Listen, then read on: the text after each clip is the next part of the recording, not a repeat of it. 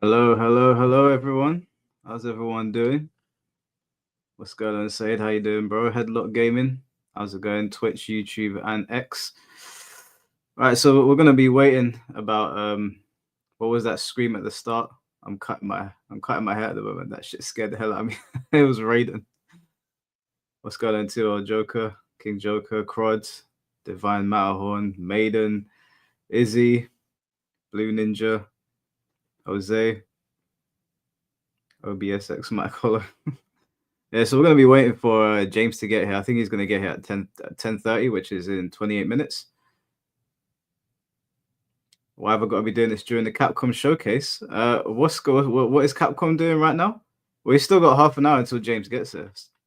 So, but it was the only time that I could do it because he lives in New York and he works. So it was the only time we could really have the conversation. What's going on, Burrito Voorhees? I've just been sent over a bunch of clips from a fake video that I was absolutely fucking dying at. I haven't gotten through it yet. It's about 5 minutes into it, but apparently he puts a really funny wig on. What's going on, Zinx? I'm saying that right? Monster Hunter 2, Capcom Fighting Collection 2. Oh, sorry, Monster Hunter and Capcom Fighting Collection 2. Nice. Maybe Mega Man. Are we gonna get any Onimusha though? That's the real question. We need to get some Onimusha gameplay. Murderers of Soul Calibur. Yeah, so we're gonna have James on here, and we're gonna be discussing a bunch of shit that's been going on Twitter. He really wants to speak on. I was meant to get him. He was meant to jump on last week, but I ended up having the conversation with Chilled Scrub instead. What's good, Dragon Eye? Son Goku in the house. What's going on, bro? You know that conversation I had with Chilled Scrub, the fallout of that conversation was actually very disappointing to read some of the comments on the video that he uploaded. But I kind of expected it, even when the proof is in 4K. I kind of expected it to go that way. Got called a liberal feminist. Got called a supporter of OnlyFans. I was just like, man, people really hear what they want to hear. Yeah, I want to see on the Musha gameplay as well, bro. Tekken needs to burn in hell for murdering Soul Calibur. Hey, whoa. Hey, let's relax now. Yeah, he called me a liberal feminist, whatever that means. I asked them, what do you mean by that? And they said, oh, because you wasn't talking about the men. And I was like, yeah, that's not how debates work. You put forward a proposition, you propose something, I have counter arguments. You don't make it about everything because then the debate sort of gets lost. So I was a bit like, that's not how debates work, guys. But yeah, I expected to get insulted by that camp afterwards, even though I tried to be as respectful as possible. It was also funny to see people not understanding what analogies were. So it is what it is. I'm not mad at them. I kind of laughed at the comments. Marvel Collection Shadow Drop for Xbox. Marvel Collection Shadow Drop for Xbox. Oh, nice. Yeah, we're on the cusp of Tekken Season 2, so let's remain hopeful. I was gonna continue watching this Fate video on stream because I was cracking up at the clips that I was sent, but I don't know. I don't think you guys want to be put through all of that. Shout out to Alexis, man. She's always out there putting out the fires. Why are you always saying 54 defense? Okay, when you're a Kishin rank. What's going on, Boss Fight Arcade? Play it. You guys want to watch a Fate video? For real? Oh, you want to watch it? All right.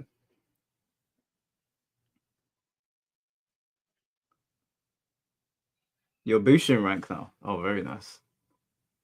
I don't know. Let me see how many people say they want to see the video because I don't. I mean, obviously, we're waiting for James to get here, but I don't want to read your comment on that video. Let's take a quick look before we actually turn it on. Let's take a quick look because I did get 5 minutes into it.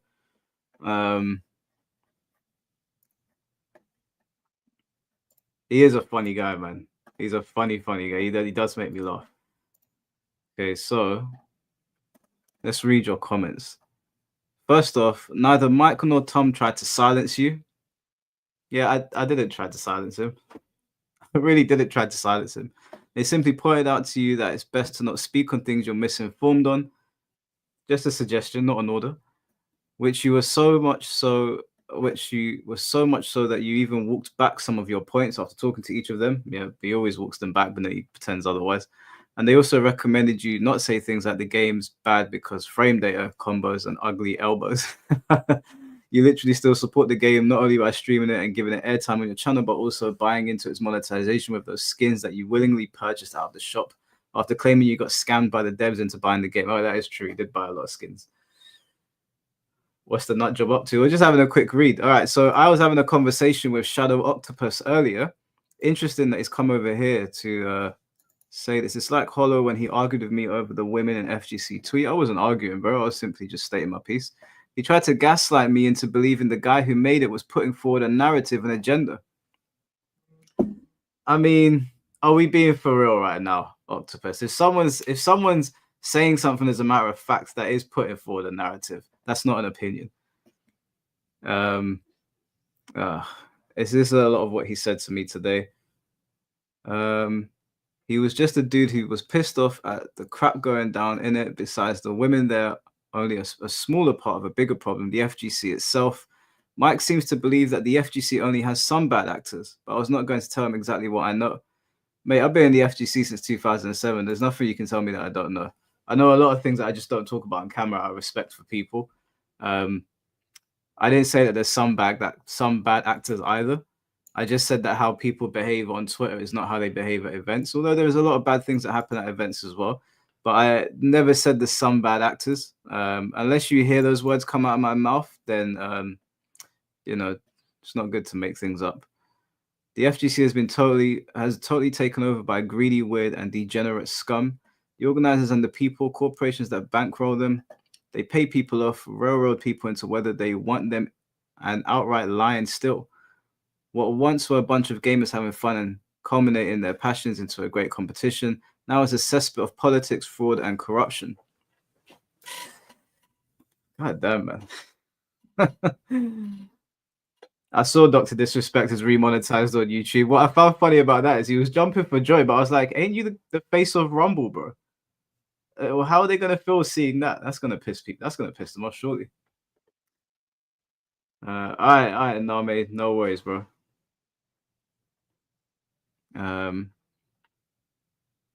Yeah, I saw that post from MK Tom on Twitter the next day after the live cast from Mike.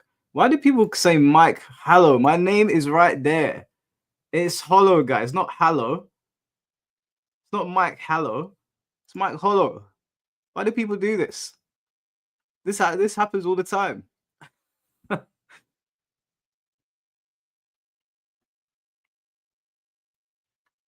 Mike Hallow.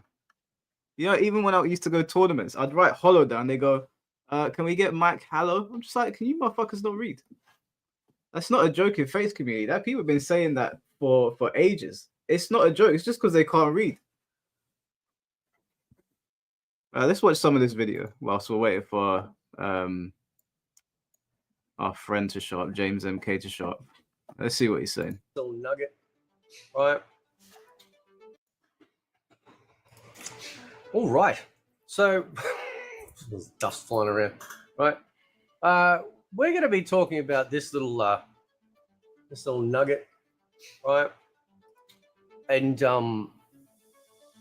he posts, good old MK Tom Brady post. Simply put, the MK community does not know how to make change happen. They believe you should say something once and then just move on and never mention it again and hope for the best. Never in history has change ever happened that way. Dumbest community in history. I'm not entirely sure who he's talking about. Yeah. I don't know who he's talking about. It said, and Moi says, well, you know, some of us were speaking up, but apparently that wasn't the right way. So much for community. So we're going to talk about community. We're going to talk about how to fix it.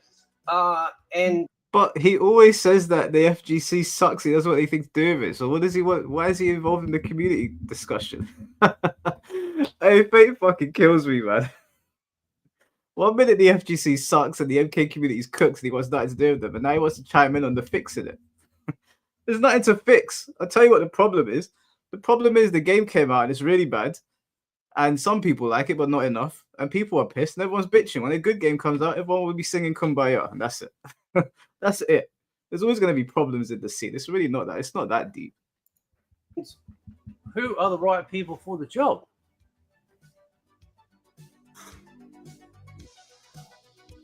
So I don't know who he's actually talking about here. The closest idea that I can get, right, is possibly the shills. Okay. Now, when you're part of a community, just like in anything in society, you're going to have all different types of people.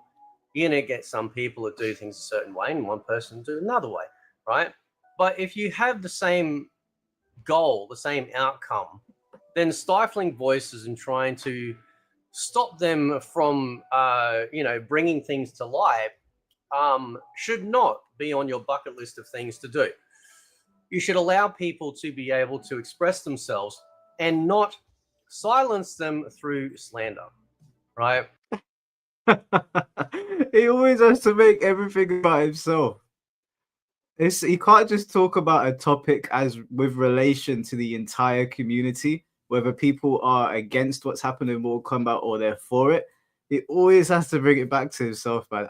There's a part of me that feels a little bit sorry for him. I've never seen so much victim shit in my life. So, personally, I think the only way to fix the community is by ignoring the community to a degree, right? You guys have known me for a long time. I've been calling out the shills, and I also have been calling out what I call only pros. And it's funny how the only pros have not figured out yet what that means. They try and, think that they know. The reason why you might get the only pro narrative is because your attitude stinks. You think that you're above everyone else, right? That somehow you paid more for the game than somebody else. And just because you won some jangly medals over other people, that somehow gives you the right to say what's best for the game. What is technically best for the game is the developer. But they have the same right as everybody else. They have the same rights as everyone else. And from a gameplay perspective, they probably have a better perspective than people that don't really know how to play the game like Fate. Well, I don't understand. We all have the right to talk about the game and we all talk about it. We all criticize it. We all big it up or whatever it might be. I don't understand. Who silenced him? He's been posting videos this entire time, just like I have. And we've both not been positive on the game, but he seems to think that by him calling it out, he is somehow been shunned. So wouldn't that be the same for me and everyone else that has been doing it? And all the content creators that have walked away from it? Why is it? Oh my God, this guy, man. It's the gift that keeps on giving. Right? Now, we can express our dissatisfaction with that, but we are all on the same playing field here, right? There is no hierarchy and it has, this person has X amount of followers, this person has Y amount of subscribers or whatnot, or they get more views. It should never come down to that. I don't care if you get 10 views on a video or 1 million. If your opinion is speaking up against a product that is bad, then we need to hear from you. It's as simple as that. It doesn't matter how small the voice, it all adds up like grains of sand making a heap. Yeah, okay, so that's what people have been doing. That's why it's been criticized so heavily online. I mean, I know that there's people that don't like the criticisms, but it's not like people haven't been doing that. What is he talking about? And so I'm still kind of trying to figure out what he means by community. If he's talking about the shills, well, I was doing that before he was an itch in his daddy's pants. That's actually not true. He's the same age as me. You get what I'm saying, right? I was doing all... No, I don't. Tom's been on it long before making meaningful videos that actually caught people's attention. People just laugh at these. This is... He does have an amazing knack for making everything about himself. All these things when the community was not. I was calling them out. Others were calling them out. And the people that think that they know what's best weren't calling it out. They just let it go because they actually didn't have a vested interest or care about it. And then we see a few months later, they start doing it. They start copying me. Now, they're not really copying me. I just sort of make a joke about that. But it is kind of ironic how when somebody's voice gets up in the community starts tearing them down, right? That's not true. I'm not saying this is like this is definitely not a put down on Fate, but I'm just pointing it out. Like, my channel is bigger than his, and I've been criticizing MK for a long time. No one's put me down. No one's put me down, and I even have people on here that disagree with me. We have a chat. No one's put me down. No one's put down a lot of people. There's external factors as to why the community might attack certain people, and they might be right or wrong. But when it comes to criticizing the game, that's not true. That's definitely not true. Because they don't follow the party line. They don't follow the narrative. Like, you can't talk badly about them. You can't say that. You can't do it like that. And when I say silence was slander, we know that they can't take away our voice unless they literally flag videos. Like, I've had one on my actual channel, like properly copyright. On Emron. But what they do is they poison the well, right? Poison the well. They make out that you're a fool. You don't know what you're talking about.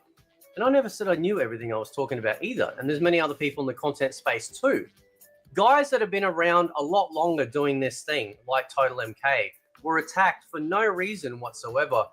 And he is what I would consider an absolute pillar of the community, well above me on every single metric, because this guy has been in contact and still in contact with the actual team, the original team especially, right? He has gone to E3 back in the day, traveling all the way to America off his own bat. Sometimes when they didn't even know there was going to be MK games there, they just went on a hunch, ended up that they would have stuff there.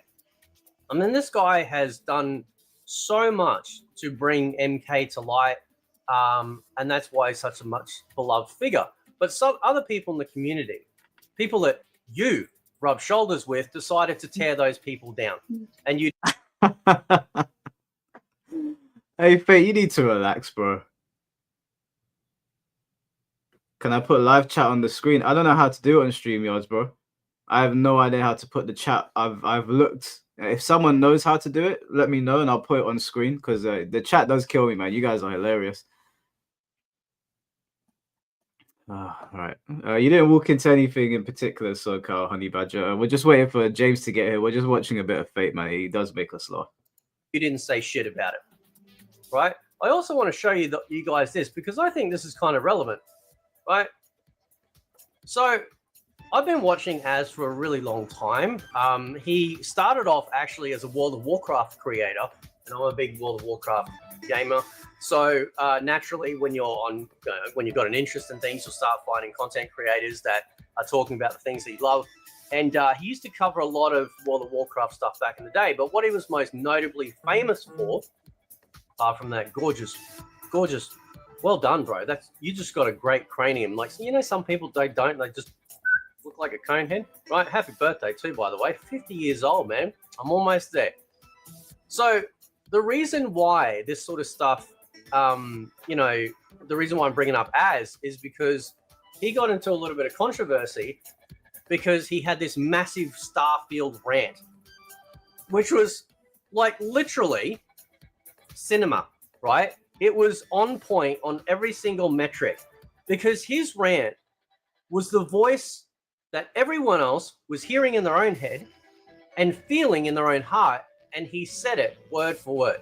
Now, of course, it pissed off the wokies and stuff like that, because, you know, a prominent creator is actually bringing this stuff out and just basically telling and sharing exactly what everyone else is feeling. So I just want to play this, and then there's Asmon's reaction. Who is, they just wanted to have another stab at the guy that did the Starfield rant about the pronouns. Invariably, the tactics of these... Now, this is the really important point, because my name keeps coming up constantly, even though I'm far smaller than all these other people, right?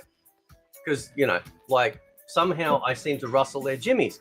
And what they did to me is what they have done to him.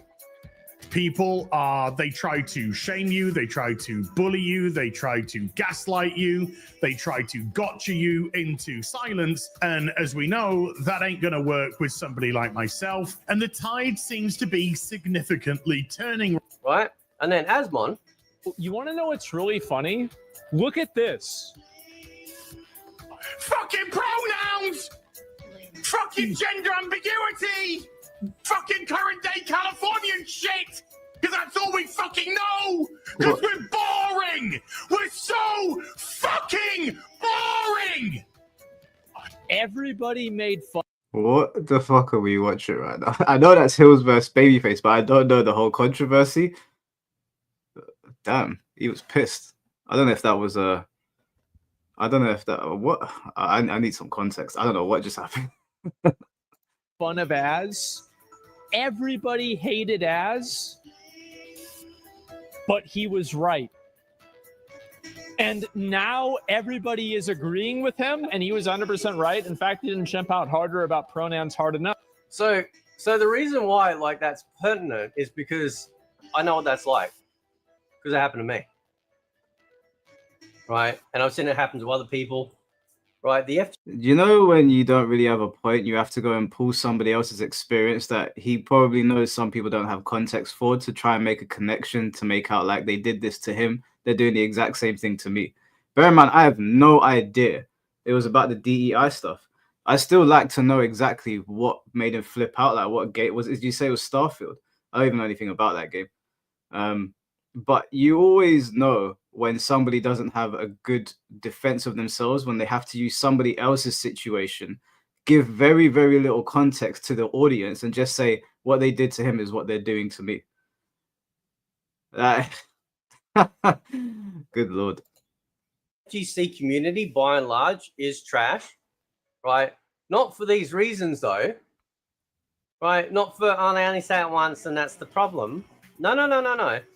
No, it's because of how toxic and vile they are. And if you're willing to stand with that, if you're not willing to call that stuff out, then you're no use to me. Right? No use. It is like watching somebody getting beat up on the street, but you're too terrified to jump in and fight. But you don't have to jump in and fight or defend them if you can't. If you're paralyzed, maybe use your phone. Call out for help. Do something. Do anything. You just stand by idly and watch the community tear others down. You're no different. So how to fix the community? Well, I think Asmon's actually a pretty perfect example, as many other creators out there that we've seen, is that is simply that you just continue to do your own thing. You keep calling this stuff out. You don't bend. You don't break. You don't, have to try and admit to things because people want to get you, as was pointing out, in gotcha moments, right? Because that's what they have done. You guys have seen it happen to me. You've seen it happen to many other creators as well, across all sorts of metrics. It's not just an exclusive thing to me. And when you point this stuff out, then they start saying you're a victim. So much for community, bro. So here's what's going to happen, right? I will continue to be on the lips and hearts of these wonderful children out there that can't seem to get over the fact that maybe my voice actually matters. And the fact is that, and maybe it's because the ball and we just have these antennas, these invisible antennas that connect to things, a little bit quicker than everyone else, right? With Az, you just see things down the road further than some of these other people. A lot of people are reactionary. Right? They just live directly in the. Thing is that I don't think anyone said Fate's voice doesn't matter. He's a consumer, right? So even if we disagree with him, he still has the right to voice his opinion. How people take it, that's up to them. But he can voice his opinion, and no one's telling him to be quiet. I'm not telling him to be quiet. He makes me laugh. I find Fate hilarious. He's my favorite lolcow on the internet. But no one's told him to be quiet. I don't understand where he's getting this from. He keeps on saying people are attacking him, but he won't stop yapping about people. Every time, like Tom put this tweet up, has nothing to do with Fate whatsoever. And he's jumped in. Now he has the right to jump in. Yes, he does have the right to jump in, but when you jump in, people are going to jump at you, especially when you start talking about them. Now, he's uploaded this video. It's clearly referencing me and some other people. So what does he expect? Like, if you stop talking about people, they'll stop talking about you. Like, I had no intention of coming. I was going to wait for James to get here and just chat to you lot. And then people were sending this over to me. Alexis was in the comment section. And I was like, what's going on now? And the other day, actually, he came into my comment section. He wasn't tagged. He came in looking for comments speaking about him. And Fate wants this. He wants this. He wants to be the center of attention in this, I guess, this conflict between the MK community. He wants it. He doesn't want to be left alone. He doesn't want to just sit there and make his videos. He goes out of his way to look for it. He makes videos about people. He makes videos about Tom, references me, references other people in the community, says the community is vile, says that he doesn't want anything to do with it, and then talks about fixing it and what we need to do to fix it. I mean, bro, pick a lane. Do you want to be the victim or do you want to be left alone? Because as soon as he stops talking about people, they're going to forget about him. I promise you, they'll forget about him. We'll, every now and then, we'll be like, oh, do you remember that Fate guy? But if he just stopped, then people would stop. But I find him funny, personally. He makes me laugh. Moment. Some of us, though, see with certain patterns and behaviors and whatnot based on developers or community or other people, you can predict how things are going to show and turn out, right? And when you call it out before it's time, that's when they start to rail on you. That's when they start to call you all the things and do all sorts of stuff. And, you know, Az would have had it a million times worse than I ever could, right? Because he's a white, straight male, right? Don't know about his religious proclivities, but he's definitely got the trilogy. Maybe not the quadrilogy, but he's definitely got the trilogy, right? And so as soon as he did that rant, he was attacked when I was calling out the shills. And yeah, but when you do rants against people, of course they're going to attack you. Like, what? This isn't new. When I make rant videos against people, they come after me. They say stuff. People talk. It is what it is. It is what it is. That's what people do. If you make videos about people, if you speak about them, they're going to come after you. I don't understand why he's struggling with this concept. Yeah, he said things about Mortal Kombat before it dropped. That's true. He did say things about them. I don't know how I didn't watch all the videos, but he said it enough times. He must be telling the truth. And I vaguely remember he was quite against the game. And so that's what happens. If you say stuff like the other day, guys, I put up a tweet. And the tweet said, and there was a little video attached to it. And it was a video of one of the vampires from Van Helsing. You know the female vampires, how they would transform and their wings would become their clothes. Van Helsing is my favorite vampire movie of all time. And I think it's got some of the best werewolf designs I've ever seen with Van Helsing. The transformation where he rips his skin and turns into a werewolf, I think it's absolutely incredible. Do you know what happened when I put up that tweet? Mighty Keith posted that tweet saying, they're going to attack you for this. I was like, what? Attack me over my opinion on a vampire movie? Lo and behold, the vampire stands were out in full effect. And some people were just like, oh, Blade's better, blah, blah, blah. But some people were genuinely pissed. I didn't get upset. They say, oh, look at the vampire community. They're toxic.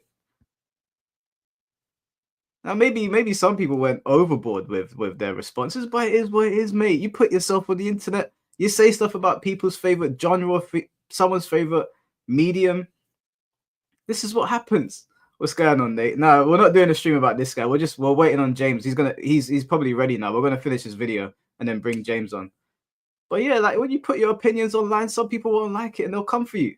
And they'll say things. Like I said, I made that video about Dalton's tweet.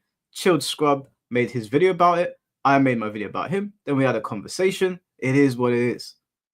Like, God, good Lord, bro. Gee, he doesn't get how the internet works, yet he's been on it longer than all of us. Only pro attitudes. That's why you get the moniker. You get that because of your attitude. You get funny nicknames because of your fucking attitude. Because you just refuse to realize that you are contributing to the problem that you're then trying to hope to fix. Sometimes you got to tear everything down. You got to start from scratch.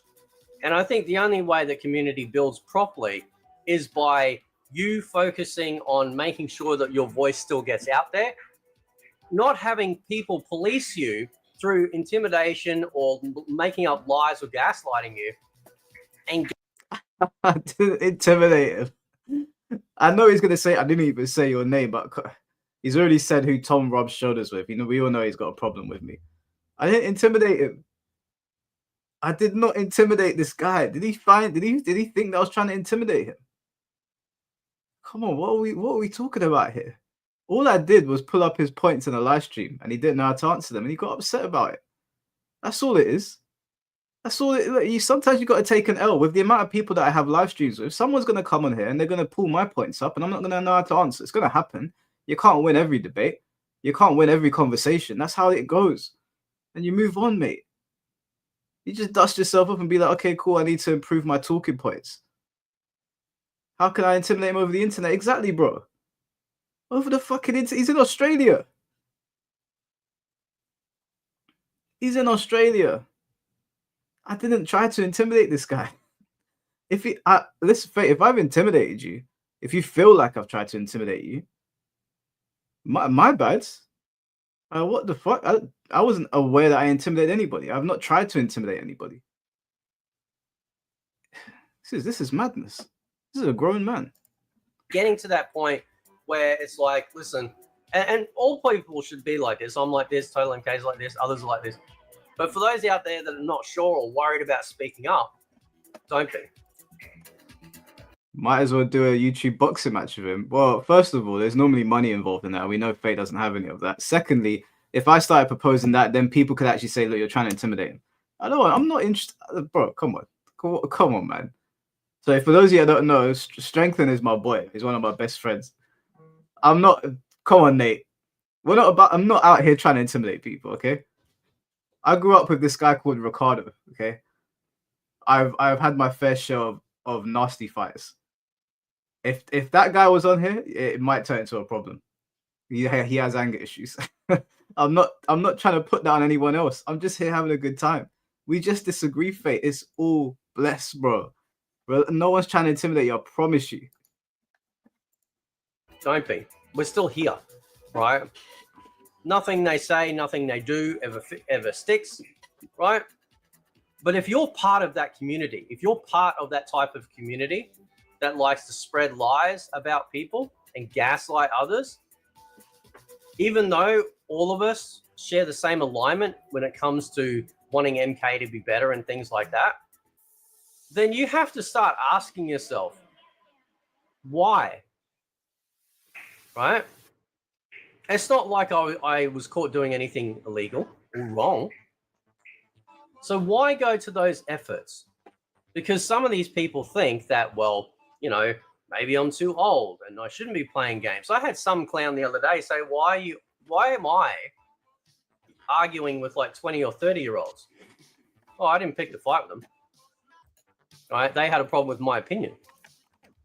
And so to that, I retort, why are these same 20 and 30-year-olds hanging around with a nearly 50-year-old man, same age as me? No, I don't care who you're friends with.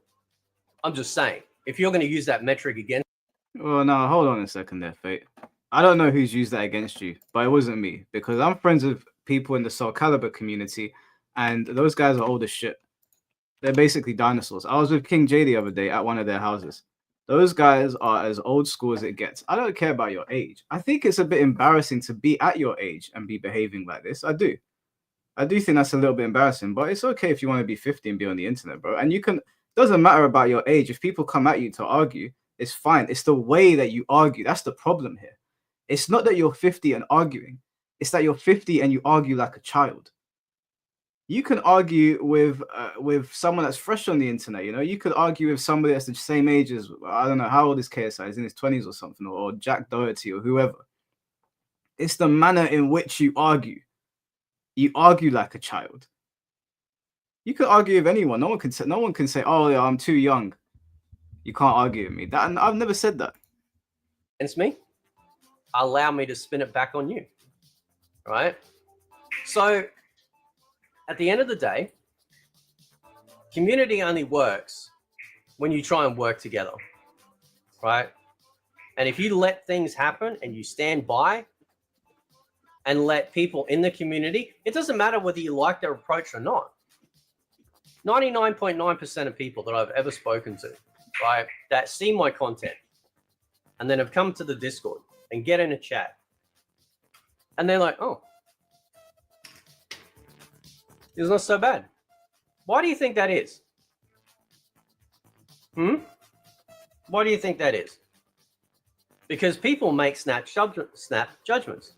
They refuse to think of anything else outside of what you put out there and realize that there's whole people behind these things. And so when the community decides to push narratives which are simply not true, they don't realize that those narratives can actually have real world effects. I'm not talking about calling me a hater and stuff, or calling other people haters. We're talking about worse things than that could actually. But Fate, you're not part of the Mortal Kombat community, bro. What, you've made videos saying that the FGC sucks, you want nothing to do with it. Within the FGC exists the Mortal Kombat community. Bro, you're not part. What are we talking about here? You said that you don't want to be a part of this community, that you want to do your own thing. You said at the beginning of the video, you said in other videos, you said before the FGC sucks. Like, pick a lane, bro. Do you want to be in the MK community or do you not? You sound like you're having a crisis right now. I'm going to be real. This is baffling to me. Are you in the FGC or are you not? Because if you're not, then you got no business talking about how to fix it and whatnot. It's none of your business. You don't want anything to do with it. You think everyone is scum. You think everyone's vile. So what are you talking about? Are you in or you out? Like, come on, man. Pick a lane. Actually have, real world consequences. And of course, those same things, the people that push it will then turn around and gaslight you and say that's never going to happen. It's never going to happen. Of course, that's not going to happen to them because some of these people are in the protected class, right?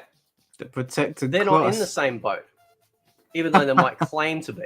And I can't stand fence sitters, right? It's the most cowardice position you can ever have, right? People that just are constantly trying to straddle both sides of anything to make sure that they get on the right side of whichever way the wave is going. That's cap, actually. That's cap, because when you don't take sides with people, when you say to, it's like, use the FGC for example. I'll use myself an example because he's obviously talking about me. I've been called a fence sitter by both sides, right? Because I won't take sides. Because I've said to both sides, I don't need your help. I don't need their help. I'm happy with my community doing my own thing. And besides, these guys rip into me all the time. They let me know when I've done something wrong. My own mods let me know when I've done something wrong. But the thing is, when you don't take a side, you don't have the protection of that side, so to speak. So when you do something to draw the fury of that particular side that you've had contact with, the other side is going to look at it and be like, well, you didn't come over to our team, so we're not going to bat for you here. We're not going to run damage control. So you just stand there getting shit front of you from both sides. One side's laughing at you for not joining them. The other side's attacking you. So that's BS. I told those guys that I argued with before, and I've told Fate, and I've told the people that tried to misrepresent me on Twitter when I was in that Twitter space, I don't need any of your assistance. I'm fine with my community, and I'm fine doing it on my own. I also don't there's no messages anywhere that anyone can find of me saying, go fight my battles for me. Ever. They always try to remember that narrative. Oh, Mike sent his people after me. I don't send no one anywhere. Okay, if you see Alexis in your comment section, that's because Alexis is on that shit. I didn't send her, but I do appreciate it. I do appreciate. I appreciate it when people from my community go and try to clear up the mess that people are trying to make. But I'm not sending them. And I've always told people, you got a problem, just DM me and we'll talk. Problem is that people like Fate, they put it out in public, and then they're surprised when people respond in public. Like I'll give you an example. Like True Underdog messaged me today. He messaged me today and he said, yo, do you want to have a chat? I said to him, yeah, let's have a chat. He said, let's clear the air. Let's talk about some games. Let's talk about some shit on live stream. I said to him, cool. When do you want to do it? He said Thursday. So Thursday, there's going to be a live stream of True Underdog. And that's all that it needs to be. That's all it needs to be. There doesn't need to be this. And I said to him before in the comment section, I'm only talking about your gameplay, bro. I'm not talking about anything. No personal attacks, nothing. It's all bless. Now, I'm going to ask him certain questions, like about the thumbnails and that, but it's not going to be an attack. But the problem with Fate is that he attacks people and then he gets surprised when they clap back. Now, I'm not making out like I haven't attacked people. I'm not making out like I haven't attacked people's points. Not like personally or anything. But I'm not surprised when they clap back at me. I'm not surprised when certain people want to block me. Like Dalton blocked me after that whole discussion of Chilled Scrub. That's calm. Cuddlecore blocked me. I have no idea why she blocked me. I'm sure I did something to offend her. A couple of other people in the UK have blocked me. It was brought to my attention a couple of days ago. A couple of people in the UK FGC have blocked me. But the thing is that like when they blocked me, I kind of knew it was coming because I took King J's side. I said, I'm sticking with my boy. I don't give a fuck about the people that are standing against him, trying to slander him. But I knew that. I'm not going to complain about it. I'm not going to lose any sleep over it. It is what it is. This guy, man, he just complains about everything. So, again, I'm still kind of confused on Tom's take, unless he's talking about shills here, where they might have like one video in 1,000 going, yeah, these are the problems with Mortal Kombat. But you can't start talking about community. You're part of it, right? What have you done? How does that even make sense? You can't talk about community, you're part of it. That gives him grounds to speak about you, dumbass. What the fuck? Does he hear himself when he speaks? Of course, if you're part of a community and there's a problem, you're going to speak about it. It's your household, so to speak, right? The MK roof over his head. There's a problem, and Tom's speaking about it as one of the oldest figures in the scene. So of course he's going to. What the fuck? What? Does he hear himself?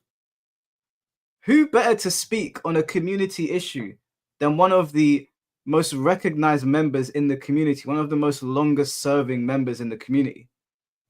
Imagine a wrestler going on a show and talking about issues in the locker room, and then Fate turns around and goes, "Who are you to talk about it? You're a wrestler." This guy is unreal.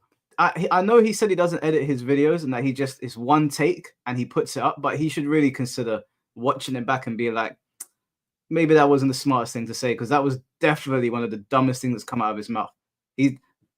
Tom is literally part of the thing that he's trying to speak about. He has grounds to speak about it. What's a dumbass? What have you done to try and affect change? Right? Yeah. I mean, I was doing this, but it wasn't good enough. So if you're saying what has Tom done to affect change, and then you say you were also doing this, do you also acknowledge, and you're also saying it wasn't good enough, haven't you answered your own question?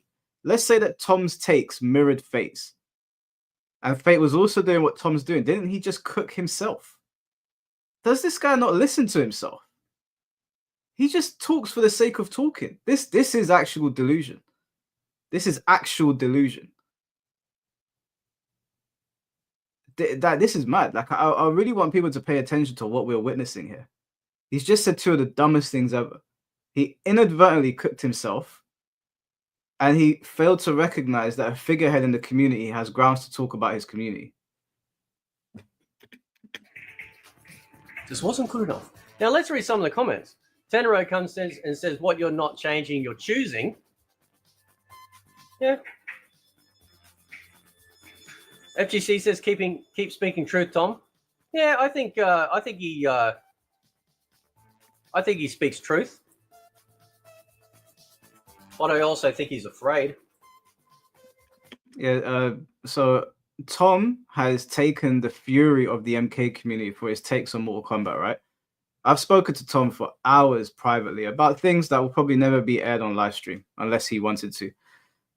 And somehow Fate thinks that the reason that Tom is friends with me, the reason that Tom will reach out to me, just say, hey, buddy, how's it going? Not even talk about MK, is because he thinks Tom is scared of me. Fate thinks Tom is scared of me. Fate thinks that if Tom doesn't keep me happy or keep me in his good graces, that I'm going to turn on him and do something disastrous towards him.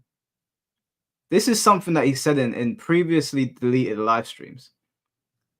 That he is keeping me sweet so that I don't attack. Imagine that. Imagine. He's really trying to paint me as this fucking Ganondorf-style character. It's unbelievable. Like, Tom will tell you, me and Tom chatting DMs about random shit. I just talk to Tom about life. Like I said, there's things that will never reach here out of respect for Tom. But this guy's under the impression that I have intimidated content creators to the point where they're only friends with me to stop me from doing something. Hey, Nate, don't slander my name, bro. Hollow, no, bro. Someone said this about King J as well. I'm not gonna say who it was because I don't want to make it about them. I know that they'll get a kick out of it. But someone was like, King J is only like being cool with this guy because he knows that if he steps on Mike's toe, it's gonna be peak. Like, what? These guys are my friends. They're my friends. You realize that if King J or Tom Brady did something that I didn't like, I would message them privately. You're never gonna see a video on this channel of King J if me and him like get into an argument. That will be settled privately. You're not gonna see an argument between me and Tom on this channel unless we're debating Mortal Kombat. You know, we're exchanging ideas, but there's not gonna be an actual argument between us on here because he's my friend. Fate doesn't really have any friends, so he doesn't understand that.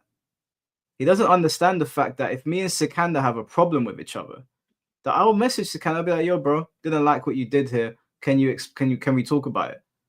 I'm not gonna bring Sikander on here and rip into him. You don't do that to your friends. Now, Fate, this talking point upsets Fate very, very much because he wants to be my friend. He so badly wants to be my friend, and he can't help the fact that I said no. I'm not here to be friends with every single person. That's what fake people do. But I was straight up with him. I said we can be cordial, we can be blessed, but I'm not your boy. And we're never going to be boys. Not my cup of tea. I kept it a stack with him, and he didn't like it. That's just the way it goes. I've been polite to other people as well. But that doesn't mean I'm their friend. I will outright state if I'm your friend, Faye. I'm sorry. It's just not going to work out. Right. Uppercut Edition says, I don't agree. I think the problem lies with the fact that we know Warner Brothers is one direction, NRS another. There's no way to approach these issues and changes. I don't agree with that. That's ridiculous. NRS are not held hostage. You can criticize the community without throwing them under the bus completely, man. These are the kind of comments that get people saying you're just endlessly hating, because these kinds of comments look exactly that. I'm the most hated human in the history of Mortal Kombat at this point. I don't give a shit what any of them say. Yeah, but you also have a good, nice protection of padding, don't you? Oh, God, this guy, man. He really thinks that I'm like Captain America's shield for Tom Brady. It's so ridiculous. Also, I know why Tom feels like that, because I have seen things in private that are pretty bad. However, there's a lot of people that love Tom. And there's a lot of people that they've messaged me before and said keep Tom on the platform. Like, make sure he keeps coming back. So I understand why Tom feels like that, because he has received a lot of attacks. But Tom's a very, very important voice in the MK community. He's very, very funny. He's very entertaining. He's very knowledgeable, and he only wants what's best for people. And I can say that wholeheartedly as someone that has spoken to Tom in private about all sorts of things and seen receipts. So I get why Tom feels like that. I get it.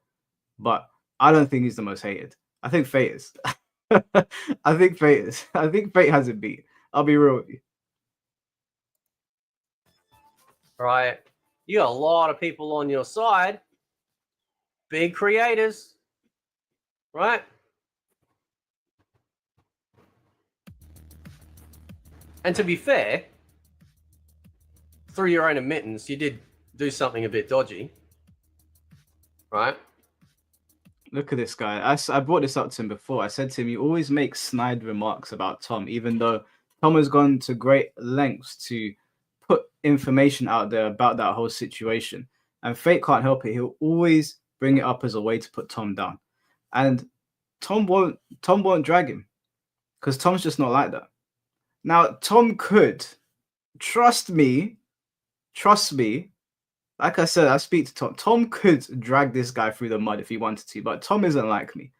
Tom is genuinely a nice, kind-hearted person. And I know some people message me saying random things. I always tell them, have your opinion. That's your opinion. You're not changing mine, okay? Because you don't know him like I do. So, but I do think it's slimy that he does that. Fate always does that. He always has to drag Tom's name. At the end of the day, we are customers, right? That's the only thing that matters. It is the only thing that matters, is that we are voicing our opinion and saying this thing is not, this is not a good product or whatever. It's one of the reasons why I like watching Asmongold for the younger generation out there, because he is speaking his mind and he doesn't care what people say to a degree, right? There's been some issues here and there. Not every take that he has you're going to agree with. The question of maturity comes in is like, can you not like somebody's take and still like the person? Right? Can you still support the person, or do you only require people to be in lockstep with every take that you have? Well, obviously not, because Asmongold's got over 3 million subscribers, you dumbass. So obviously not. Have you seen Asmongold's chat? They disagree with him all the time, and yet his videos are always getting between 700 to 1 million views. So obviously not. Like, look at my chat. They disagree with me all the time. All the time. There's disagreements about stuff. We might have a base, like the foundation, there's an understanding there, but that's what he doesn't seem to understand is that people do disagree and get along. I know that if you pay attention to Twitter too much, it might not seem that way, but people do disagree and get along. Me and my boys disagree about stuff. Who's Asmongold? He's like one of the biggest streamers, I guess. Very big YouTuber as well. But he has controversial takes that some people don't like. I personally think Asmongold's content's pretty cool. I don't always agree with the things he says, but I like listening to him to get a perspective on a different perspective. So yeah, you can listen. Run the fade with him. Well, run the fade with fade. Come on, man. I'm not a bully. I'm not a bully. Like I've said, I've got no interest in doing that to the guy. It's never been about that. It's never been about any of that. We're gonna leave that there because James is here now. We'll get back to this afterwards because I'd rather talk to James and listen to this fucking victim. Just never stops. So we'll come back to this later on. Good Lord, man. He really does fry your brain, doesn't he? Right. What's going on, James? What's going on, sir? How you doing? I'm hanging in there. So, a little bro, rough today getting home. Yeah, I haven't rushed you into it, have I? No, not at all. I'm not used to, because I do everything over the phone now. Yeah. So I wanted to actually get in front of the computer. So.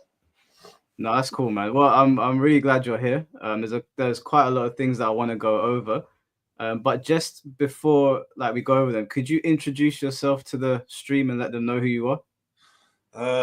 Basically my gamer tag, JamesMK. I worked on the original Mortal Kombat for the home versions, did a bunch of books, strategy guides throughout the 90s, left the scene for probably about 5 or 6 years, came back to the scene, put bounties on people, flew people out, tried to fund tournaments, just try to make the overall experience for the FGC actually an entertaining thing more than just this competitive, we need to make money. So you were sort of there in like the Mortal Kombat's inception, right? Like right at the beginning.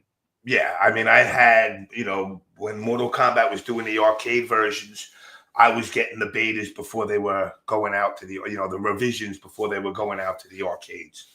Okay. And so did you not stay on for Mortal Kombat 2? I did 1 and 2. Okay, nice. So I'm assuming that must have been a really cool experience, right? To be there right at the beginning of MK. Oh yeah, I mean, it was, I fell into it. I tell the story how when the game originally came into our office, our company had dibs on all of Midway's products. And they put this game in front of my cubicle and it annoyed the hell out of me. I was a Street Fighter player. I was a Tekken player. I mean, I've played all fighting games, but this one, my company jacked up all the sound and the gut and the gore to the maximum level, and here I am trying to work on other products at the time. So I kind of took the game where I said, you know what, I'm going to get good enough at the game that nobody's going to want to come over here and play no more. So I literally put 22 hours a day into this game. Damn. So what were you doing before Mortal Kombat? What games were you working on? All the Simpson titles for like the NES. A lot of the other Midway products like Narc, Terminator 2, Revolution X, NBA Jam, the WrestleManias. We did a lot of it. We had an exclusive contract with the WWF before it became the WWE. So any of those games, Double Dragon 3, I didn't work on 2, even though we did the conversion. A lot of Aliens. I got, if I had to put a number on it, probably about 60, 70 different titles throughout my time. Holy shit. Are you still involved in the games industry in that same capacity? Not at all. I had a meltdown, I guess, if you will.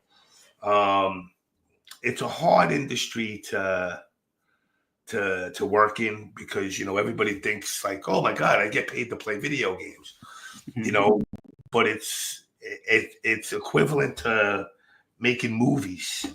Well, I spent my whole life playing dress up. That doesn't mean you become an actor.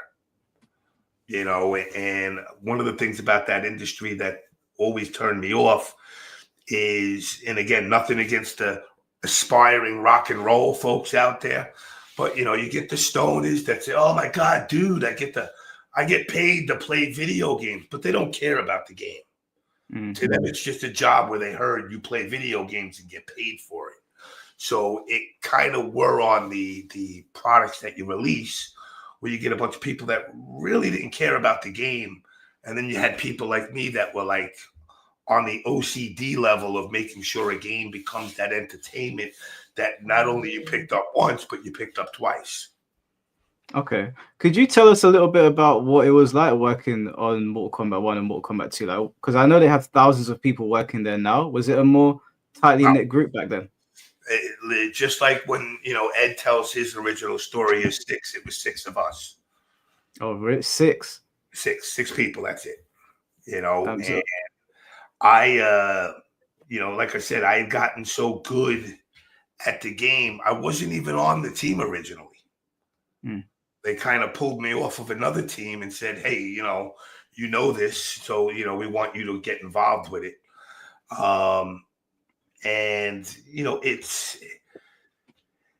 you were working on multiple products at once. I'd be bullshitting to say that, like, we were only on, you were only working on Mortal Kombat.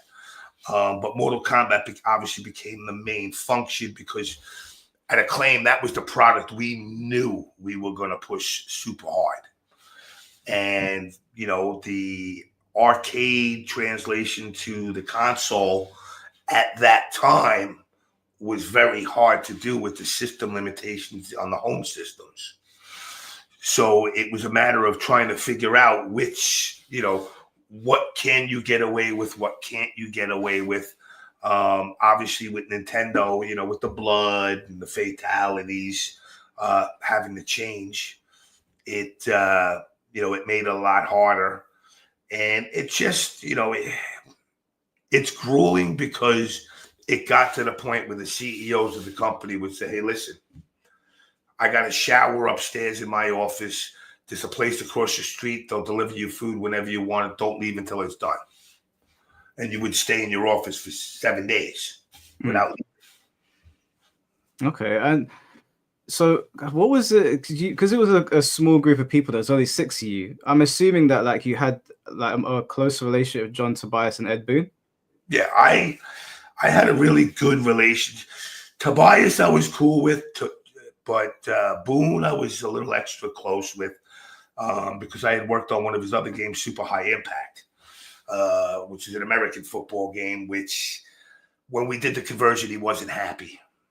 He felt it could have gotten closer to the arcade. So he kind of pulled me on the side and was, basically gave me that, hey, Jimmy, I need you to make sure this is close to arcade perfect as you can get it. But it's hard because, again, you're dealing with system limitations.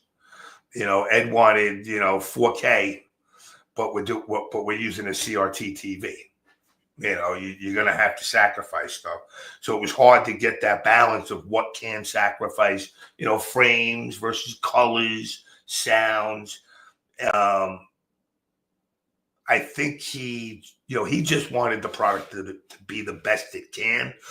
But at Acclaim, we were on these ridiculous time restraints. Okay. You know, you start the game in the beginning of development, and they say, you know, hey, you got 2 years to bang this out. 3 months into developing it, you know what? We narrowed it down from 2 years. You can get it done in a year and a half. Mm. You know, and they would just keep pushing that envelope to get it as close as they can. You know, and then when they hit us with the, you know, Mortal Monday, September 13th, it has to be on the shelf. That like made the process that much more harder, because now there's no room for error, because one mistake in September 13th don't happen. And, you know, the $3, $4, $5 million they spent on this marketing campaign means nothing if the game ain't out on the shelf, you know, September 13th. Okay. And so being part of the original team, like, because whenever I read stories about Mortal Kombat and how it was back then, it was like the rock star of the fighting games. And obviously you guys had all that controversy with being taken to court for the age rating. Were you a part of it when that was all happening? And if you were, what was it like? Yeah, I was there. I wasn't under subpoena or nothing like that. You know, we basically sat in our office and watched Congress go through the hearing. The hearing basically, it didn't even entail like Ed or Midway. It was more of Sega and Nintendo that went through the hoops of sitting in front of Congress and basically explaining why the other one's system is promoting violence more than the other one. Right. Okay. And what? So you did Mortal Kombat 1 and 2. Was there a reason that you didn't go on to do 3, or were you just busy doing other stuff? No, what's the vocabulary level here? We are on Twitch, so maybe like, I mean, you can swear. Okay. Just probably no slurs. My boss to fuck off. And you told your boss to what, sorry? I told my boss basically to fuck off. And thinking I was untouchable, only to realize I was very touchable. Could I ask you why you told him to fuck off? I was very disappointed in the Mortal Kombat 1 product. I was very disappointed in a lot of the other products we had done over the years. I felt like we became an assembly line of video games versus actually putting the quality into the games. I used to tell them Acclaim now means a lame, because the games suck. People play them, people buy them, they regret buying them. And I guess they heard it too much for me. And I just became a sore person talking in their ear. And I mean, I'm proud to say, not really proud to say, because a lot of people lost their jobs, but when Acclaim went bankrupt, it was me basically saying, I told you so. You can only make shit products so long before eventually the consumer catches on and says, well, shit, Acclaim's behind it, I don't want it. Mm-hmm. So Did you move? Sorry, go ahead. Basically, my mouth is what got me out of a job. Yeah. Okay. Did it affect you in the going into other gaming jobs, or was that your last gaming job? No, it definitely did. I wouldn't say I got blackballed, but a lot of it, a majority of, I didn't like the West Coast, and the majority of the jobs were in the West Coast. There were some jobs on the East Coast, but those companies, as well as Acclaim, were drying up and going bankrupt. I want to say like between like 91 or 90 and like 95, 96, a lot of the companies that bad game product caught up to them.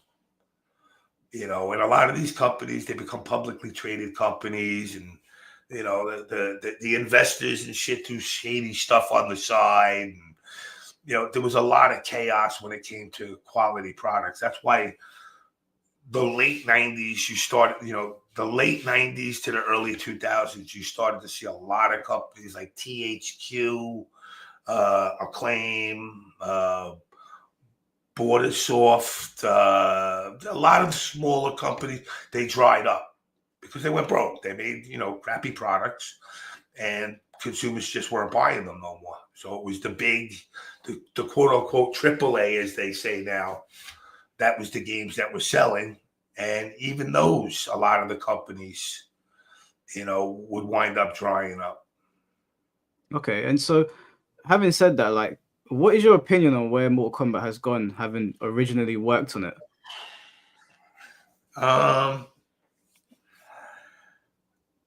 I've played every Mortal Kombat game from inception.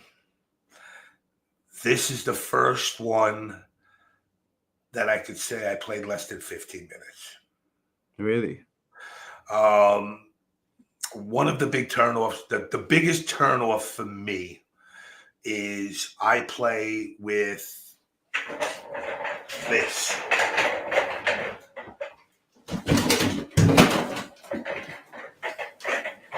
Oh shit, that's one of the I still use the original with the original layout.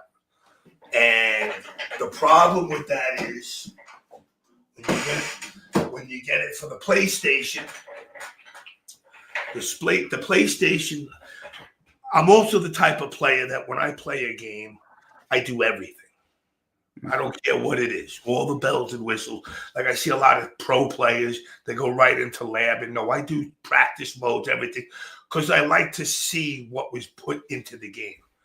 So the biggest turnoff for me was I opened up the game, I put it in, and I went into practice mode, and it was like, I forgot what it was. Maybe it was punch, punch, punch.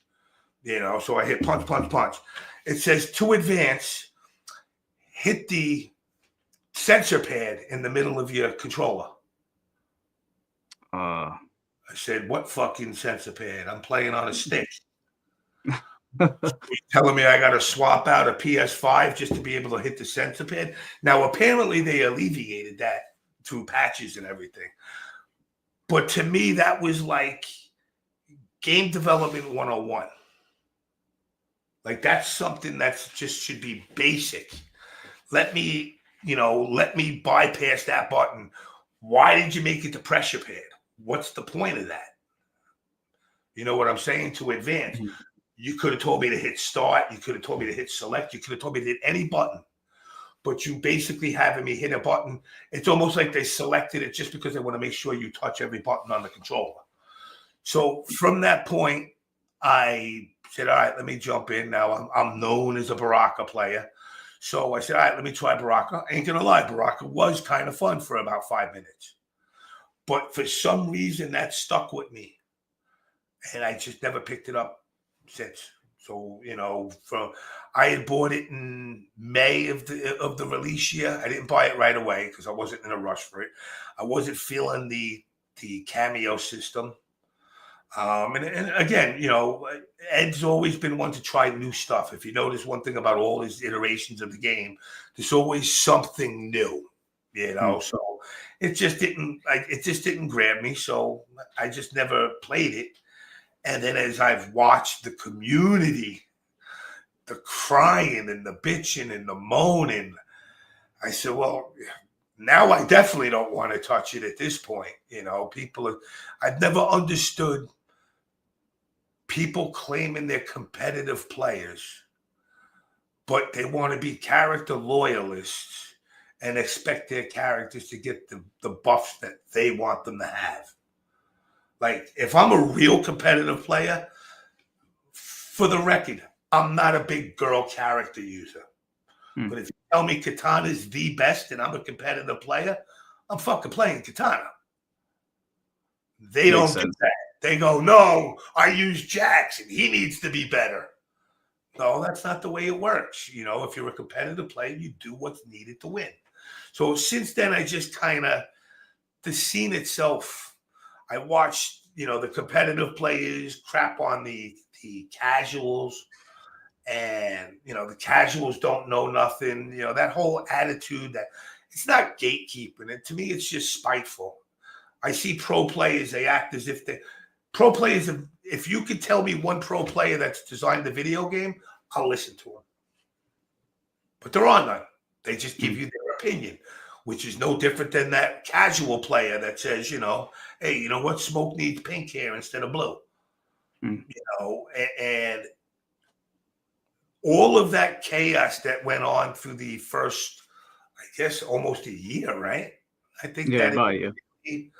You know, all of a sudden to get the Pink Ninja, Pink Floyd, it didn't, not enough to get me to pick it up again. I mean, it literally sits next to my PS. I haven't taken it out since May of, what is that, when did it come out, 2023 or 4? 2023 towards, I think, towards the end of 2023. Yeah, so September. Like September. So I haven't touched it since like May of 2024. Okay. What, before I ask you about the community, what is your favorite Mortal Kombat game? One. The original one.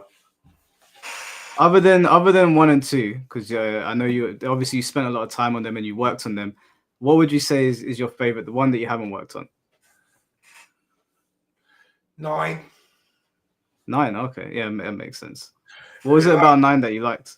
It brought the franchise out of the what I call the dark ages, which I know a lot of people hate me saying it, but the 3D era, as the games were fun. Don't get me wrong. But when it came to, I also look at it in the world of sales. It did no 3D, you know. Tom Brady argues with me this all the time, you know, and I said, they didn't sell well. You know, how much did they ever break 1 million? No. Damn.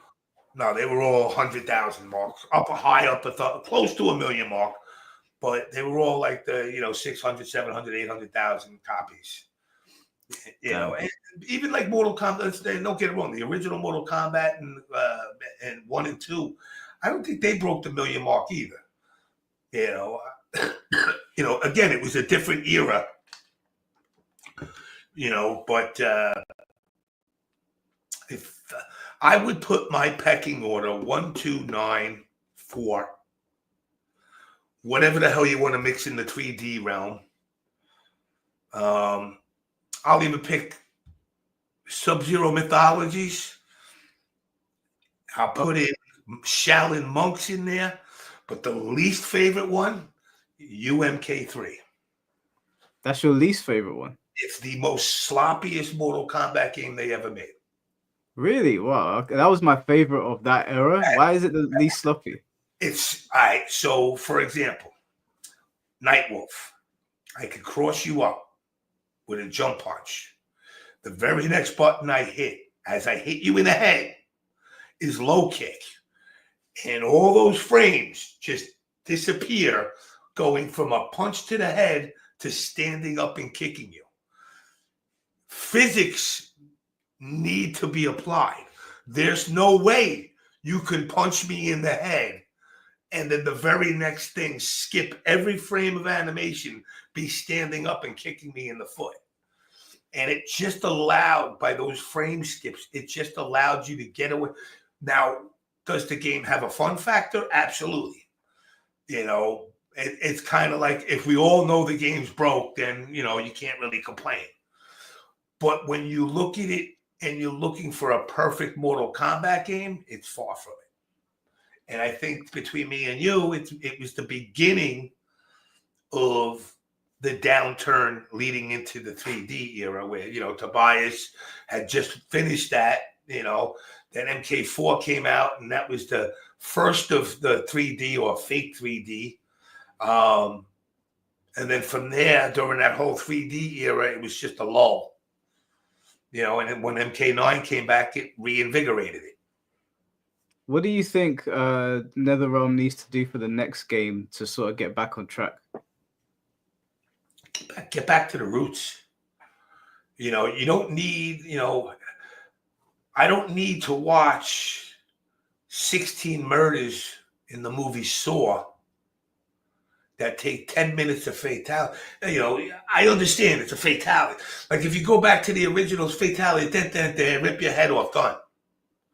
You know, in Mortal Kombat, it's like I rip your head off, put it in my car, take you into a diner, feed you some food, bring you back to the body, cut your legs off, stab you in the stomach, run you around the world, bring you back, feed you a turkey, and shove the turkey bone down your throat and kill you. And it's like, it's just too overboard. Yes, fatalities have always been an attractant to the game. But you have to get to a point where you go, okay, is that all it is now? It's just one long movie of fatalities. And again, don't get me wrong. Some of them are, they're cool, but you do it once, you do it twice, you do it 3 times, you never do it again. So all that time, that resource, that money that you're spending into creating some of these extravagant fatalities, you could be focusing on things like, I don't know, frame data, gameplay, modes that are actually fun. The invasion towers, it's just, it doesn't even intrigue me. Do you still have a relationship with people at NRS at all? Anyone there? I can't confirm nor deny. Okay, all right. My bad. What was I going to say? So I wanted to ask you about the community because like your tweets are some of my favorite tweets to read, and obviously they get a lot of attention. A lot of people talking about loads of different things. Before we dive into some of the things I want to ask you regarding that, what is your relationship like with the MK community or the FGC in general? The MK community, nobody knows me anymore. I've become kind of obsolete over the years. Because I don't participate, I don't really travel around to events anymore. There's a lot of people I don't know, and there's a lot of people that don't know my history with the scene. So a lot of people will look at me as just that. One of the new trigger words of the 2025 year is grifter. People like to call each other grifters. So I'm getting called a grifter, and I'm going, well, I've been grifting since 1992. So it's a long ass grift.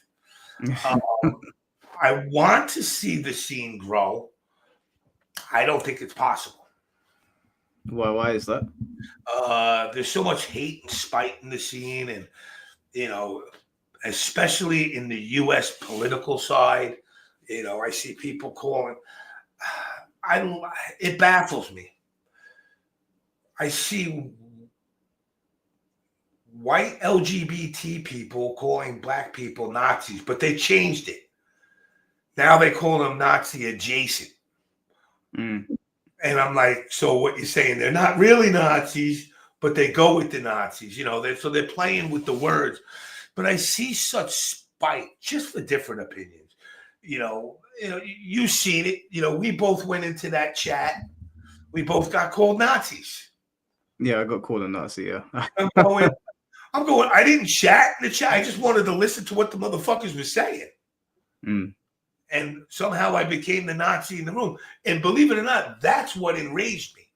Because, and I think you had mentioned it, I'm German.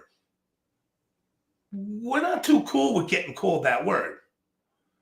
It's up there, like, for us, it's up there with the N-word to a black guy. It's very offensive, especially because it's part of our history. We gotta own it, but that don't mean we are it. But with the MK scene, it's more, they thought they were esports supreme.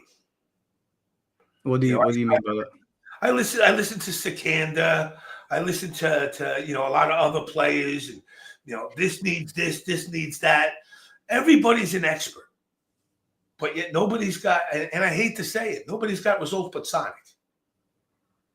Like real, the Twins and Chile, they're good. Don't get me wrong, I'm not trying to shit on top players, but I don't even think Sonic's opinion is like law. But I notice people take it that way. But I see a lot of people in the scene that, like I said, they don't know who I am. Never met me, never spoke to me. I've gone to a couple of events, in the Philly area where I've seen the scene. I look at the crowd and go, I guess I'm obsolete. They don't know me no more. But I look at the overall FGC as a different thing. That was something I invested cash in. And, I won't say millions, But, you know, in the last 12 years, I definitely dropped about 50 grand, you know, and I wasn't looking for a return on investment, but I was looking for growth. Mm. And, you know, as I see from watching it now, it's not growing. You know, and that, how has the FGC changed since when you were in it to where it is now? Do you think it's the dive into esports? Do you think it's a positive thing or a negative thing? it could have been a positive thing. The problem, like at the NRS scene, is the epitome of cutting your nose to spite your face. So many opportunities they've had where ESL and companies have come in and said, listen, we want to push you forward. We're going to fund events. We're going to put prizes out there. We're going to make you guys stars. And they weren't okay with it. It was, well, wait, you got Mike Hollow commentating? He's not big enough. You need to put mustard and ketchup. If you don't do that, we're going to boycott your event. What? I'm fucking paying for all this. If I want to put Mike Hollow, I'll put Mike Hollow. One of the things that the NRS community is notorious for doing is coming in under somebody trying to do something and to start dictating to that person or that company how they need to do it. And it's kind of, it's an embarrassing thing to see. And again, I have no issues with mustard and ketchup. They're great commentators. But if I'm putting up $100,000 and I want to put Sajam, Z, Rip, and I don't know, Aquaman as the commentators, that's my choice. I said I want a Mortal Kombat guy, I want a Tekken guy, I want a Street Fighter guy, you know, and I want a guy that's on the back end that's involved with Twitch. And that's basically what they picked. And that's how they chose it. Because they looked at it and said, if we're going to do an event for Mortal Kombat, Street Fighter players may not give a crap, but you know what? Maybe they'll care a little bit if they got Sajam commentating, because he's part of the Street Fighter scene. And it made sense. MK community goes, no, you got to get rid of all them. You can leave Aquaman, bring in mustard and ketchup and KP Prime. Okay, now if I was ESL at the time, I'd be like, all right, you know what, no problem. They don't get paid. What do you mean they don't get paid? Well, you pay them. You want them to commentate, you pay them. I'm paying the people I want to pay. If you want those three on, we'll let them stay on, but you pay them. Now, of course, you know, the community would go, that's stupid. So why do you think you can dictate? You know, the MK scene has been around since 92. It's at a point right now where it's been stagnant since MK9. That's just the reality.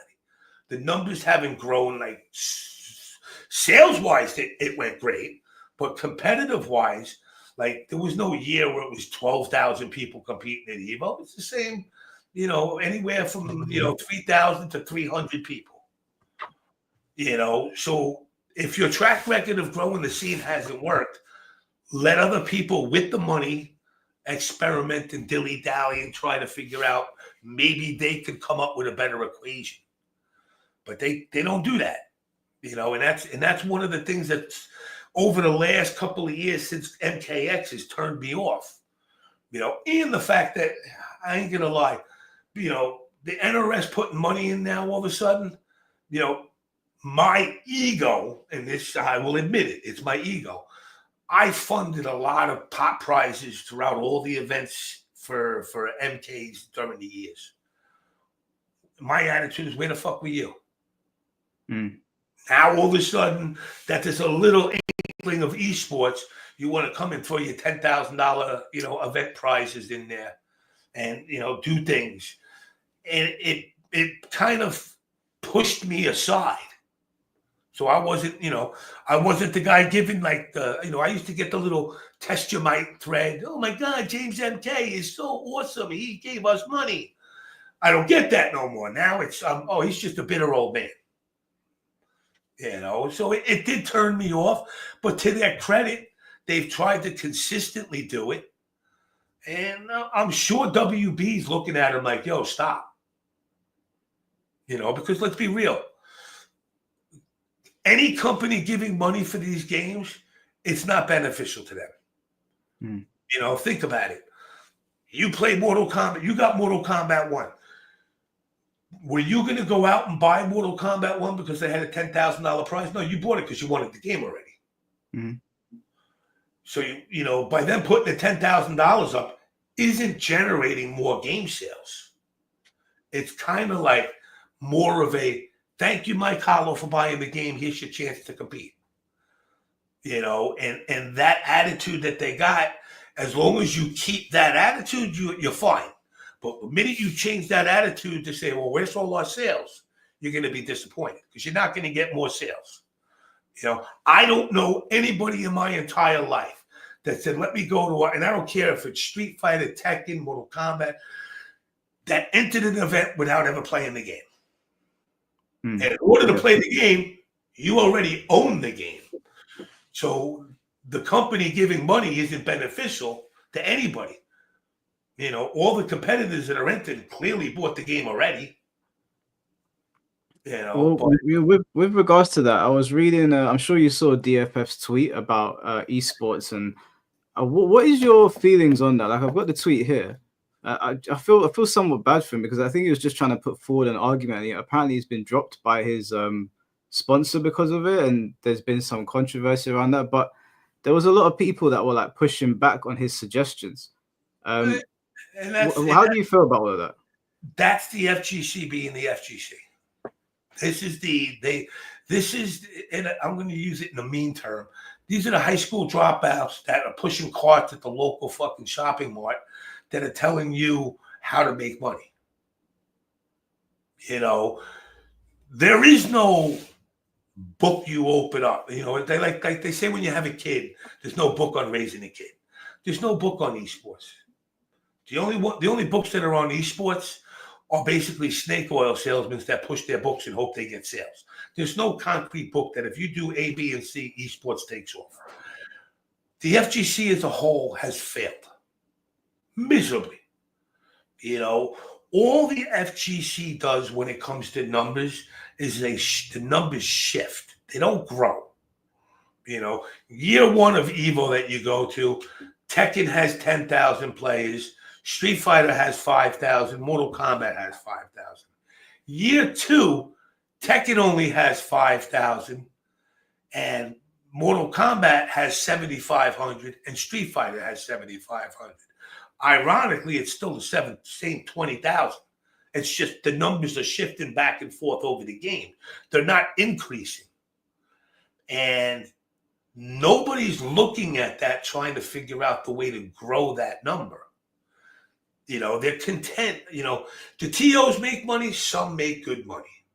Don't let nobody bullshit you and say they don't make nothing. Especially on the state side. I don't know, like I said, how over in Europe and everything it is. But, if you think Evo ain't making money hand over fist, you're out of your mind. A lot of these events in America, they get the state that they're holding the event in to cover the tab for the venue. So right there, venue costs you nothing. State's going to pay it. The game companies will give you let's say NRS. NRS says, okay, hey, Mike, you're running an event. We want you to give a $10,000 prize. Here's $13,000. Where's that $3,000 going? To you. Pocket it. The $10,000 goes to the prize. Now, Hitbox turns around and says, hey, Mike, we want to set up a booth here. We want you to push, hitboxes for people. How much is the booth? You say 10,000. They go, okay, well, 15,000. That's another $5 extra grand. Now, if you look at the prize relation to that, it's never going to be what people want. Even if they brought the prizes up to say 10,000, 5,000, 2,500, they'd still complain and say, no, we deserve more. I say you play video games. At the end of the day, spin it however you want. You play video games. The streamer makes money off of the views of watching the event, and that pales in comparison to what you're making. at the end of the day. Now, long term, yes, you put a video up of your event. Long term, you get a lot more people checking it out. 6 months later, there's people still watching it. You make your pennies. While you do, you do a video with me, or you do a video with Brady, or you do a video, whatever. And that compounds as you go on. Even with that, and you know how this is, you're not, and again, I don't know, I could be wrong. You ain't making bank. You're doing this for a passion. And if I can make a couple of bucks, beautiful. If not, I'm still gonna do it. TOs, a lot of the TOs have that same attitude. Jeff Bailey and Rick have grown exponentially. Their events are one under Evo. But Evo is slacking. Evo's been the same format for the last, I don't know how many years anymore. The numbers are they were like, oh, well, we got, whatever, 10,000 people consistent. So, yeah, but the year before you told me there was 19,000 that showed up. Make up, that's when you got to go make up your mind. What number is real? The year before that, it was 15,000. Now you're saying 10,000 is booming. So I don't think TO shouldn't make money. I mean, I see a lot of people, like I said, I read his post, and read what he wrote up. He's right where other esports genres have buy-ins, where, you got to put in. And I've heard with Blizzard, it was like $3 million to just put your team in. Yeah, I've heard something like that. And then there was caps on the minimum you could pay your players. So like in League of Legends, you got your 5 starters and 2 alternates. The 2 alternates, minimum salary was $275 a year. That's for the motherfucker that's not playing. Now, if you're trying to start a league, or start a team in a professional, you need $5 million out the gate to be able to attempt to compete. Because now you got to build a game house. Now you got to house these people. Oh, you got to feed these fucking people. And now once you get your team all up and running, you're hoping they're a dominant team. Now, once they win some money, now you got to play divvy and split up who gets what, how much this guy gets. It's a super juggling act. The FGC does not have to deal with that. And I think that's actually a blessing. Because again, let's just say the FGC becomes something to that. Who's investing? You had Rick Fox, UIU, EG. Those were like the 3 biggest teams, sponsors in the FGC. And all 3 of them are gone. You got Joe's Deli, Mary's Makeup, and fucking Johnny's fucking jerk-off jizz. Those are your 3 teams now. And it's like, and it's not to belittle the people that are coming in to make teams. Because I feel bad, because it's an upward hill fight, nonstop. You come in, you say, I want to make a team. I pick up my column. My Twitter account's got 8 followers. So right off the bat, nobody's taking me serious. It don't matter if I pull out 100 belts and whatnot. No, this team's going to be gone. As the new FGC likes to use the word, this team's a bunch of grifters. But the only way the FGC can truly build itself back up is it's got to level itself down to the bottom. Let's be real. Evo for the last X amount of years was ran by a pedophile. Plain and simple. Spin it however you want. He was accused of it. They let him go. They bought him out. They don't think he got away for broke. And you just, as a scene, you looked at that and said, yeah, okay, it's good. Let it go. He's gone. But that reputation is still there. You're building shit on top of shit. and you want to somehow turn this into gold. Just like when a lot of the younger guys will talk to me about the true old days of the arcade. You know, whenever I hear an old school guy say, oh, yeah, there was fights and this and that and this, that. I'm like, what the fuck are you bragging about? That's embarrassing. Mm. You know, I went to the arcade to play the fucking game. I didn't have an intent of getting into a fight. Now, did it happen? Absolutely. But it's not a bragging point. The bragging point is the camaraderie and the friendships that you built over those years. You know, me and the guy summoning over in Sweden, you know, we met in 92. We've been friends ever since. We still talk almost every other day. You know, those types of friendships that build up from this. Those are the things when all's said and done, nobody's going to go, well, how many trophies did you win? They go, was it worth it? And then you got to look at it as a person and say, you know, I never won shit, but you know what? I had some good fucking times. I met some people, got hammered with some people. You know, yeah, we had some fights and arguments and all that. But, you know, I don't wish anybody ill will. You know, like, again, it's like, I don't, you know, one of the things that a lot of people like to spin with me is I'm the monster in the room. Even the people I don't like, I don't want them fucking to go through like horrible shit. Because, you know, at the end of the day, this is video game land. Doesn't affect my regular life. Doesn't affect. Now, if you fuck with my family, you know, that's a different story. You know, but, you know, calling me an old man piece of shit over the internet, nah, it doesn't mean I want to fucking wish you ill will. I just realize, you know, you're a piece of crap, and I'll leave it at that. But in order for this scene to grow, it needs to go back to its roots. Can I ask you, like, with regards to that, like, because I've seen some of that online. Why is it that people, like, because you're just talking about the game, or like you're talking about issues in the community? Why are their responses to you so vicious? All right, so I did a show called the On Blast Show. It was between 2011 to like right around COVID. And originally the show featured, you know, the actors that played in the games, the actors from the movies. It was basically, its inception was about Mortal Kombat, anything about it. And then the FGC started to hit me with the, hey, I need you to call this person out. I need you to call this person out. You know, and then I became like you and Technicals and Ernesto, and we were fucking getting flooded. When I tell you flooded, I had to have gotten 10 sexual assault allegations every week.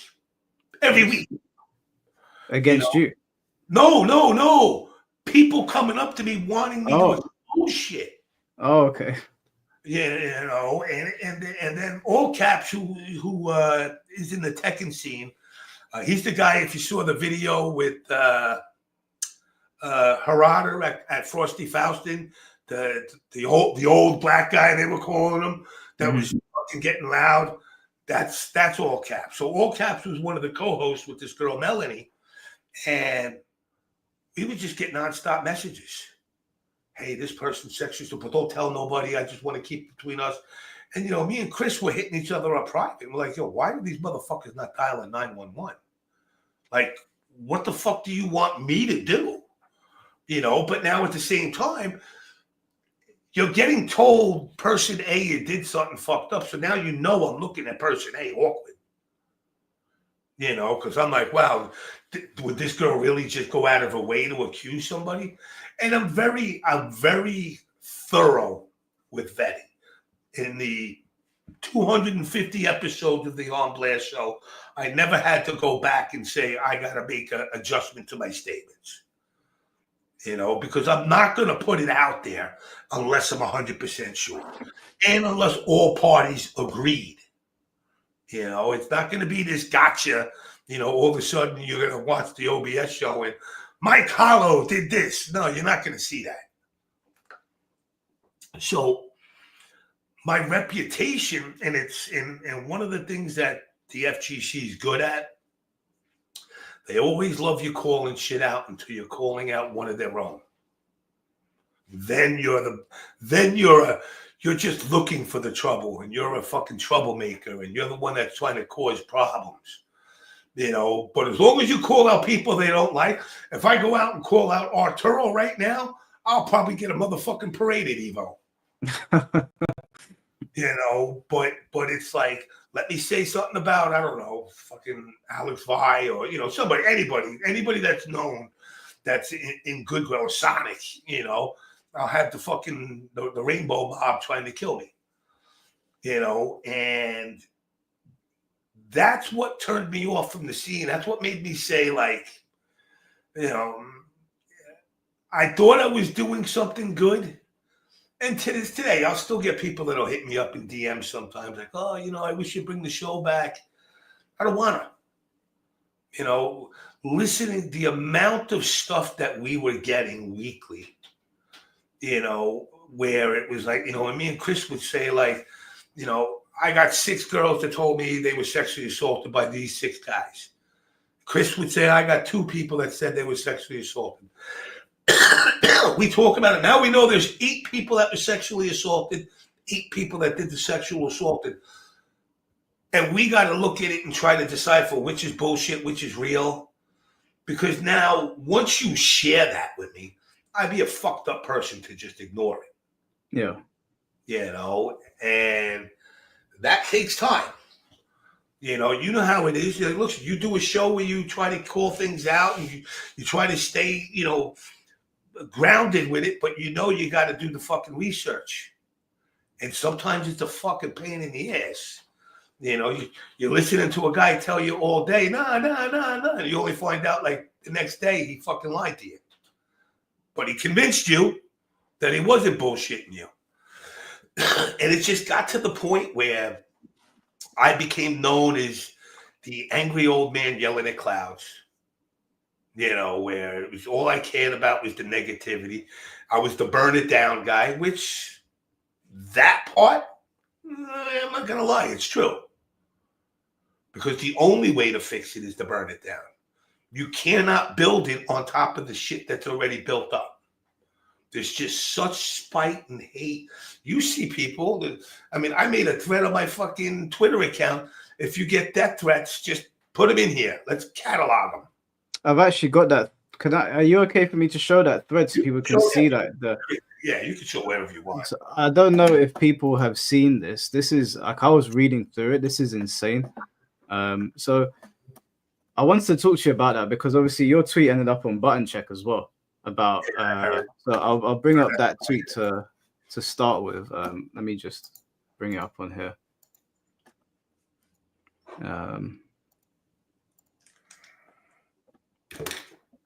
So you wrote, after following all sides of the FGC drama, my only advice to anyone attending any major FGC event is clearly arm up before going. And yes, gun, mace, knife, shank, whatever it takes to keep you safe. Leave it in your car or room, but make sure you have access to it. The TOs won't protect you, as you can clearly see. And with all the hate coming from all sides, it's only a matter of time before it all gets out of hand. So obviously that tweet blew up. But then I went onto your threads, which I've got up on here as well. And I started reading the amount of threats coming through from people. And it seemed absolutely like insane that people were talking like this. So I've got them here. And you've got all of these receipts of people saying that they should jump certain individuals, that the people are going to get fucked up at these events, that they should punch technicals, feel free to shoot a Nazi and then post in Arturo's face next to it. Technicals called out this situation. People were saying, can we stone technicals for it? Like, it seems crazy. Like, what is going on in the American FGC? Because over here in the UK, we talk shit to each other, but nobody's really like saying, oh, you know, I want to hurt so-and-so. Is there actually threats of violence in these tournaments? Nothing has happened as of yet, fortunately. But, I mean, I'm sure you guys heard, I'm sure, about the Madden event in Florida where the player went and shot. Yeah. I had a couple of people tell me I'm fear-mongering. I'm not fear-mongering. I'm making people aware. Because when it happens, then you're going to go, oh, how did we not know this would happen? You see the temperature and the climate building up. This is majority, I want to say, it's political. Like I hear people, listen, Art had an issue with Dominion, which screwed him over with money and whatnot. It's between Art and him. It's got nothing to do with the FGC. But yet people decide to put themselves in and put themselves and infuse themselves in that situation as if it had some bearing on their lives. But the reality is, as you see those threats, and again, I made it clear, I don't care what side of the argument you're on. Threats overall are bad. But it seems to be more of one side. You know, I haven't seen Arturo and his little lackeys out there saying, hey, we're going to come fucking beat you up. It's one specific side. And I hate to say that because, you know, it is what it is. You know, they're all right there to view. And at what point do you get to where you got to go, there's a lot of people with a lot of venomous shit to say. Now, people say, oh, but it's just the internet. It's talk. Until it's not. Well, I think that's hypocritical because I did see, I can't remember, there was a lot of people saying that, and they were saying it's just the internet, it's just talk. But then they made a big deal out of your tweet. And I was like, well, if it's just the internet, it's just talk, then why are you making a big deal out of James's tweet about being protected? So I don't know. This thread is huge, by the way, for you guys that haven't seen it. It's massive. There's so many. I didn't even get through all of them. I could say this. All right. So if, and again, I'm going to put this out there. If I was one, you know, of course, people were like, why should we be banned from events? I'm not, listen, the ironic part about all this, my co-host Melanie had to comment in there. I'm the biggest anti-gun proponent. I hate guns. People are like, oh, he's going to get a gun. No, I don't like them. But in America, our Second Amendment, you are allowed to get one. And if you're a 4'9" girl and you got to worry about a 6'4" guy raping you, I don't give a shit if it's with mace, a gun, a knife, whatever you deem necessary to protect yourself. I saw people spinning it as like me saying like me and Mike Hollow played a 1st to 10 and he beat me, you know, 10-0 and I shot him. Like, what are you, stupid? Who would even think that? But that's on top of the layer of them thinking that I'm promoting violence. Them going to that level is just solidifying how they're not right in the head sometimes. And it's like, I don't want to see nobody get fucked up in an event. I want everybody to go to an event and have a good time. You'll always find me in a bar at the event, no matter what. You know, I'll go, I'll mingle around. I'm not looking to get to fights with people. I've never been into a fight with a person at an event. But the fact that these threats are so many now, you can't ignore them. Because you ignore the one, and then that's when you get one of our American situations of fucking mass shooting. You know, because I felt bad because I had seen people from overseas going, wait, this happens in America. Yeah, it does.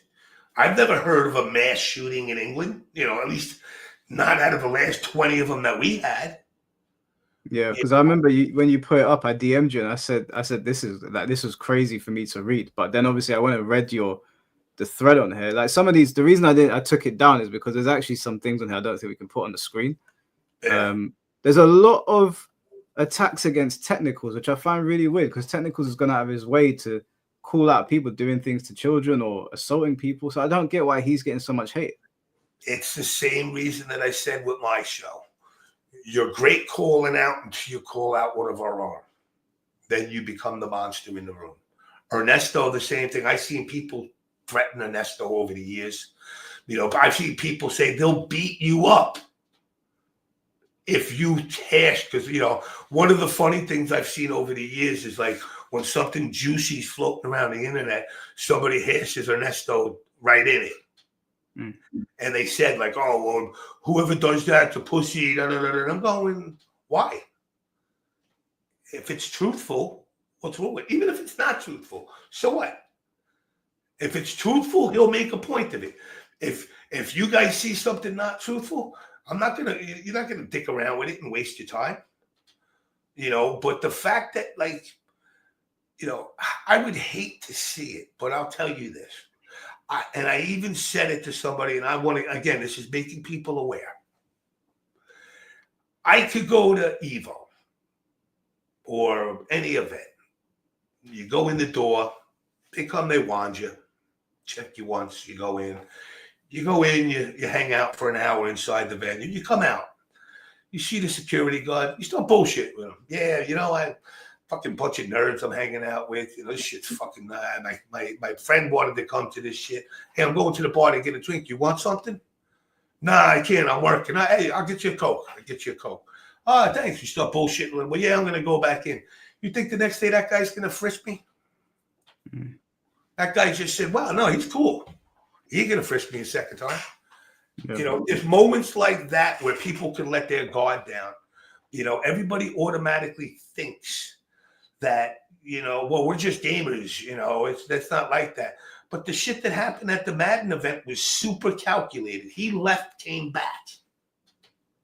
And he didn't care. It was indiscriminate. And I would fucking die if I had to hear, the same people that'll bitch to me saying, well, he don't go to events anymore anyway. Well, yeah, no shit. Why would I go to events? I mean, Europeans are thinking twice. I'm fucking thinking twice. Why do I want to go to an event, and whether it's have to go through something or defend somebody? The only reason I go to events is just to play games and mingle. That's it. I'm not trying to get laid. I'm not, the whole women thing, if you want to talk about that. I'm not trying to get laid. I'm not fucking trying to find material for the On Blast show. I go to genuinely meet people that I haven't seen in a while that I know, like you say, oh, I'm coming to, Big E's event. Okay, well, then I'll come. And that's it. But there is another side of this scene. And, like I said, you could see from the threats. Threats to people that never threatened you. Now, I hate to use right and left, but in America, this is a left issue. I don't see right. If there are right-leaning people that have done this, please, anybody on the left that's gotten threatened, put it up there and hash me and mention it. But if I look at every one of those posts, it almost looks like I'm only grabbing left-wing people's threats. Mm-hmm. But I ain't seeing right-wing threats. Have you received DMs of people threatening you as well, or the people here? So I'm assuming you speak to some of them. Do they get threats sent to them through DMs as well? Because I hear a lot of people saying they get death threats. Some people do. Some people have. Those are usually the ones that I'll screen grab and I'll put up on there, just so it can't get erased. A picture tells 1,000 words. A tweet you could delete. Mm-hmm. But I don't want them to do, a lot of the people that have done it have, and I've seen where people have deleted them, where the guy just hashed me in, and then I look and I see nothing there, and I'm like, there's nothing there. Oh, he threatened me, but he didn't now. You got to grab it, screen cap it, add it to the list, I've got every TO hashed in on that. Every TO. Do something. You banned infiltration. Are they paying attention? Are the TOs doing anything to the people that are posting these things? Between me and you, it doesn't seem like it. But they got infiltration. They got him. Like Osama bin Laden, they got him. Fuck, the guy hit his wife in his own private life. But yet, players have hit fucking players at actual events and never got banned. So it's, again, it's a whole, they don't care until they have to care. And can you blame them? Can you really blame them? Like, they just want to run their event without issues. Make a couple of bucks and go home. I want to say majority of the TOs have jobs outside of this. So it's always been an extra thing for them. You know, I knew Big E had a job, Larry had a job. I want to say Jeff Bailey did, but I think he turned this full time. I think Rick turned it full time. I know Javi at Texas Showdown has a job. You know, so everybody has a job and then does this as a side hustle per se. But, you know, when these things start to manifest and grow a lot bigger, it gets harder just to be a side hustle. You know, now you're dealing with companies nonstop. Have you? It looks to me like things are getting like more and more heated. Is there something in particular that is causing everyone to lose their shit? Because I don't remember the FGC being like this. And even though I'm over here in the UK, obviously we pay attention to what you guys are doing over there. What is causing everyone to lose their mind and not just focus on pressing the buttons? I want to say Trump. You know, because with Trump, and this is where both sides are guilty at pushing buttons. You know, that guy who tweets out, you know, women shouldn't be in the FGC, they should be in the kitchen. You know, he's just trying to break balls. 99% of them don't think that. Now, on the flip side, you know, the FGC women have an issue with pro-hosts. Girls that literally just come to these events to screw guys. They've taken a stronghold in certain parts of the scene is detrimental because the women that are there to actual play get overlooked and overshadowed by the girls that are just screwing plays. You know, and I believe that's not something the men of the FGC need to tackle. I believe it's something that the women need to tackle.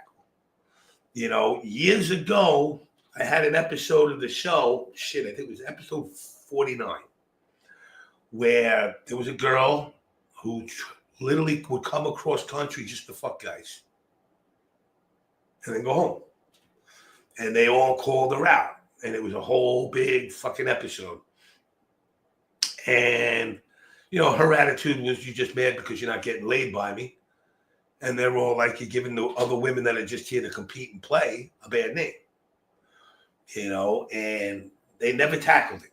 So, you know, women never tackled it. Everybody laughed. The girl got embarrassed. She disappeared for a while. And everybody had a laugh, but they didn't try to resolve it. And that's, again, another problem with the scene. Certain things, if they're laughable in the beginning, usually never get resolved. You know, I mean, I don't even know if you know, you know, and again, I'll probably get fucking shit for bringing something up old. Honeybee sucker punching Sonic Fox. Did you ever hear about that one? I was told privately about it, yeah. Okay. But I was told I was a liar. Did you put it out publicly? That I made it up because I put it out publicly. Now, I was confirmed, I'll say it publicly. The person who ran the event, Compton, confirmed it. Sonic Fox confirmed it. The other players confirmed it. Of course, Foxy says, well, it wasn't a real punch. That don't matter. It was the attempt of a punch. Yeah, if the guy punches like a girl, that's on him. But he wasn't swinging with the intent of swinging like a girl. And then you see the thing with infiltration. And I go, okay. They flew Honeybee home early, obviously removed him from the event, flew him home. But then when he went on Twitter and did a little tweet-long apology, I was told, well, that's between him and Sonic, and it shouldn't be an effect of the events. So why the fuck is infiltrations? Because, see, Sonic in his was at an actual event. Infiltration in his wife's shit was in his private life. So why are you banning a guy for his private life drama, but you don't ban people for shit that happens at an event? So now if I got to look and I'm a judge and I go, okay, let me figure out the sentence. Honeybee, you did it at an event. I can't have you come into another event. Infiltration did it in his private life. I'm going to keep an eye on you, but I'm not going to tell you you can't go to events because, you know, you didn't do nothing at an event. And it's that fucked up scale that we judge things on in the scene. That was popularity because of his level of popularity within the NRS scene. You know, where infiltration was expendable in the Street Fighter scene, which made it crazy because every person that competed in that Capcom Cup, to me, is a fraud. Because if all 31 of the other guys stood up to Capcom and said, if he's banned, we're all banned, they would have lifted the ban. But again, that's a story of unity, which this community does not have. It would have been exactly like a union. Do you think Capcom would have been willing to say, you know what, then fuck it, we're not doing the event? They paid for the event. They advertised the event. This is the Capcom Pro Tour Finals.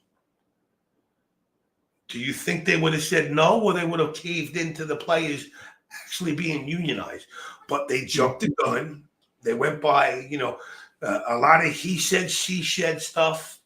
So you never got it actually, you know, what happened, what did. And to this day, Infiltration put out what happened. He put out with the rig and the brackets. He put out with the N-word thing. And a community that claims to be so forgiving and we want to help each other. I have never seen that except when I've given money to some fucking piece of shit who's too lazy, who gets a dog that doesn't know how to take care of his animal, and he's got to crowdfund money, and I got to fucking give him a couple of bucks because he shouldn't have a dog in the first place. If you can't fucking maintain your own shit, then who the fuck are you to preach to somebody else how they should live? I mean, I've watched some of these threatening people crowdfund. Yeah, guys, I lost my job and I'm 8 months behind in my rent. Anything that you can do will help. Or, hey, guys, my girlfriend threw me out of the house because, you know, I smoke crack and I don't do fucking shit for her. So can you guys help me out? Or my kitten's got fucking diabetes because I fed him fucking chocolate for the last 8 months and I don't know what to do. So I got to send them to a vet. Give me money. Are the same people preaching about other people how they should be. Yeah. That's insane to me. And I've given money to these people, you know, just because I'm not going to lie. There's been some of them I give them just so I could say when I'm giving them the money, and I'll do it on anonymous. Yeah, I'll put it under anonymous, fucking loser. And literally when I'm giving them the money, in my head, I'm saying, let me give this loser some money because he doesn't know how to act in the real world. Listen, I understand shit happens, but there's certain things in life that you kind of got to prep yourself for. You know? I agree. You know, what if my car runs out of gas? What am I going to do? Well, I don't know. If you don't have fucking money, you're not putting gas in it. You know, there's certain adulting things that supposed adults should be able to do. You know, I mean, I understand. Listen, you get sick, you wind up in the hospital bad. You know, that's one thing. You know, but I mean, I've given money to people because their cat's going under the knife. What the fuck did you do to your cat? You know, oh, he's got a fucking tumor. He's 38 years old. Really? I'm giving money for a 38-year-old cat that maybe he'll survive the surgery. Just because you didn't want to put him down, you know. So again, it's like, it's hard, dude. Could I ask you about infiltration? Because I spoke to him privately, and I watched Technical's video, and I watched all 3 of his videos. And for what it looks to me, based on all of that, and infiltration has always been really kind and polite to me. And when I had my whole falling out with Tenryo and Mech and all them lot, he messaged me privately. He said that he hopes that I'm going to be okay and whatever. And I said to him, don't worry about it, I'll be all right. But when I saw all of that come up, it doesn't seem like there's any real evidence to suggest that he did what he was originally accused of. And it looks like people kind of acknowledge that. But Capcom won't allow him back in the tournaments. Are they doing that to save face? Yeah. You know, he's banned from Capcom Japan now, too. I mean, from Evo Japan. Oh, I didn't know that. I guess you do now. All right, maybe I wasn't supposed to say that, but I'm not one that fucking holds my tongue. Yeah, so they double down on it. They So don't. do you think there's any chance that they're ever going to let him come back, even if it all officially comes out? I said this to Brady years ago. The minute you're canceled in this shit, you're canceled forever. There's no uncancel. You can either tuck your tail between your legs and just leave, or step 2, be the biggest dick that they accused you of being, times it by 10. And stick it right back to them. Embarrass them every chance you can. You know, I could tell you stories of I'm not going to divulge names, but there's a girl who used to get called Sagat because she looked like Sagat, who tried to cover up a sexual assault by a top Street Fighter player, and I actually read through the chat of her doing it. Of course, the girl who let me read the chat deleted it after, so it was kind of like one of those, oh, yeah, no, darn. But she let me read it. And they were basically doing the like, hey, but, you know, he's good looking and all, you know, why wouldn't you, you know? And they asked her to do a rape kit and everything. She did a rape kit. And this same person was accused by 3 girls. Damn. Still competing in Capcom Pro Tour. What, currently? Yeah. Yeah. Uh-huh.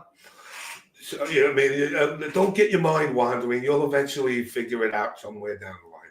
But, you know, the point is, this is the same girl who's out there preaching about, you know, defending women and calling Arturo a piece of shit and me a piece of shit. You know, going after whoever she don't agree with. You know, and it's ironic because she was the victim of misogyny on a talk show, on a game show, and basically it wound up being that you know, she had her redemption arc, and the guy, you know, left the show, and everybody learned their lessons. They're allowed to learn their lessons. Infiltration's not allowed to learn a lesson. You're punished forever. You know, and that's the sad part about the scene, because it claims to be this embrace of, you know, we want everybody to be here involved. The minute you are considered an untouchable, then that is the cast you stay in for the rest of your life. No matter what, you can shoot fucking gold out your asshole. They won't touch that gold. Well, they'll touch it when you're not looking. You know, and Infiltration was a pillar of this scene for a decade. And they just cast him out like he was nothing. All because of word of mouth. And, you know, the same people that would turn around to me saying, I'm starting rumors and I'm a troublemaker. Well, what? Could she have not have been a troublemaker? Could the friend of hers that was on the state side not be a troublemaker? You know, they don't look, no, because they're right, they're in the right. And there's so many people that have been accused like that. Listen, like I said, I've listened to Arturo's rants and stuff a lot. A lot of it I don't agree with. You know, a lot. You know, I am not an anti-Jewish person. I'm not an anti-women person. You know, but what does that have to do with him in the community? What is him just tweeting have to do? What is him and Dominion ripping money off of Dominion or whatever? You know, what does that have to do with the community? Now, when the Macherino stuff happened, that was different. You know, that was a different side. But from all I've seen, Macherino kind of took ownership of it and said, no, we're good. It was only until this. Can I ask you a question then, based on like what you said about Arturo and like the anti-Jewish thing and some of the comments about women, not necessarily about Arturo, but like some people, what do you think there's a point where, like, say you're anti-women or you're anti-Jewish or you're anti-black, do you think there's a point where the scene steps in and says, well, if you are against like black people being in here or white people, that it gives them grounds to say you're not allowed to be in the event because if you're anti these people, maybe you're a risk? I just want to know your opinion on that. You know what? I would say it's a case by case thing. You know, I mean, if some white guy from fucking Bumblefuck, Mississippi tweets out, "I hate the N-word," and you pull it up from 2015 or 2012, you know, if you take the time to ask him and he answers you, yeah, I still don't like those people, then it grounds to question his ability to come to the event. Mm-hmm. You know, but if somebody comes up to you as a TO and says, "Hey, Mike Hollow says he hates, I don't know, fucking Indians," you know, then, you know, it's up to the TO to either go, "Why the fuck are you telling me that?" Or he comes to you and goes, "Well, what's up with that?" Now, if he doesn't come up to you, that doesn't mean that guy that said it to him goes and gets 25 other people to also come up to him and say it. Because now you got to, you know, because now you're just forcing your will on a TO. TO's got a lot of his own shit to worry about. You know, he's not, TO's jobs are not to police the scene. It's not. Yes, I want to make, I'm here to make sure there's a safe environment. That's absolute fact. But I'm not here, if you can't behave yourself, don't come to my fucking event. If you feel fear of yourself, don't come to my event, either of you. You know, somehow the FGC decided to make the FGC bubble a safe space. What the fuck does that even mean? You're telling me that everybody can come into the FGC and feel safe? Because I could tell you right now, there's a lot of people. I mean, it's going to be one of those comparisons that's not a good one, but it's got to be said. There's this dude in the FGC that's a convicted pedophile. Fucking something Parks or something like that. And every time he makes an account, they attack him. And then he attacks them. Just ignore him. He ain't coming to your event, but you just go out of your way to constantly antagonize him. See, somebody like that is the type of person that'll say, "Oh yeah, I got nothing to lose but to come to an event and shoot shit up." Because you keep pushing them to an edge. You know, I'm not saying the guys should be welcomed, but it's like, ignore him. You know, he's followed me. I never followed him back. I don't interact with him. You know, he might think I'm on team, you know, Parks, but I'm not. I don't want it. If I don't address it, it goes away. That's really what it comes down to. Now, some people feel they shouldn't have to ignore things. They want to be the police. I'm going to tell you, you can't come to an event. Why? I can fly. Hey, listen, you got a black shirt on. I don't like black. You're not allowed to my events no more. You'd be like, well, that's stupid. It's just a shirt. My rules, my parade, my rules. Too bad. Mm-hmm. And then you'll see the numbers dwindle. FGC right now is at a point where conservative people, listen, I'm not sitting here saying Arturo's wrong. I'm not saying Arturo's right. Yes, his message is convoluted. But if you don't think there's people that are sitting on the fence of this and going, yeah, you know what? I don't want to go to events. Not because of the Jews or that, but because I see how they treat people that voted for Trump. I voted for Trump. I'd vote for him twice if I could, you know, because I'm a conservative. Doesn't mean I hate any group of people. It means what money I make, I want to keep for me. Fuck all I don't care about the starving poor. I've been there. I clawed my way out of that shit on my own. You know, everybody else should be able to do the same shit. And the fact that I voted for Trump puts me as a black sheep, which makes no sense. You know, well, you support this. Yeah, I do. I support legal immigration. Yeah, but we're all immigrants at one time. No. My family came here in the the late 17, early 1800s. I stopped being an immigrant like 4 or 5 generations, 6 generations. There's a certain point where you're no longer an immigrant, but we badger somebody that'll say something like that. Well, that's not, you should let everybody's welcome. And they'll make that speech about everybody being welcome in the scene, but then they'll do exactly what they're doing to Arturo. And again, I'm not defending Arturo. I'm making a point. Arturo did nothing to the FGC. In fact, Arturo contributed a lot to the FGC. Yeah, you can't erase what Arturo's done. It's not really possible. And with that said, they should, when casting out their sentence, that should obviously come into play. Listen, Arturo, Arturo's, Catholic. I think he said he's Catholic. He's, good.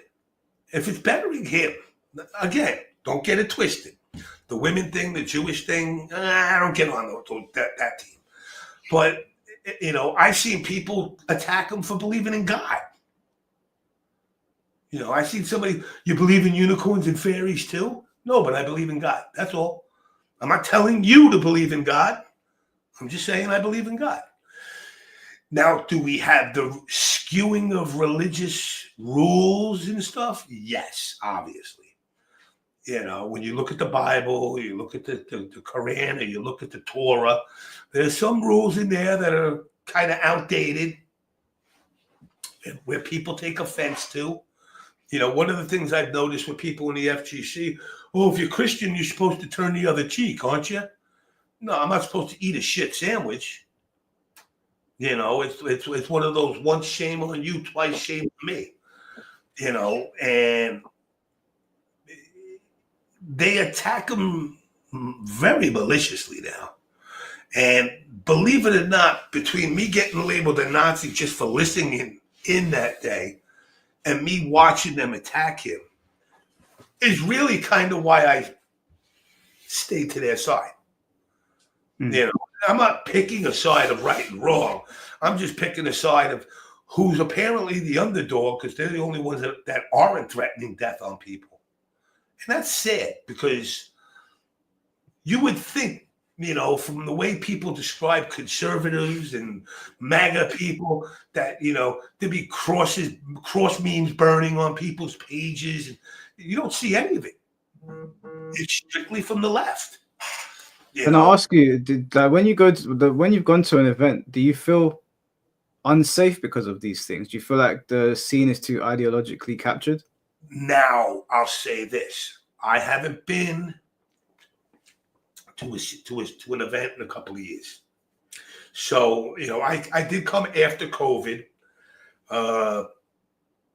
Want to say 2023 was the last event I went to. So I didn't do nothing in 24 and obviously nothing this year. I never feel that way. I think I've had, in all my time, I've had one person with the balls to come up and say some out of pocket shit. And they were drunk, so I just let them fucking roll. But that's me.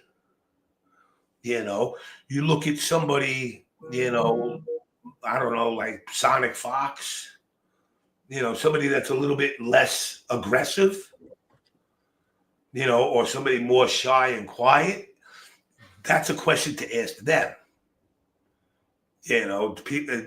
People that maybe, aren't as outgoing or outspoken, how they feel at events. Do they feel that, there's a kind of closing of the walls on them? Because they could be left or right, it don't matter. But the rhetoric from the Twitter space specifically would make me think twice about ever going to an event again.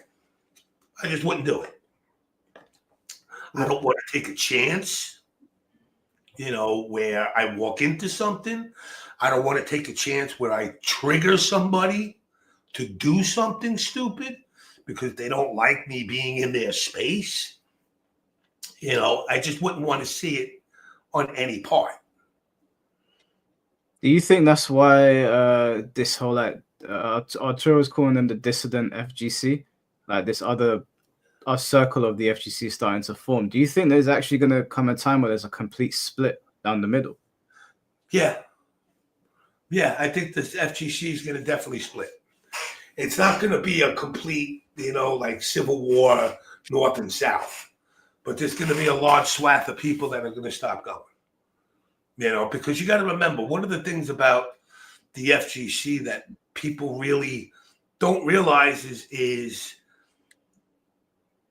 people make life-changing moves while they're still playing games. You get married, you have a kid, you fucking find another job, but you still want to do the video game shit. It's a lot easier to walk away from something when you feel like it's turning to shit. And I've had, in the last month, maybe 2 dozen people hit me up in DMs going, oh man, I seen all that shit going on. I'm so glad I don't deal. The running joke, I left the FGC, I got married, I have a kid, I have a house. Not that glorious, but, people are like, yeah, I got a job now, I'm fucking working, I'm making money. I don't want nothing to fucking do with these fucking losers. And that's, like I said, in the last month and a half, close to 2 dozen people. Now it doesn't seem like a lot, but it's 2 dozen people that took the time to tell me they agree with what's happening. Now the other people that aren't in the FGC also see this. Little Billy in Boise, Idaho. Hey, I got, Tekken 8 this year, and I was playing it, and I want to go try to a competition. Let me go see who's on Twitter. And this is what they see. Oh, wait, I don't want to go to a clan meeting just to go play Tekken. What the fuck? Or fucking, I don't want fucking people telling me I'm part of the clan just because I voted for Trump, or fucking, I like country music, and that's realistic to think about. Again, I'm not here telling people that I never, ever would condone people shooting up events. If anything, I just want people to be prepared for when one of those idiots do appear, that you're not all caught off guard, where it's like, like we had the one guy during the Batman movie, where everybody was trapped. Yeah. At least people can be protected. Yeah. The TOs supply security. Security only goes so far. Depending on the event, a lot of these guys will hire their cousin Joey and their other cousin Vinny to stand at the door and give them free beer all night. Not everybody gets police, because police and security, it costs, what do they call that? Oh, money. Do you know that to hire security, or should I say have armed police presence at your event, you're mandated when you request this to take X amount of police, whatever, say 4. 4 of them, how long do you keep them? You run an event in a hotel, they got to be there. You're going to have to have them there around the clock, because let's be real, a lot of the funky shit happens after the fucking tournament ends. Mm-hmm. So now you got to have 4 cops on duty, mandatory. On Friday and Saturday, they all get paid time and a half. Sunday, they get paid double time.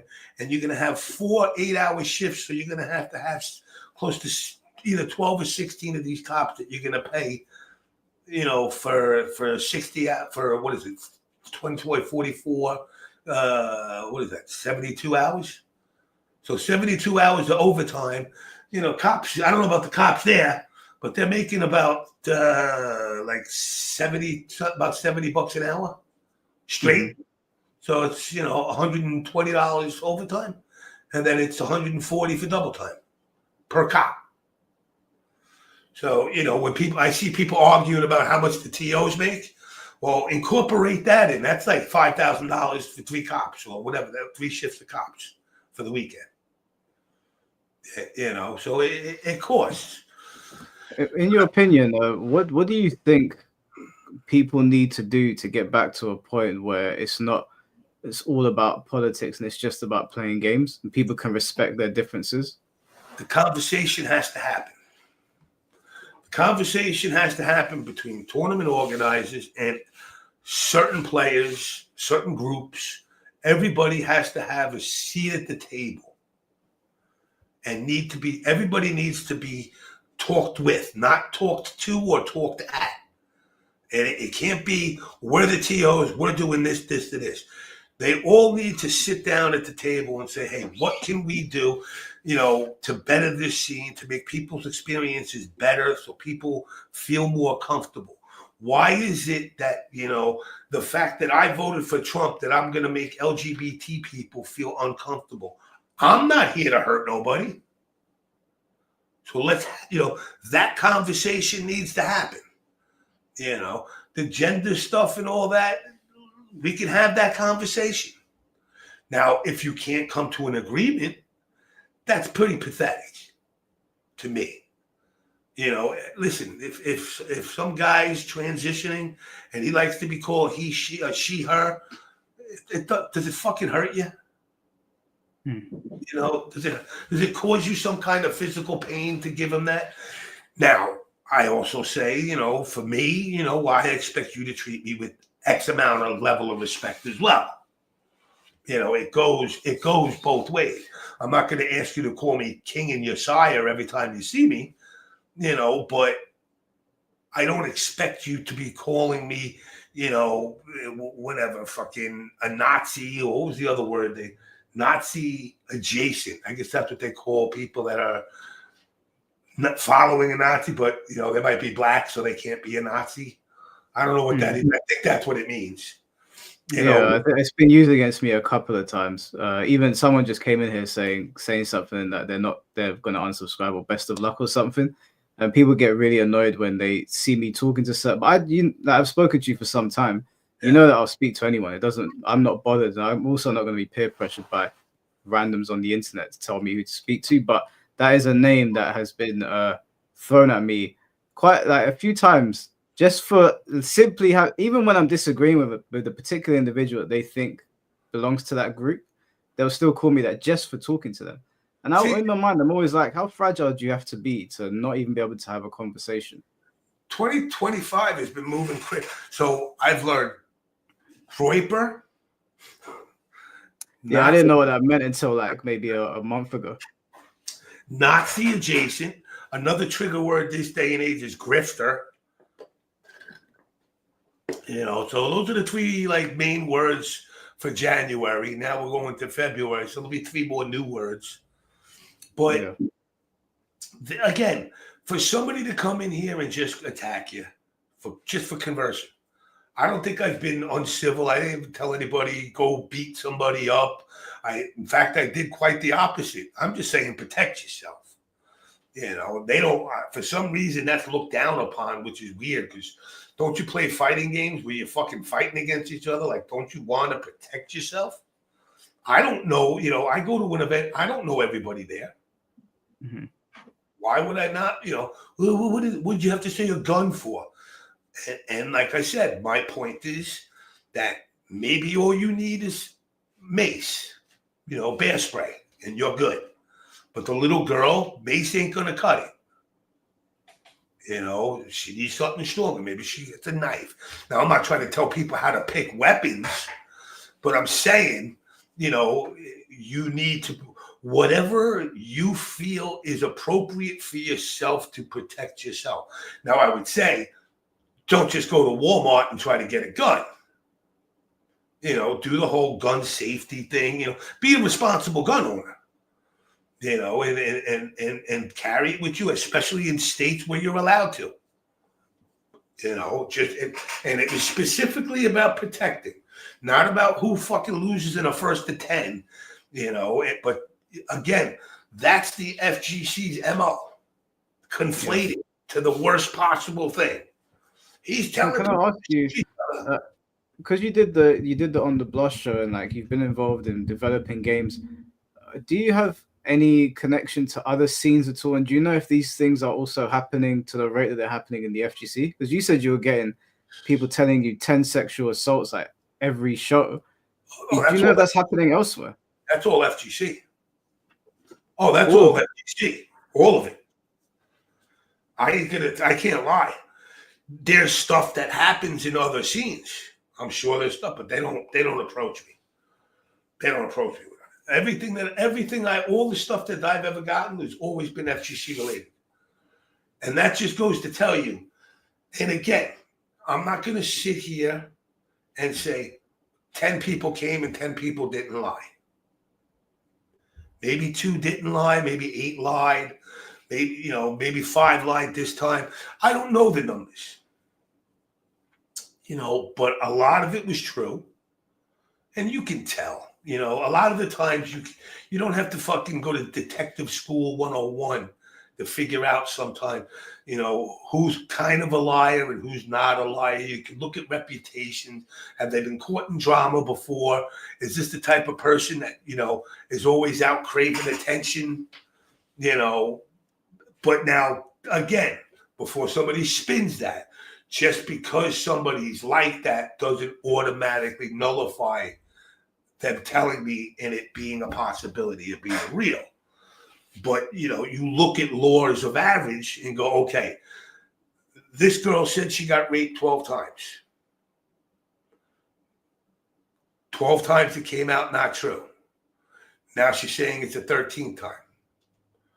I can't say the 13th time ain't real, but you go into it with a kid glove attitude to go, well, now it's got to be hard proven, for me to even approach it. There's so many crimes that happen in this scene. The drugs are rampant. Again, people like to, guys will say, oh, you drink. Yeah, I drink. Drink is legal. Abusing cocaine is not legal. Is that an issue in the FGC? Abusing cocaine? That Adderall, Adderall, that, weed is legal here now, so they can fucking smoke to their heart's content. But, coke is rampant. But they'll pretend that, see, now, because I say something like that, now I'm not going to sit here and lie. I can admit I've used cocaine in my lifetime. I'm not going to lie about it. But I didn't enjoy it. Well, the moment that I did it, I did. But afterwards, the apathy kicks in. So I'm not naive to it. And I've seen it. And I've seen it destroy people. But yet I watch people do it and think it's all good. I'm different. Everybody always has the I'm different attitude. Until one day you see them on the street and they're not different anymore. They're the same as everybody else. But issues like that need to be addressed. Orgies at fucking FGC events of guys literally spreading STDs over each other. Yeah, I wanted to ask you about that because I saw a post about it. Is that a widespread thing that's going on over there? Because I can tell you over here, as far as I'm aware, we're not having like orgies at events. Is this happening at American events often? The running joke is Europe is a little behind us. For the best. Eventually you'll evolve to that. Listen, there's a lot of it. Is it rampant? Like, it happens in various different games.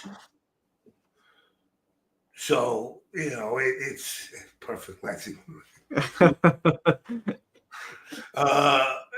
It's rampant in game. It could be Smash. It could be Strive. It could be other anime games. It could be NRS. Do you know which one is happening in the most? I want to say I'd rather just lump anime as a whole versus specifically picking one like Strive or something else. But it's rampant. That's needless to say. And the pedophilia. Pedophilia. I had told somebody, I said, listen, Smash community had a guy with, again, they like to shove things under the rug. Smash community cut his mother's head off. They did what, sorry? He cut his mom's head off. A Smash player? Yeah. Guy's name's Baldazar. He was out in Washington State. Mother had a restraining order, came over, killed her, cut her head off. Wow, that's fucked up. Yes, I see your face right now with that. The fuck. That's fucked up. But you know what's more fucked up? What's more fucked up than chopping your mom's head off? The fucking asshole tournament organizer who had to write a write-up saying he was banned from the event. Really? He's banned from the event. He just cut his mother's head off. Did you really need to put that out there for us to know? Oh my God. I've never heard of that. For the rest of his life. And you worried if he's going to go play Smash. The only thing Smash is doing is going to get smashed in jail. Fucking, oh my God. Is that is that N64 era or Melee? Because I've never heard of this. It was, I forgot, I don't know which era it was, but if you Google Smash player kills mom, Washington State, you'll find the fucking articles and everything. Just like that Cinepie girl with the 15-year-old kid or whatever her name was. There's tons of this shit. But it all gets swept under the rug. The vocal care for a day. And then once everybody hears them say, yeah, fuck that person, then they just drop it and pretend it away. Everybody hated Low Tier God. Low Tier God called Zero a fag, and Zero called him the N-word. Low Tier God's banned for life. Zero got banned, and his ban got lifted. But I think someone was talking about that situation a while ago. Now, don't get me wrong. Low Tier God has done a lot of fucked up shit. But why does two exactly the same crimes, basically? Two basically besmirched the other one with an epitaph. But yet one gets banned for life, the other one gets banned because he said he learned the N-word going to camp in New York City. Which, okay, Sesame Street's in New York City. I don't remember Bert and Ernie dropping the N-word. I could be wrong. I haven't watched it in 40, 50 years. But what do you going to camp have to do with you calling a guy in whatever it was, 2017, 18 at the time? And that's where, again, it's a lot of the FGC, especially in the States, is do what I say, not as I do. Certain people get passes. I mean, I could tell you, listen, I'm not going to go tell you here, but I could tell you shit about the MK scene. Woo! What, is in along the lines of this? Oh, yeah. Are you able to talk about it on stream or not? Nah, I can't. Nah, it's pretty bad. Okay. Well, worse than chopping your mom's head off? No. I don't think I've come across anything yet in the FGC worse than that. Yeah, okay. Well, that's fair enough if you can't talk about it. That's pretty insane, though. I mean, I've heard of things that I obviously have never spoken about on camera just because of the people that have told me, so I understand that. And I mean, someone killing their mum that's insane. But I don't doubt that whatever you're going to tell me is going to be bad, because we have definitely never had anything that bad in the UK. We've had situations before, but nothing like that. See, you guys, so especially when it comes to the MK scene, I kind of feel like it really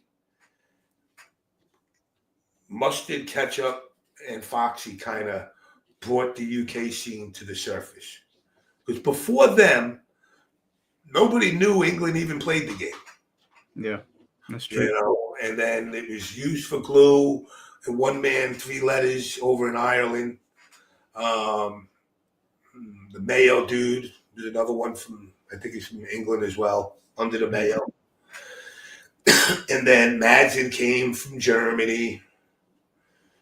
but there was no, that was like the beginning of, so like you guys are kind of, even though like I know Mustard and Ketchup they love the old retro games, you're like in the infancy of European Mortal Kombat professional or pro circuit, I guess. So we were already ahead of you in that aspect, per se. And, not skill-wise, you guys were fucking actually on par. But just the length of the scene, getting any type of notoriety. I mean, really, Mustard and Ketchup and Foxy made people realize that there's a scene outside the States. Yeah, they really did. Like, because I came into the scene at the exact same time as them. We had a tournament over here called Ultimate Clash, and Ultimate Clash 8 was the first ever Mortal Kombat 9 like big tournament. And I'm not tooting my own horn. It was me and Problem X in the grand finals, and I managed to win. And then Ultimate Clash 9 is where Foxy popped up, and he just he obliterated everyone. It was me and him in the grand finals, and up to that point, it was only one tournament over, but up to that point, like people were looking at me as the guy because I won the first one, and I was running through people in the second one, and I was also hungover, and I was watching Foxy playing, and I knew how much better he was to me, but I was trying to use my hangover as an excuse to be like, he beat me because I wasn't paying attention, but he was so far ahead of the rest of us, it was crazy. And then I think Ketchup and Mustard might have competed in that tournament as well. Or they came just after, but yeah, we all sort of came in around the same time. We didn't know each other, and then they sort of just ran with it, and I kind of like moved on to something else. Yeah, I remember when we got him to that Evo, and it was New York versus the UK, and I think Foxy, I want to say he had a seizure and hit his head. He got fucked up. No, that was someone. I was there when that happened. I don't know. Maybe it was Foxy, but we had something like that happen here as well. With another top player, was a Sub-Zero player. Yeah, he fell over and he just like blacked out. It happened to him here because it was like 110 degrees outside, and he just, they were walking around fucking dying, and I guess he couldn't. He hit his head. But that was the first I met them. But even they, like Foxy likes to break my balls because he'll hit me with the that I'm the angry old man shit. I'm like, I'm not angry. The reality is I'm not angry. I'm fearful. I'm fearful something will happen. It'll happen to that one guy. That one guy that says, I'll fight anybody, I'll do anything, I'll kill this person. That's the one that's going to be the first one to flex on somebody, and it's going to be the first person that goes down. Yeah. And I would hate, I'd hate to see it, but again, what's the solution? The solution is people got to sit down at the table. Everybody. I'm seeing now that like Evo's reaching out to like the old school guys to talk about the history of the scene. That's all nice and dandy. That should have happened, first of all, like 20 years ago. But there's more pressing things. I can't imagine. I haven't looked at my phone. I can't imagine how many times I've gotten called a scumbag or something already. I got 35 messages on fucking Twitter, so I'm sure I've got at least a half dozen people calling me a piece of shit or something. But it's like there needs to be a solution, and it's not something that you're just going to ignore it away. One way or the other, either one side's going to attack or the other side's going to claim they're defending themselves and they're going to attack. Mm-hmm. And it's like, when do you wait to actually sit down and say, all right, it's supposed to be everybody's space, not one group's. That's why it's very important to have a balance. A balance and a mix of people that can be copacetic with each other. It can't have too many, and I hate to say it, too many LGBT and too many straight, because then one side starts to feel that they're the dominant party. They should have more say. Mm-hmm. And that's not what grows a community. What grows a community is let everybody and their mother come and play. I mean, think about it. If you have a bunch of random friends that never played, but they were like, hey, Mike, can I get into that shit that you do with the game? Would you really bring them to this? No, I mean, I had Ellie on here. I don't know if you've ever seen her on here before, but I was basically telling her that, like, we went to one tournament. She came to support me at a Mortal Kombat tournament, but some things had happened at Comic-Con and some girls had spoken to her, and I was like, you know what, I just don't think you should. I don't think you should be coming to these things for now anyway, because I can't keep my eye on her at all times. No, and that's the truth.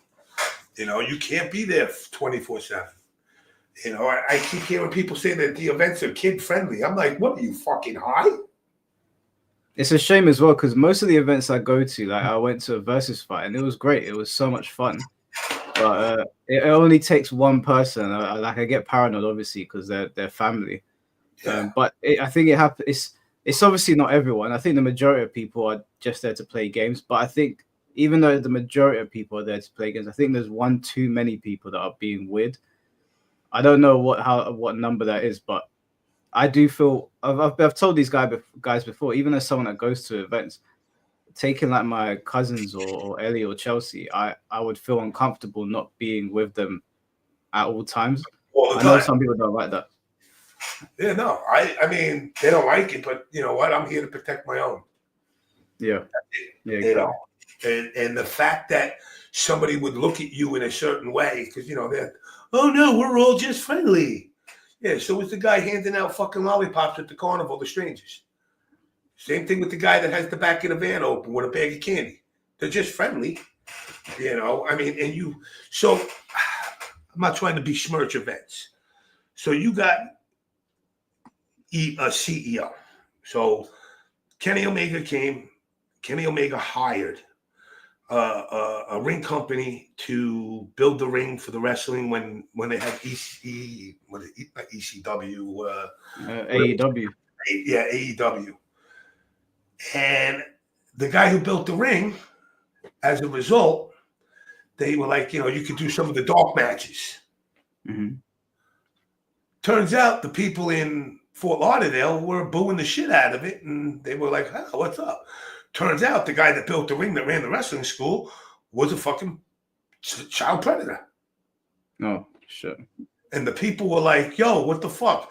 We can't, because some people didn't really come for CEO of the event. They came because they heard this promo or wrestling promo thing going on. So they went. And they all knew the guy because the guy was a local predator. I think his name was Chasing Storms or Storm Chasing, some shit like that. And then a couple of years later, there was another player that was playing against Alex on stream. And then the next day he got arrested. That player got arrested for being a pedophile. Wow. It's ridiculous that it's gotten to that widespread. But James, I wanted to ask you, this is usually part of like the podcast where only if you're comfortable with it, where like I'll take questions for people to ask you, or like people will come on to speak to you. Are you comfortable with speaking to people? Yeah, I'm fine. Let me just get a drink. My throat's dry. Yeah, go for it, man. All right, guys. Well, if you have questions, now's the time. If you want to jump on the podcast to speak to James, then you know how it goes. Send me a DM, jump on Discord. I'll send you the link, and you can talk to James. You can ask him any questions, or if you just want to ask him questions in the chat, I'll try to get to as many as I can. All right. See that shirt back there? The what? That shirt back there in the glass? Oh, yeah. That's the first shirt Ed Boon ever signed. Oh, that must be worth a fortune.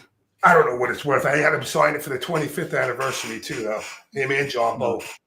Do you know what John has gone on to do? Like what John Tobias is doing now? He was with Zynga for a while. And I know he was consulting with WB, and he also worked WB Mobile, but I think that office folded after all.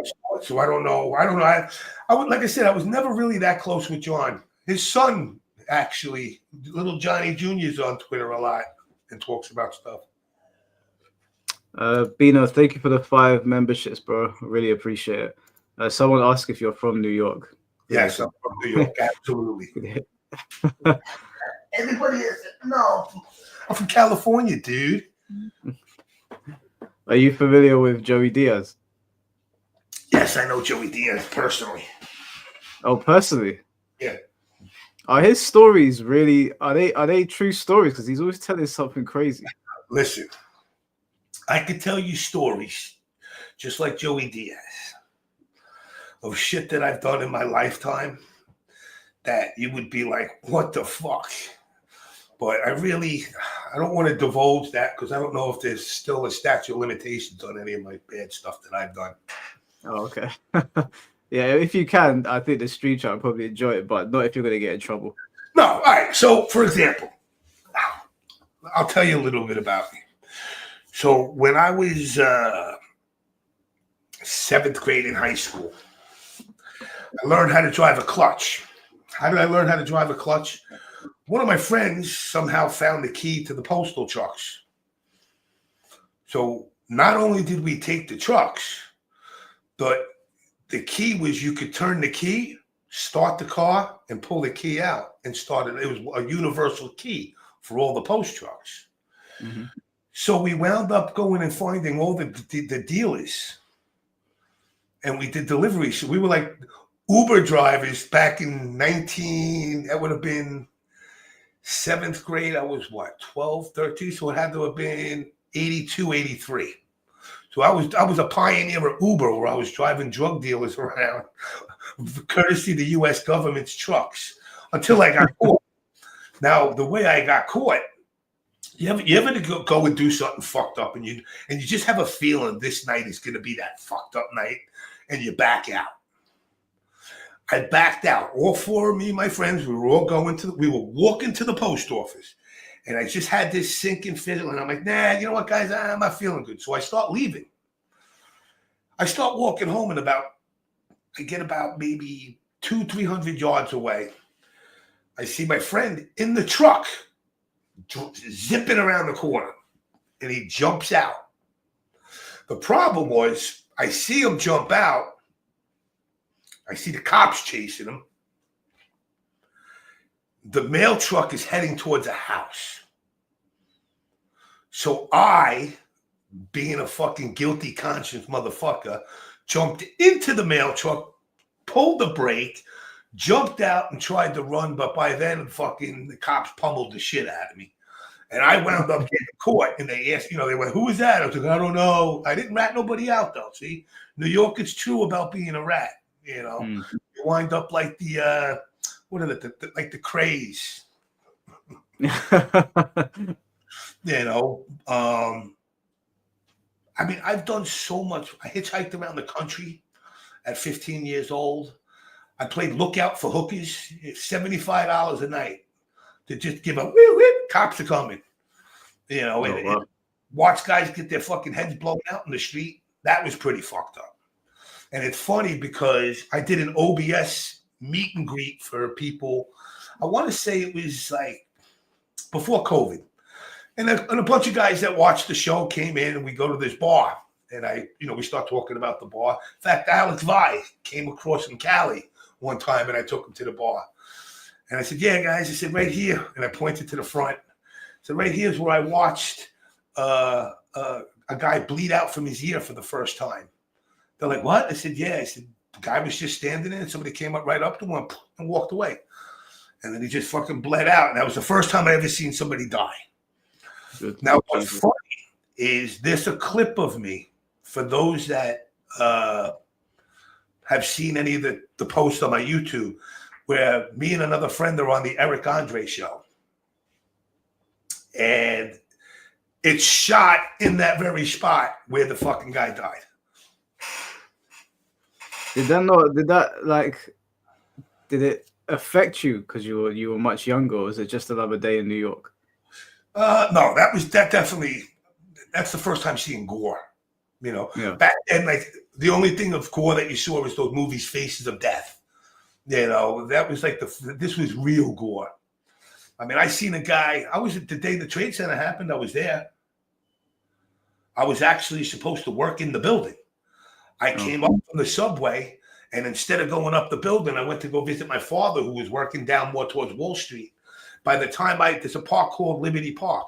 By the time I got past the park, the first plane hit. And at that point, I wasn't going in. But we were all, trapped there. So I was one of those guys that wound up with the ashes all over him and shit. What was that like? Like when the if it's not too sensitive, like to speak about, when the plane hit, like, because I've seen the footage of people on the ground sort of looking and watching us, because everyone like frozen in fear. Because watching it, I was like, why is no one running? It wasn't frozen in fear because New York City is like a movie town. At first, you were like, the first thing you said is, because we had a New York Yankee, Lydell, crash his plane accidentally in Manhattan. So you thought it was just a freak accident at first. And they said, well, maybe it's a movie. And then by the time you actually seen the flames traveling up the side of the building and the smoke, you were like, yeah, no, this is legit. But we didn't know terrorist attack or nothing. We still thought it was a movie until the second plane. I mean, it was an accident until the second plane hit. Mm. At that point, we all knew, it was dead. And by then, before the tower even came down, we knew it was a fucking terrorist attack. Because it got hit before that in 93. But they did it to the basement. Right, and okay. It was a guaranteed target. Yeah. Shit, I mean, like I said, I'm trying to think of things that won't get me in trouble. Well, I've got a question here for you from someone. So John Diaz sent in $5. Thank you, bro. He said, would it be possible to ban politics and cultural issues from events? Is it reasonable to ask people to not bring any of it up? I personally think, yes, they should. There's no reason people should be talking politics. You're there to game. It's like, listen, it's like going into a strip club and deciding to talk about religion. Yeah. Why would you do that? Your religion, every religion it is going to tell you shouldn't be in there. So why would you bring it up? That's why I say let people be people. The key to understanding people is to be around those people. You telling me you're a great guy means nothing if I've never sat with you and engaged in conversation or talked to you. People, they like to say racism and all this other stuff is learned behavior. Okay, also getting along with people is a learned behavior too. Mm. You can't just slap a guy who, let's say he grew up in an all-white community and all of a sudden slap him in a room with a bunch of black guys and he's going to be, I know what, he's going to take the input that he's been told from others, plus what he's, what he's gathered in himself, and he's going to apply it to them without knowing them. It's only until you start. That's why, like, I grew up in a very mixed races my whole life. And it was funny. So the way I grew up, it was mixed. And then that was because I went to private school. When I went to public school, the town that I grew up in, there was a population of blacks. 0. They weren't even allowed to get a house there. And that's just the way the town was, in the 50s. And it stayed true until probably the 80s. It's funny because now my dad's neighbor is a guy from Nigeria. And, it's like it's starting. Here we are in 2025. And he's been there for about 10 years now. But, for over the last 10 years, that barrier is starting to break. Yeah. But politics shouldn't be talked. Why talk politics? Talk video games. No, I completely agree. I got a question here. I don't know if you know what Professor Highkick is talking about here. He asked me, Mike, after talking with JamesMK, do you feel differently about the COC comment? What's COC? That you made in reference. Huh? Code of conduct? I I'll be honest with you, Professor Psychic. I have no idea what you're on about. Do you want to let me know what I said? I do. I send out a lot of tweets, so I couldn't tell you. Do you remember this at all? I remember the FGC code of conduct that they were trying to build, but it was layered with nothing but FGC stuff, pronoun stuff. Like it was built out to cater to a specific marginalized group, and that's all that it was really about. So it didn't address issues of like the normal stuff. Don't threaten this guy, but it was like the majority of it was dealing with the punishments. Like the one thing that I've learned about when code of conducts get made, they like to, okay, Mike, you are the treasurer of convicted misdemeanors, and anybody that's convicted of a misdemeanor, they must be ran through you first, and then after they run it through you, then we got Professor High Kick and Joey Diaz. They're going to be the ones that administrate the sentence, and then eventually it'll get to somebody else that becomes like a judge. Yeah. And by the time you get done with all that, you're going, is the guy banned or not? It's just to get. It was so filled with just positions of BS. Yeah, I mean, if you're asking me with regards to the people that were appointing, I think I remember saying who's appointing these people and how can we trust them. I can't remember exactly. If you have the tweet, I'm more than happy for you to send it to me. But I actually don't remember what I said. So, but I would be suspicious of any code of conduct group in the FGC self-appointing. I'm pretty sure that's what my problem was. I was like, who are these guys to self-appoint? And that's the way I am. People say, well, the older people should be. I don't want to be. Yeah. I don't want to be responsible for. Listen, there's no need per se for a code of conduct. There's a need for people to be fucking normal. Normality is simple. I don't know you, respect you until you disrespect me. And as long as you're not disrespectful to me and we're copacetic, a friendship can grow from that. And that's it. Now we might not be copacetic. I don't know. Oh, he said this. I don't agree. Move along. Just because I'm friends with Tom Brady, that doesn't mean, you have to be friends with Tom Brady. But that don't mean I hate you because you're not friends with Tom Brady. And that's the hive mentality that's really embedded in the FGC now, where you can't be friends with somebody that I'm not friends with, or you're banned out. Yeah, no, I've definitely gotten that before, where people have said to me, "Why are you friend? Why are you cool with this guy? Why are you chatting to that guy?" Even though I don't talk to these individuals that reach out to me, I'm just like, "Why do you care?" Yeah, I get that. Why are you towing the line for art? What line am I towing for art?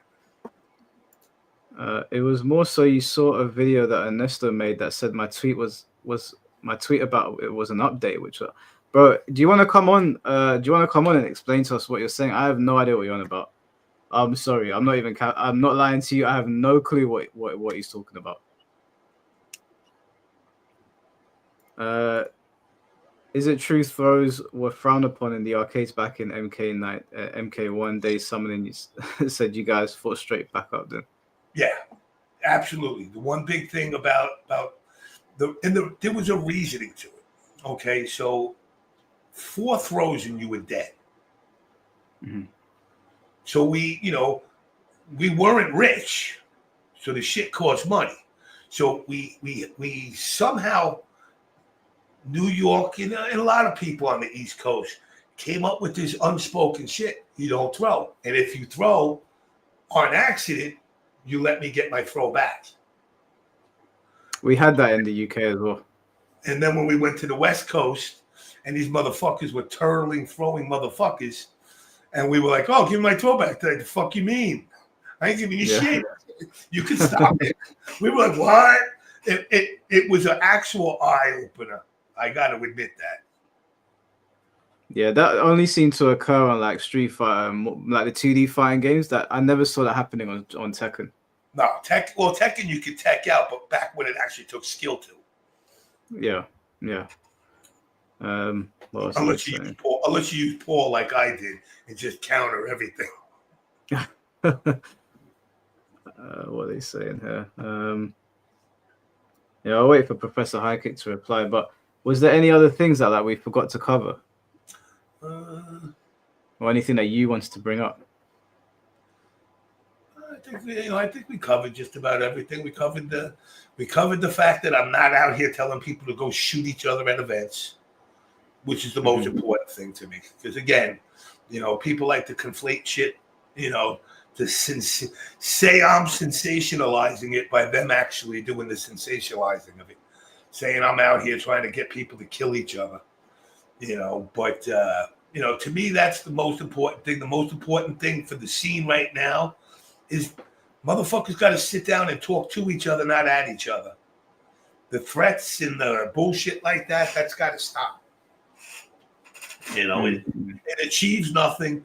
Maybe it's 1,000 bullshit online threats, but all it takes is one to be a real deal, and then everybody's going to suffer.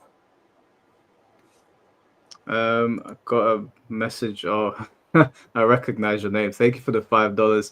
I got banned from locals in KCMO for voting Trump in 2016. Also left a hater comment on your channel by mistake. Here's cash to say sorry. I forgive you, bro. What is KCMO? Kansas City, Missouri. Oh, okay.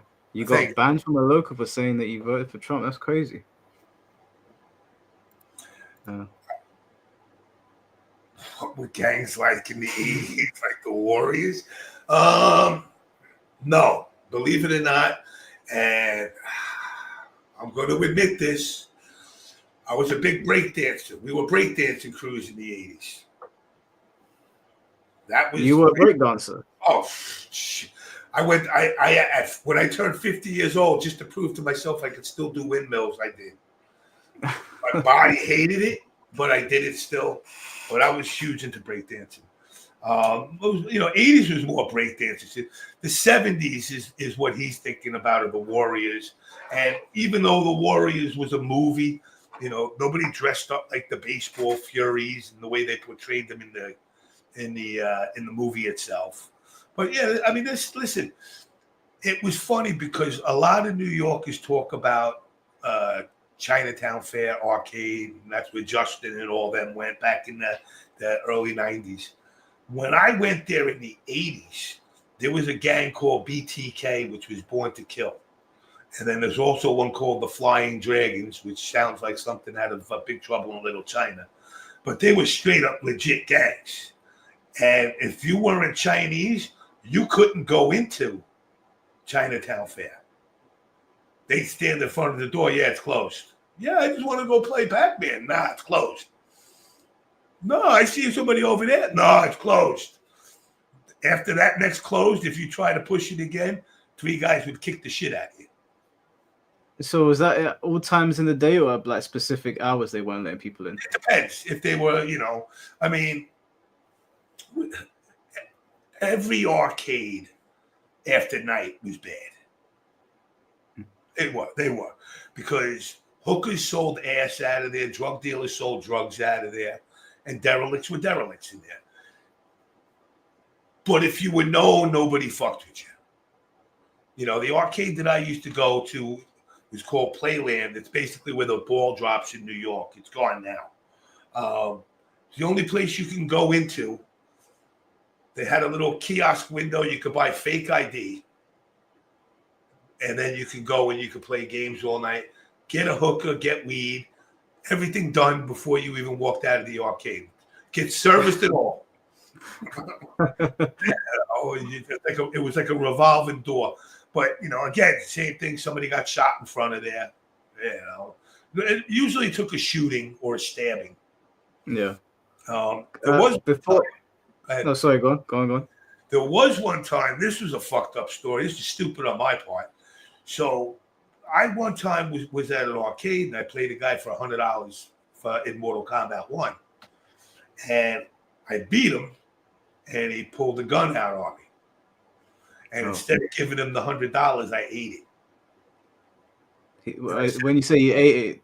I ate it. I put it in my mouth. I swallowed the whole shit right down to the stomach. And they said, the only way you're going to get the money is to fucking cut it out of my stomach. And he was like, yo, you a crazy white boy, blah, blah, blah, blah, blah, and dipped out. And then my friend said, what are you, fucking stupid? I said, well, I said to him, you think it's going to come out when I shit? I hope. Do you think he left you alone because he respected I that? never got the money back. It probably disappeared. I've got another question here for you.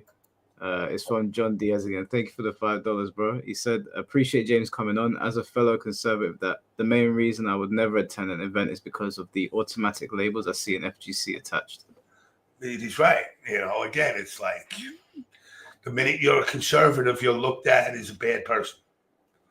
You know, I listen, I believe a woman's right to choose. I'm not against that. You know, I believe in I earn my money, I keep my money. That's more conservative. You know, I believe everybody has a right to bear arms and protect themselves any way, any means possible. I just don't like guns for me. You know, but to sit there and say, oh, he voted for Trump, he likes A, B, C, and D, that's a crock of shit. You know, if anything, I'm more close, middle of the road. I'm free thinking, is what I like to say. I think for myself. I don't have, conservative talking points, but I also don't have liberal talking points. Yeah. I got a question here from Kenjamin Masters. Thank you for the $5, bro. He said, gotta know, when you eat 100, does it come out whole? Like I said, I never recovered it. But I wish I fucking could give you an answer that I shit out 250s. Was it several? Oh, it was 250s. It wasn't like several. Oh, I'm saying, if I put 100, I'd shit out 250s. Oh, okay. Was it a single dollar bill, or was it like a single $100 bill? Oh, okay. I thought you put a whole stack in your mouth. No, dude. I said, you're not getting none of my money. That was just a $100 bill. I rolled it off. Now nobody gets it.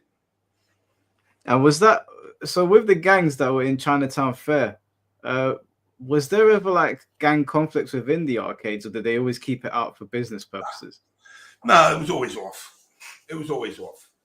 I mean, maybe. There was times, I'm sure, but I never witnessed like West Side Story, the Jets and fucking Sharks fucking dancing in the arcade together. Do you miss that era of the FGC? I guess the arcade era. What I miss about it, obviously, is my youth. The being the untouchable guy in the arcade. Like, I literally was the guy that, like, they would let you get a high score for the week, and you'd make whatever, like $40 for the week. I would have like 20, 30 cabinets with the high score on them all. So I was one of those fucking idiot savant pinball wizards. I was a young Sonic Fox back then. And then the drama side of it, honestly, I never liked it. Like I said, nobody really went to the arcade for trouble. So, now it's war stories that we're older we talk about, but we didn't like it back then. But now it allows us to be a little bit boisterous. Yeah, back in the day, I watched 13 guys get shot in front of a cabinet, and all while I was making sure I finished the final boss in Dragon's Lair. But the reality is, nobody went to the arcade to get in trouble. You went there to play games. It's funny because, like I said, I used to be able to. I would go in the arcade with $1, and that would get me probably 4 hours of gameplay. Because you picked and choose well. Yes, I want to play, a game of Mortal Kombat, 50 cents. You can stay on it as long as you can. But with the other 2 quarters, I could go play, Galaga, where I could play it for fucking 9 hours if I want to. And that's how you spread your money out. I remember one time, this was fucked up. So this was an arcade by my house when I was younger. And I think I stole $1 out of my mother's pocketbook, and I went up to the arcade. And as karma would be, because I probably stole the money from my mother, I went in and I was playing the game Tempest at the time, and I played Tempest. Boom, boom, boom, boom, dead in 2 seconds. I'm like, oh, okay, fuck, all right. Again, next one, dead in 2 seconds. One more time, dead in 2 seconds. Last one, I'm like, all right, you know what? I better go play something that I can last in. And Mr. Do was a game that I could last forever in. So I was like, I'll play Mr. Do. But for some fucking reason, I died in Mr. Do quick. So now I had to walk like 45 minutes to the arcade from my house with that $1 to get knocked out into the arcade and lose all the money within like 15 minutes. Now I'm like, fuck. So I'm walking back to the arcade, from the arcade to my house. And it's a big parking lot. I was one of those kids, I always talk to God while I walk. You know, hey, God, you know, I don't want to be greedy, but you think I can have $1? I shit you not. I look on the fucking ground and I find $1. And I was like, I was beside myself. From that day on, I've always believed in God. Nobody can convince me otherwise. So now I take that $1 and I go back into the arcade. I go, but the problem is I lost again right away. Boom, boom, boom, boom, boom. Now I'm walking out of the arcade again, and I'm like, I know, God, I don't want to be greedy, but you think I can have another $1? I find $1 again. And then I look to the left of it, I find a $5 bill. Now, keep in mind, I'm 9 years old. $5 to me was like $5,000. I don't think I ever held a $5 bill. And then I found another $1 and a 10 spot. And what happened is somebody must have obviously dropped their money, but because I walked that same spot where I found the $1 and I found all that money. At that point, I was like, "Oh my God, I believe in God," you know. And that was the day. There was a game called Shanghai Kid. It's actually, do you do retro at all? Every now and then, but I'm not as much as I probably should. There was a retro game for the NES by Culture Brain called Scroll of the Ninja. It was a fighting game, but instead of just regular fireballs and shit, when you faced your enemy, the target would go on his body, and you had to hit the spots on the body, or be on you, and you had to defend. The original game was called Shanghai Kid. I don't know why they never made Shanghai Kid for the home system, but they made this whole renamed shit of it. And that came out, and I think I sat on that game with all the money. And then the other game was I sat and played Space Ace.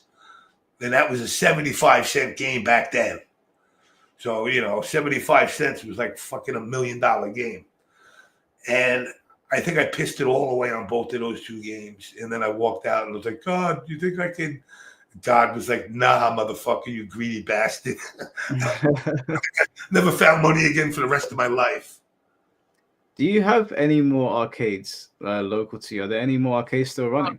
Yeah, I got a couple here still. I got a friend of mine. He owns a retro place, and he splits it up, but he's got more pinball. He's got arcade, but he split it more for pinball.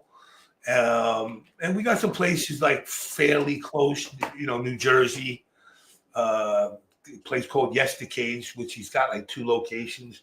Which is really cool about it is it's like whatever, pay $20, bring your own beer, whatever games you want are on free.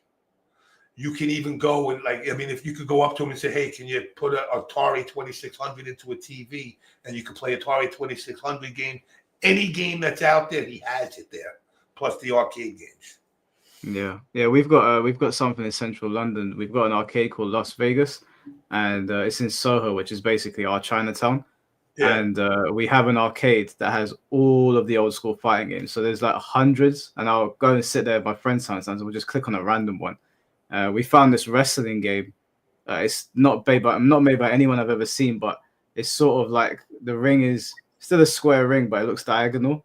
Sorry, like a diamond almost, and you can play a tag team and can do combos on each other. It's quite cool. Is that Wrestle War? I can't remember its name. I'll take a picture of it next time I go to the arcade. But have a thick meter. There is a meter on it, yeah. You get the meter. I think that's Wrestle War. That's the only one that back then that I think did the diagonal ring, and the characters were pretty big. Yeah, they're pretty big, and you can have 4 people in the ring at once. You can throw people out of the ring and like jump on them. Yeah, it was pretty good. I've got another question here for you as well. It's John Diaz again with the $5. Thank you, bro. He said, what is James' position on the level of competition then versus now? Are they even comparable because of how much the scene has changed? All right. So my position is I don't believe anybody's good currently. Period. In all scenes. You have no way, and that includes Sonic Fox, that includes Punk, that includes any top player. The reason I say that is because in any other sport that people play, you have a set of rules that are laid out that are in concrete. It's in stone. For example, you play on a hitbox, I play on a stick, he plays on a fucking micro switch. Who's better? Because clearly there's advantages to each one of those that we use. The fact that somebody could play with a micro switch and advance and block at the same time, where you can or I can't do that, but you have advantages on your pad versus me on a stick. They should. I was always a believer that if you're playing Tekken, it needs to be the stick with 4 buttons. If you're playing Street Fighter, stick with 6 buttons. Mortal Kombat, stick with 5 buttons plus the run. And it's got to be, I believe, everybody should have to play on the same thing. And I believe everybody should have to play on a stick. And that's a little bit of my bias. But the reason I say everybody has to play on the stick is because that's how they originally were designed. But now with consoles, becoming the dominant systems, I could lean to pads, but again, the pads should have to be, everybody should have to use the same thing. So, I mean, is the competition better now? Yes, in the sense that they got more options, where people that wouldn't, people that are competing today, if they were competing with the contingencies of yesterday, they wouldn't be as good. Now, if you could go back in time with your micro switch, yeah, you're going to be the best motherfucker there. But if you're going to go back and pretend you're in, Babe Ruth's time, you got to use what tools Babe Ruth had. You can't be bringing, some super bat that's, aluminum and gives you extra abilities. Yeah. Now, that's not to say these players suck, but I can't, if somebody says to me, who's the best? Yeah, I'll say Sonic's the best because he's won the most, but he's not the best until everybody's played on the equal playing field. Basically. Okay. I want to ask you a question. Yeah, you don't have to answer this if you can't. You don't have to divulge any information that will get you in trouble. But because you've got like a treasure trove of stories from the FGC, are there any untold Mortal Kombat stories that you could tell us for the first time? It doesn't have to necessarily be like a bad thing, but things maybe people have never heard about. How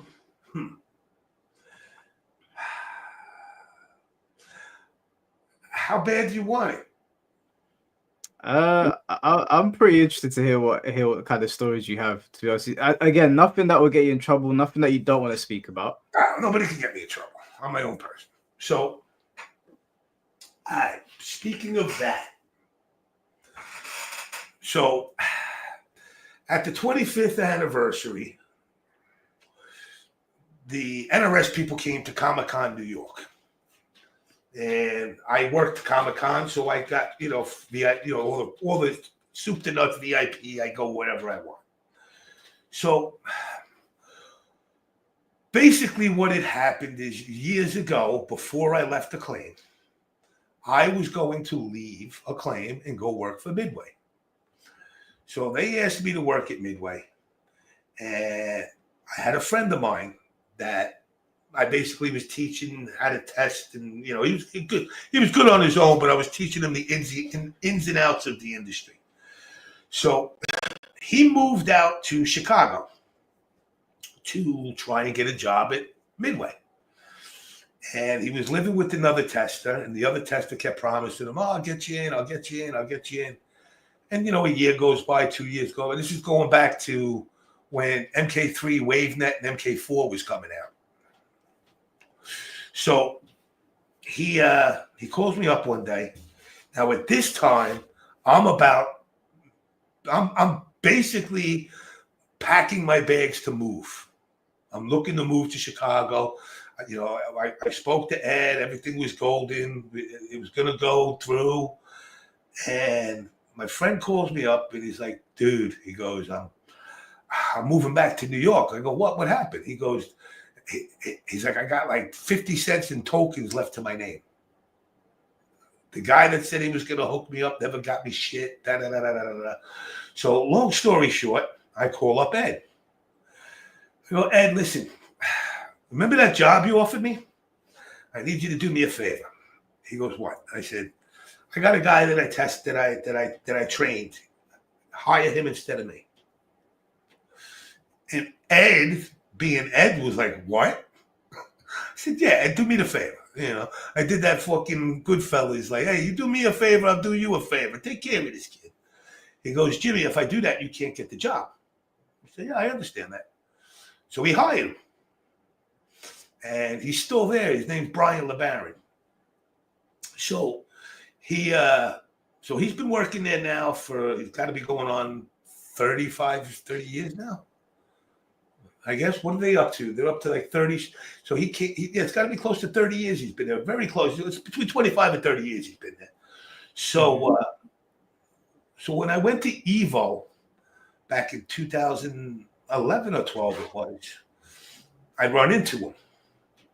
And it was funny. At this time, I started doing the show and, started to make a name for myself. And I was in the middle of competing. I was still playing at that time. And Ed Boon comes up to me, and I hadn't seen Ed in years. And he went to come up to me, and I just did one of these. Like, everybody else was like, oh, my God, take a picture. I'm like, fucking leave me alone, dude. I got shit to do. And he says to my friend Brian, does Jimmy want to fight me? I'm like, so my friend Brian tells me, says, Ed thinks you want to fight. I said, no. I said, I was just playing. So we all say our hellos and everything. So now Brian and me are talking. And now Brian worked on MK9. He was one of the producers of the fucking game. And people are coming up to me, taking pictures with me.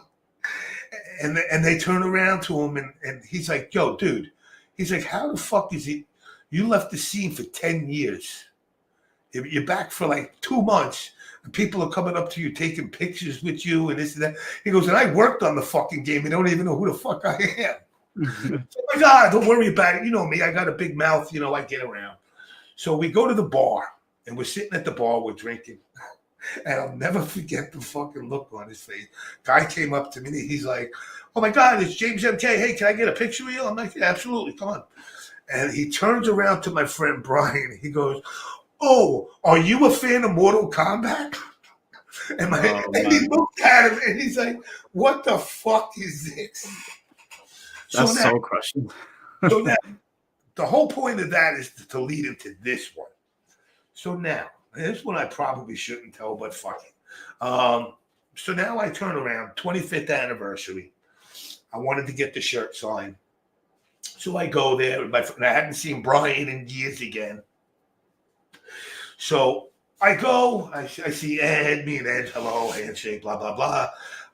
Carlos Pacina. I get along with the old guys. The new crew and me don't vibe well. So I try to be civil, and I see Tyler Lansdowne.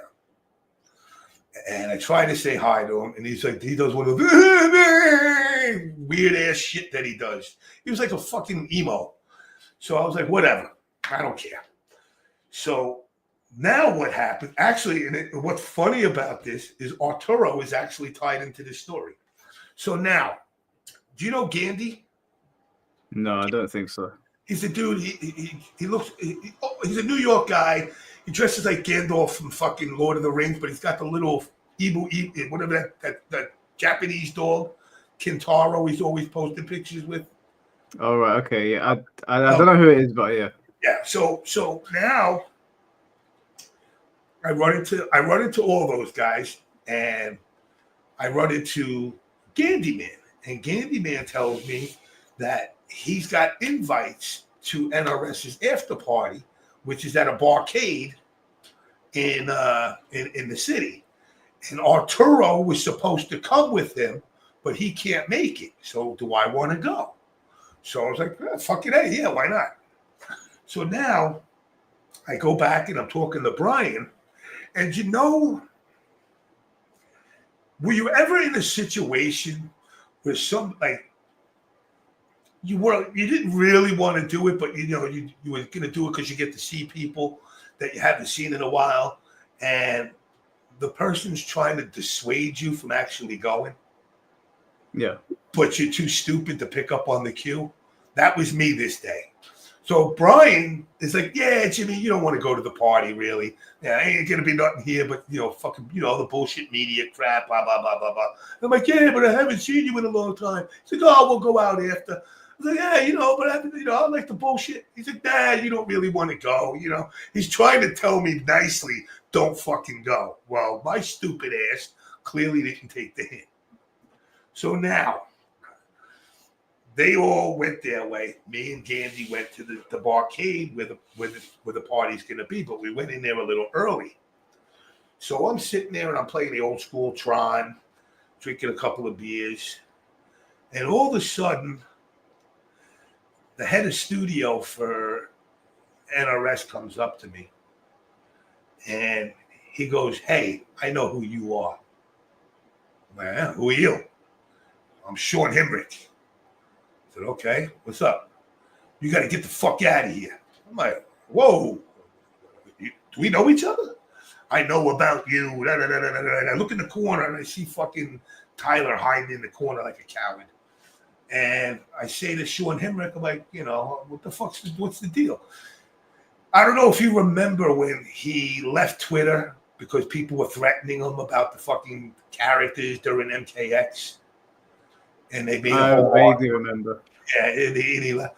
So he's blaming me for this shit. And I'm like, oh, hey, I didn't do none of that shit. Yeah, but you leaked out the roster. I said, oh, yeah, I did kind of do that. But you leaked out the MKX roster. And the Injustice too. Did you do it on purpose or was it an accident? It was on purpose to prove a point. Oh, okay. The point to prove is you got leaks. And you ignored me when I told you, no, all our guys are loyal. All right. Then and I was such a dick before every combat cast.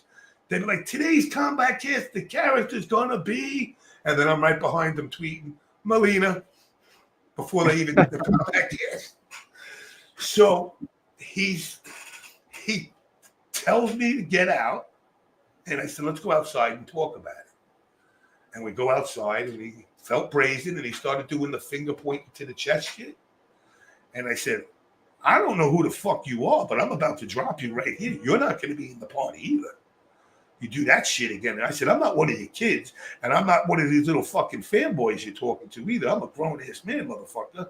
So he says to me, well, I'll keep you out. Now, if you ever go into a place where they got you walk to a door and then right away another door. Yeah. Like a lot of diners will have it like that. So he starts walking towards the doors, and he takes his hands and puts his hands on the doors like this. So I just rip him out. He falls down. And then I was, call the police, call the police. Police come. All of a sudden, he comes back out. He's like, I want this guy kicked off the block. The cop's like, dude, this is 30th Avenue, 30th Street. It's like, this block is fucking 18 miles long, and you can't kick him off a block. So I turned around to him, and I said, listen.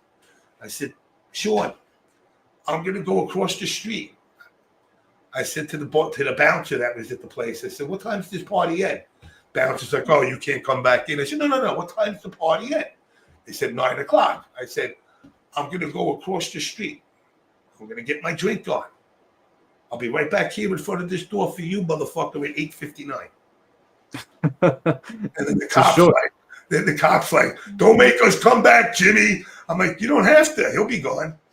And then fucking 8:59, I came back. Dandy was in the party. He came out. He's all giddy. I met Ed Boon. I did this. He goes, Jimmy, are you going to beat him up? I said, absolutely. So he's like, I don't know if you can. I go, why?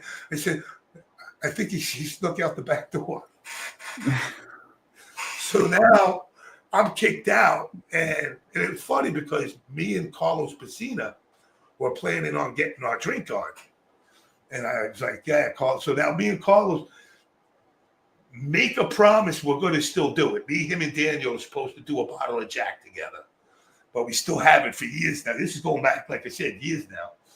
But then after that, Brian came outside. Because the problem with Brian is this. Brian, unfortunately, gets the brunt end of anything I do. Because they know I know Brian. But they think we're like, back 25 years ago, we hung out every day. He lives out in Chicago. I live in New York. It ain't like we're buddy. So he came outside and he's like, oh, dude, please don't start nothing else. I don't want to get in any trouble. They're going to say something to me. So I gave him that shirt. I said, all right, motherfucker, you take this shirt in there right now. And what was ironic was this was like the first time Tobias and Boone were together. And I was like, you get them to sign this fucking shirt and I'll go away. And they signed the shirt and I went away. Needless to say, I really doubt I'll ever get a job at NRS. Have you spoken to Tyler Lansdowne since that situation? No. To me, that's some cowardly shit. That's like, it's MK was always supposed to be like a family thing. Even though we're all in the FGC, our internal FGC family have a little struggles, but we always kind of had each other's back. And that was one of those moments that, what apparently had happened. And this is coming from fucking one of my best friends on the planet, Roman Norwood. So she was working there at the time that the shit leaked out. And as per her, Sean Hemrick, get this one, Sean Hemrick bust through the door of QA. How the fuck does this JamesMK guy know all the characters before we even do? And he threatens them with the FBI. Like the FBI out there solving terrorist shit and fucking child kidnapping is going to take their time out of their schedule to figure out how this JamesMK guy is leaking the roster. And they all just laughed in his face, But, it was, did I overreact? Yeah, but it was definitely a disrespect thing. Because remember, when I was involved with the franchise, none of them were, so we don't know each other. We never gravitated in the same circles because, again, back then it was a team of 6 guys. Now it's 250, so it's like, they don't know me, but, and it's funny because if you ask Tom Brady, Bill will tell you all the time, I don't understand. Jimmy and fucking Boone have a weird relationship. Like, we won't talk for months, and then we'll talk, And it's funny because we just started talking again, like maybe a week or 2 ago. But, I was wrong for leaking out what I leaked out the way I did it. But, it's like when you put the stove on and you tell your little sister it's hot, you're trying to avoid her putting her hand on it to figure out it's hot. It's like, pencils come with erasers because we make mistakes, but some mistakes you don't want to repeat. Getting drunk and driving, and getting to a car accident. I shouldn't have to have you live through that for you to understand how fucked up it is. Me leaving out the roster, I was trying to prove a point that the QA testers were leaking. And every time I tried to tell them, they were like, nah, it can't be. Motherfucker, how am I telling you the characters that are in the game? What did you think? I fucking dream them? Yeah. You know, I mean, I was 100% for 100. Yeah, So did you have a QA tester specifically that would reach out to you and give you the information? Oh, yeah. Oh, yeah. People that straight up, hey, this is going to be in the game. Oh, this is going to be in the game. Yeah. And that's why I, you know, even like, okay, here's a confession to all you fucking, I hope the Thinny's not listening. So when the source code leaked out for Mortal Kombat 2, I was the one that told Ed right away because he got it stopped right away. Now, if you were good enough to get it, by the way, P.S., including myself, it's kind of like you getting the color by numbers for painting the Mona Lisa. Mm-hmm. You know, to Ed, who created that code, it's very personal. That's why they don't like the source code ever leaking out. You know, so right away, once that happened, I'm like, Ed, guess what? He's like, what? I'm like, the source code's out for MK2. He's like, arcade or the home system? I'm like, arcade. Within like 15 minutes, the shit was taken down. Mm. You know, so, you know, me leaking out the roster like that was kind of dicky to do, but I did it. You know, I did it. You know, and it's funny because like if you look at the Reddit thread post, like, oh, when I did it, oh, he fucking don't know nothing, because like I called Aaron Black the Tarkatan Slayer.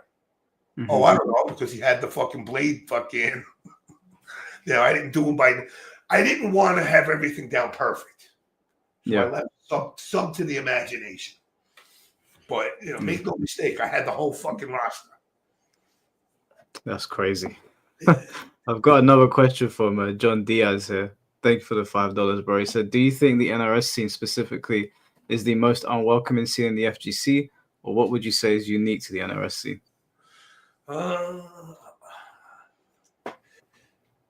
You know what? It's weird because they say they're welcoming.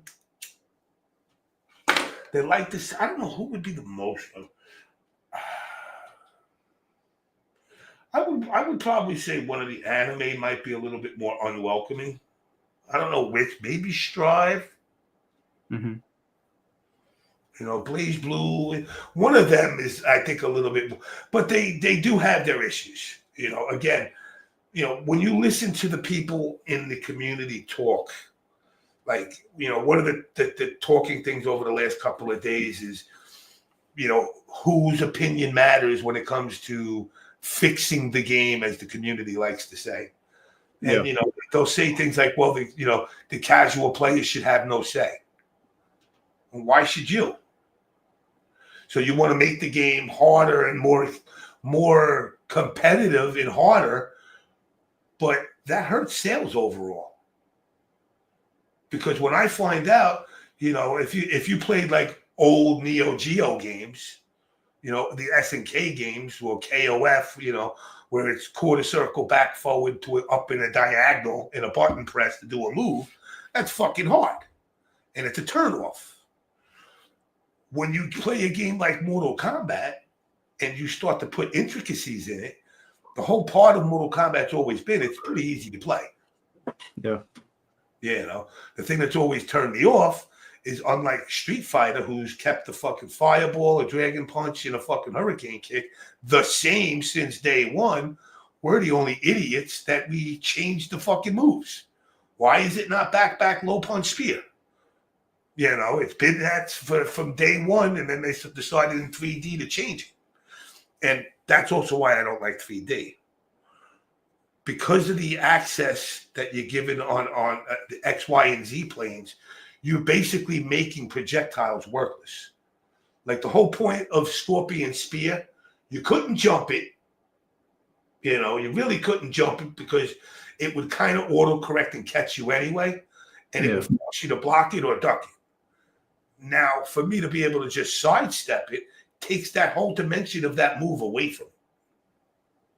Because now you're throwing, doesn't hurt me. And, fireball, or fucking ice freeze. But the NRS scene has become, I want to say it definitely has become more unwelcoming over the years. Again, and I think it goes into politics. There's people, like I said, there's dirt in that community I could talk about that I don't want to, because I don't want to bring up those old wounds. But I hate it. I feel mean saying it, but the LGBT community infected it with there's a nastiness about it. I mean, if you are not, I don't know any LGBT conservatives. You know what I'm saying? I don't know any. I mean, there are some. There is actually a couple of guys that I know that are gay in the community that are OGs that can't stand the LGBT in the current state that it is in the NRS. Because, they're like everybody else. I just want to play the fucking game. I'm not here to talk about sex, dick sizes, or nothing like that. I just want to play the game and make friends. But would you say that it's a lot of them, or would you just say there's a few bad apples? Or would you say that at large? I think they are a few bad apples that rally the troops that really don't understand. So it looks more like a mob. Mm. Like there's specific ones that will, go into the, he voted for Trump, so now everybody here's got to hate him. That type of attitude. But, I know, I know people, that have been gay in the community, but I feel like I said earlier, when the balance shifts, and again, I'm not picking on people, they can do whatever they want. Who the fuck kisses after a match? I heard something about that. Is that recently or something? Yeah, it was that Frosty Faustin. After the match, instead of shaking hands, they kissed each other. Oh, right. Yeah, I missed that. And I'm like, it's all, again, it's not no shirt on my back. But again, stop saying these events are kid-friendly. You got boots that sell fucking hentai porn with girls' titties hanging out, and fucking dudes and girls fucking making out and getting drunk and fucking smoking weed and fucking doing drugs. There's nothing kid-friendly about these events, But the NRS scene, the complaining is what destroys the scene. Mm-hmm. Like, you could turn around and make everything they want, and they'll fucking bitch that they want it back the other way the next day. And that's their biggest downfall. Man, is there no policing the drugs at these events? No, how you police dogs walking around or nothing? They don't pat people down properly then when they enter the venues? No, they don't look for drugs. Is there a drug problem at something like Evo that is more commercial? Well, they had a roofie at Evo. Couple of roofies. They date rape drugged a couple of girls. Is that recently or Evo back in the day? A couple of Evos ago. Damn, not too many, maybe 3 or 4 Evos ago. But the funny part is, because Evo, it was before Sony got their hands on it. So it was the year before Sony. But what's ironic about it is they went to the casino and demanded the camera footage. And the casino's like, suck my dick. I'm going to give you the camera footage of all my patrons walking in here. I don't know you. Yeah, but we're Evo and we're paying for it. I don't give a fuck. Get the police to do it. They didn't want to get the police to do it. They'd rather try to handle it on their own. So in other words, what happened is nothing ever materialized. Except some false accusations on certain people. And that's basically it. That's the sad truth is, and I've said it a million times. Have I done drugs? Absolutely. Am I proud of it? No. I lived, I learned, I stopped. If I was to do cocaine now, I drop dead of a heart attack. you know, but it doesn't stop me from telling people not to make the same mistakes. Like I said earlier, don't make the same mistakes I made.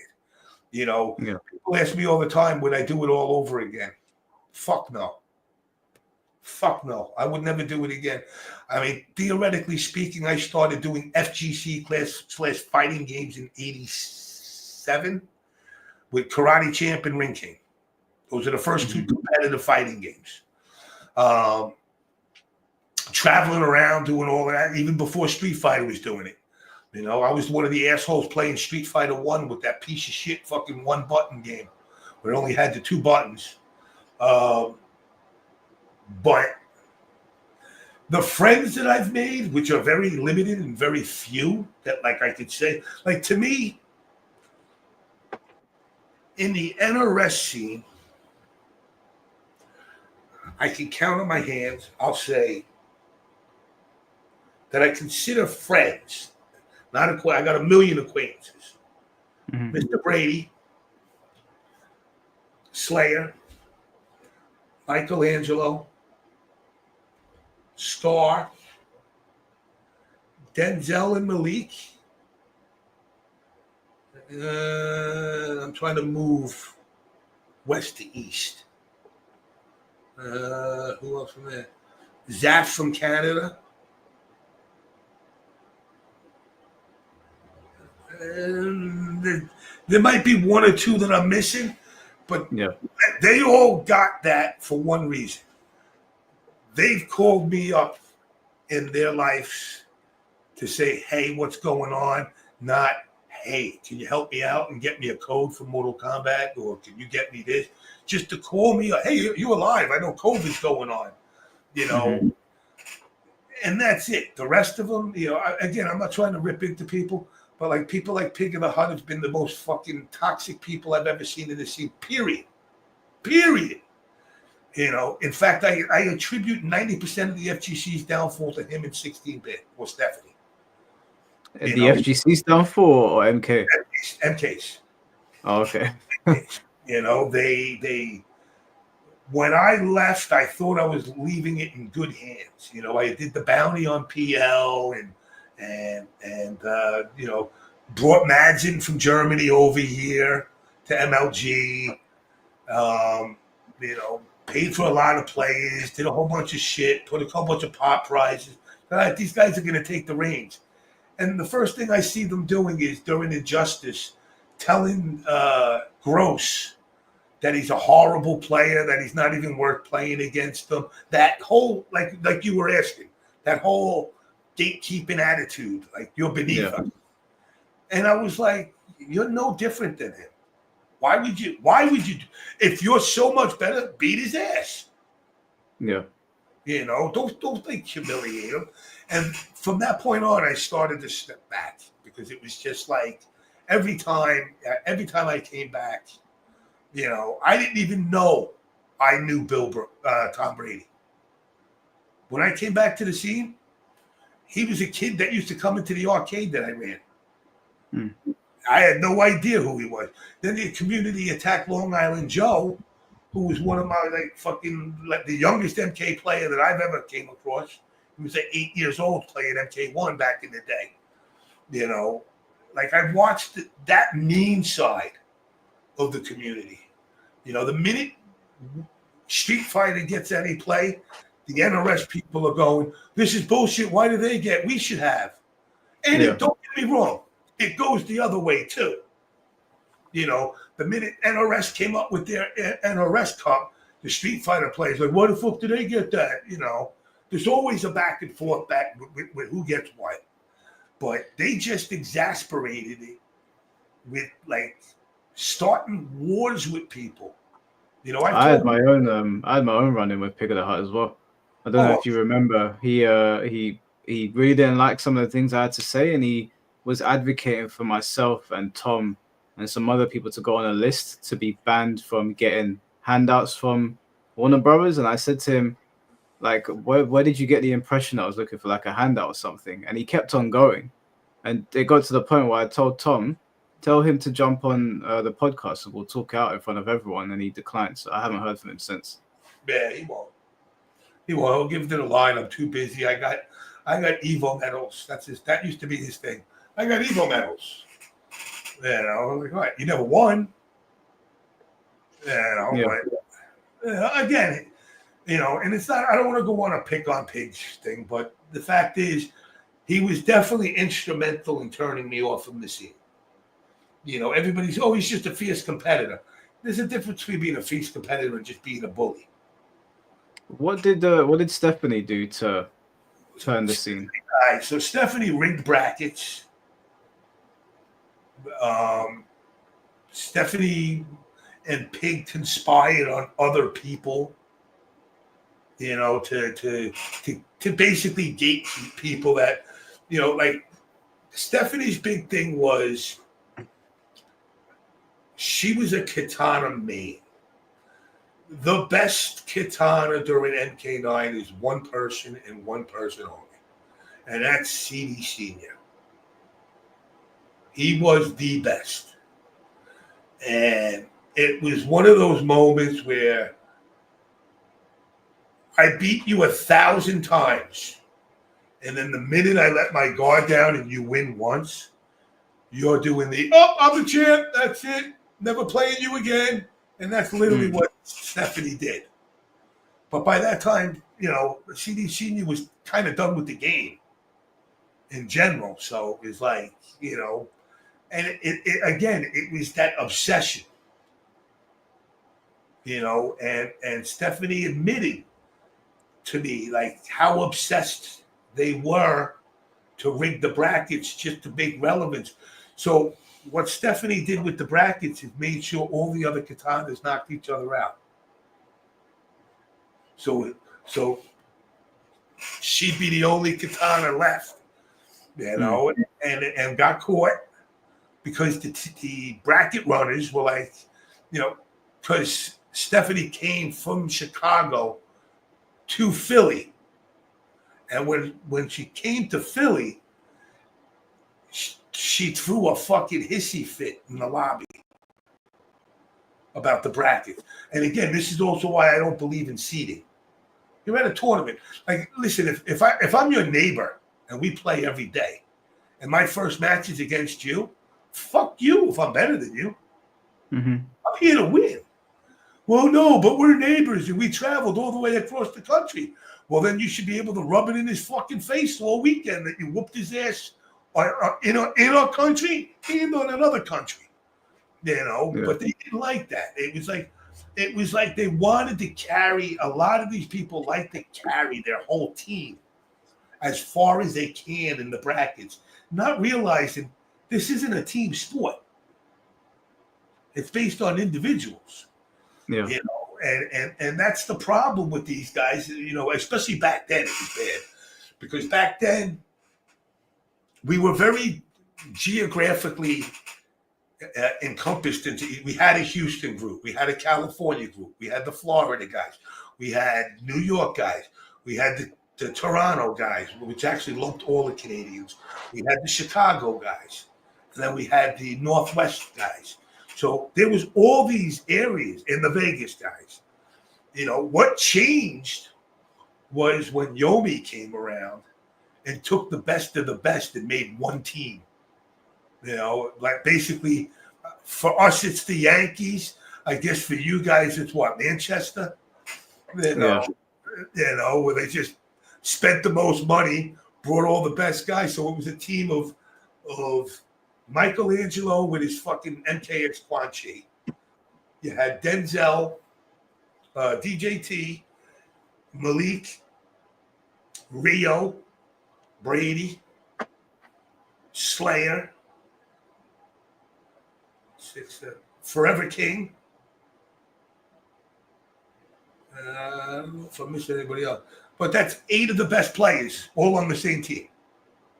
So wherever they went, they bodied everybody. And it took the wind out of the sail because, again, it made other teams not want to compete no more. Why do I want to compete against an 8-man team when their one guy is going to beat all 8 of our guys? Yeah. So that kind of hurt the scene. The money and the lack of money hurt the scene. The gameplay hurt the scene. You know, the gameplay over the years has hurt the scene. You know, I didn't like MKX. I know a lot of people loved it. I didn't hate it hideously. I liked 11 better. Oh, really? I did like 11 better. 11 gave me 20 minutes to 45 minutes of online play fun. So I could play it for that amount of time and actually enjoy playing it. Mm-hmm. After a half hour of it, you know, especially like playing with Baraka, you know, you get a Cetrion that the leaves, the spikes, the teleport, you can never catch her. A good teleporter, like with her, I get to hit you once, and that's because I use my fucking EX to get close to you, and then you teleport to the other side, and I got to spend the next 10 minutes eating rocks to the face in hopes that I can get to you. But MKX, if I had to pick from 9 obviously is my favorite, then 11, then I got to go with X, and then 1. And 1, like I said, it's. I don't even think I use whatever code came with it. I don't know what code, Shang or whatever. It's probably I never activated it. I wish You're not interested in Pink Floyd.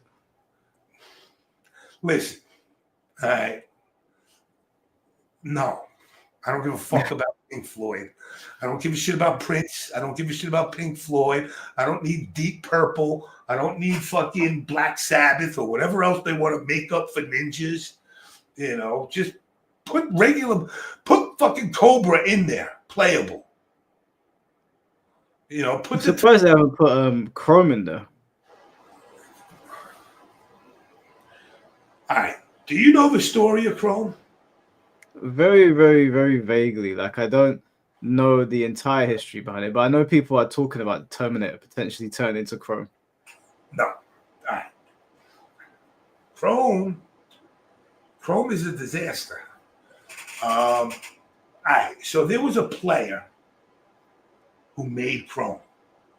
Yeah. So obsessively, he emailed Ed Boon daily. Oh, you got to put this character in. He went out. He paid artists to design the character with him. He built storylines for him. He did everything. But the problem is, Ed Boon can't take your product and it can't take your idea and put it in. Because then you could potentially sue him. Saying, you stole my idea or whatever. Or you're going to look to be compensated. Mm-hmm.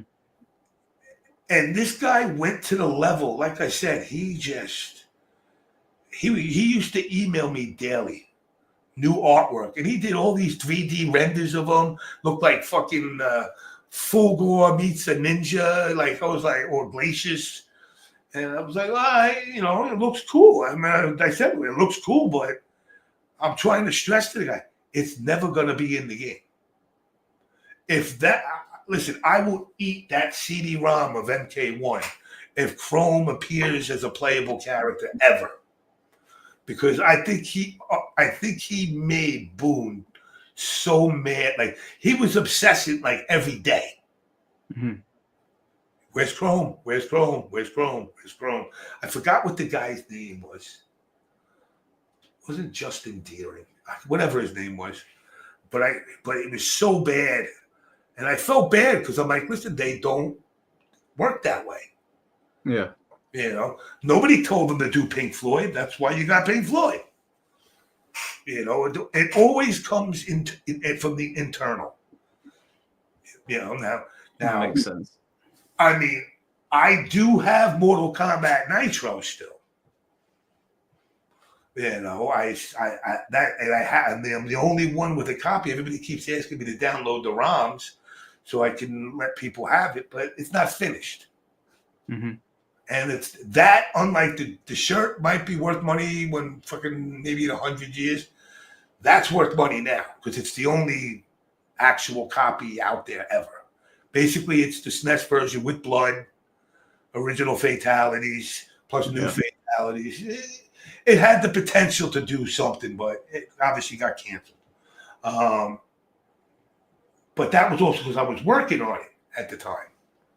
Now, if I just went up to Ed and be like, hey, let's make an orange ninja and call him fucking Jack-o'-lantern or something, he'd be like, no. He's never taken ideas like that. Tremor was from fucking Special Forces. Mm-hmm. Everybody's always been a result of something. But yeah, I think the days of Chrome would never happen. I mean, No. I gotta. We're in 2025, so I gotta be careful what I say. I'm not gonna eat the cartridge of fucking. Because for all I know, tomorrow, despite me, Boone's like special patch Chrome. Yeah. I can imagine it. I'd never say never, but I hear where you're coming from. Like, it seems very, very unlikely that he'd ever be a thing. Plus, you got the T1000 coming out. That's as close. Yeah. That's as close as you get to Chrome. Yeah, I guess so. I mean, I'd like to see what they do with him. Actually, I mean, I know a lot of people like, but he could be very much like Glacius from fucking Killer Instinct. I think of all the guest characters that they announced, T1000 is the most interesting to me. But it was interesting to see how many people didn't know who the T1000 was. It made me feel really old all of a sudden. Yeah, well, they don't even. I bet you they don't even know who the Russian girl is after. What was she? T-3000? She was the TX, wasn't she? TX, yeah. Something like that. Yeah, no, she. A lot of people don't know about the original Terminator films, which I was a bit like, wow. But a lot of people didn't know. They were like, "Who's Conan?" And when they said who's Conan, I was like, "What do you mean? Even as a young person, you should know who that is." Yeah, that was. I mean, from watching them, it felt very Tusk from KI, though. Yeah, very, very much so. Yeah, I just, like I said, it's the first Mortal Kombat game I never did the story. No, you're not missing much. I kind of saw it, and I was like, listen, if you're going to bullshit me and tell me you're paying homage to 3D characters, at least make the 3D characters of what they were. Exactly. Like the S&M version of Rico, I'm like, wait, so you took away all his cool moves and gave him the stupid fucking Chinese stars and turned him into an S&M character. Yeah, this is what I told people this as well. I said that the 3D characters in MK1 are just skins. They're not the 3D characters from that era. Their personalities are completely different. I would have respected Rico more if they made him look like the ugly motherfucker one from the movie that looked like slop. That looked like slop. I'd rather that and just say, yeah, this is Rico. Fucking, he's no longer that. Because Rico was after Rico Suave. Yeah. He was the good-looking ninja. He had the fucking the eye makeup and he glued. But I don't know what you turned him into. And then who was the other one I wanted to see? I wanted what's her name to be playable. Naga? No. Serena. Oh yeah. I wanted her to be playable.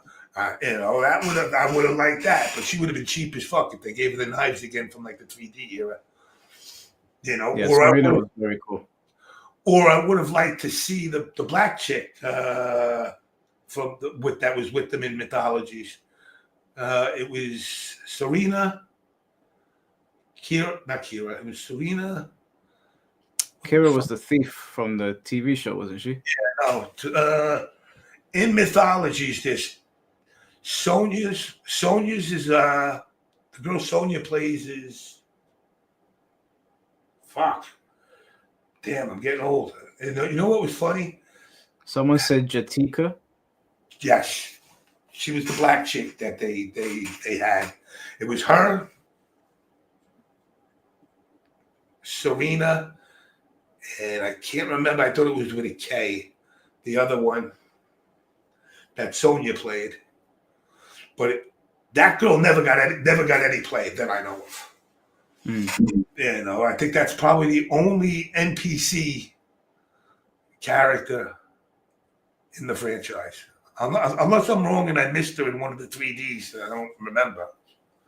It's been so long since I played it, I couldn't even tell you. Completely forgotten.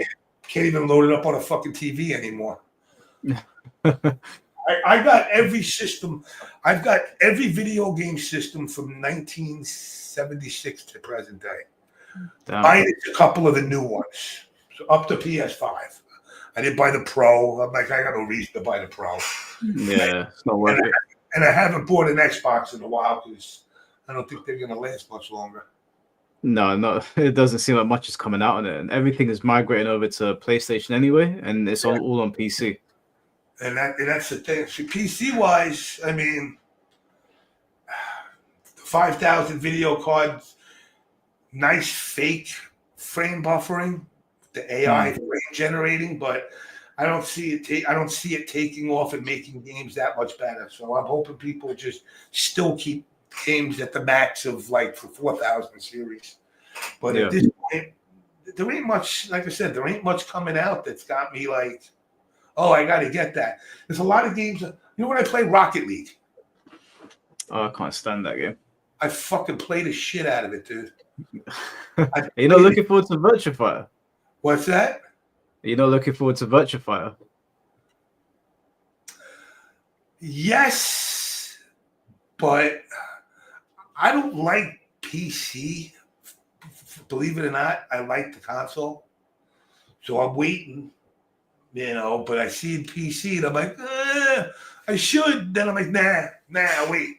I gotta wait. No, not Revo, Virtua Fighter 6. Oh, 6. It looks gorgeous. I don't know how much of that was smoke and mirrors, though. Did you not see the clip that I put on Twitter? It pissed off a lot of people. I wasn't the one that created it, but someone sent it to me and I put it up on Twitter. And it's a side by side of Benny the Jet and Jackie Chan from Dragons Forever and Virtua Fighter. It was just basically smushed in there. That was smoke and mirrors. That's a typical video game company fucking trick. Show you this really hot looking thing and you're like, whoa, and then it's almost gameplay. Yeah, but I think the original clip they showed us was gameplay at the Game Awards. That was actually supposed to be gameplay. It looks great, and it's, what's weird about it though? It's like, while the graphics since Virtual 1 got better and better, for some reason I feel like I don't want it to get to that level of looking that good. There was something about that gave it a simulator feel to it. Like I said, that's probably one of the few games where the evade button actually serves a purpose. Yeah. No, I get what you mean, because when I play Virtua Fighter 5, there's something about it that makes me feel like I'm still at the arcade. Whereas I don't really get that with Tekken. Tekken feels like a console game, and it's never touched the arcade. I really dug it, and then people started to exploit the heat, and I hated it. Yes, I don't hate it, but I'm very I gave it a 5 out of 10 because I am really 50-50 on it. Who'd you mean? Feng Wei. Yeah, I did King, and people are like, oh, but I don't play King like a typical King. I play him old school King.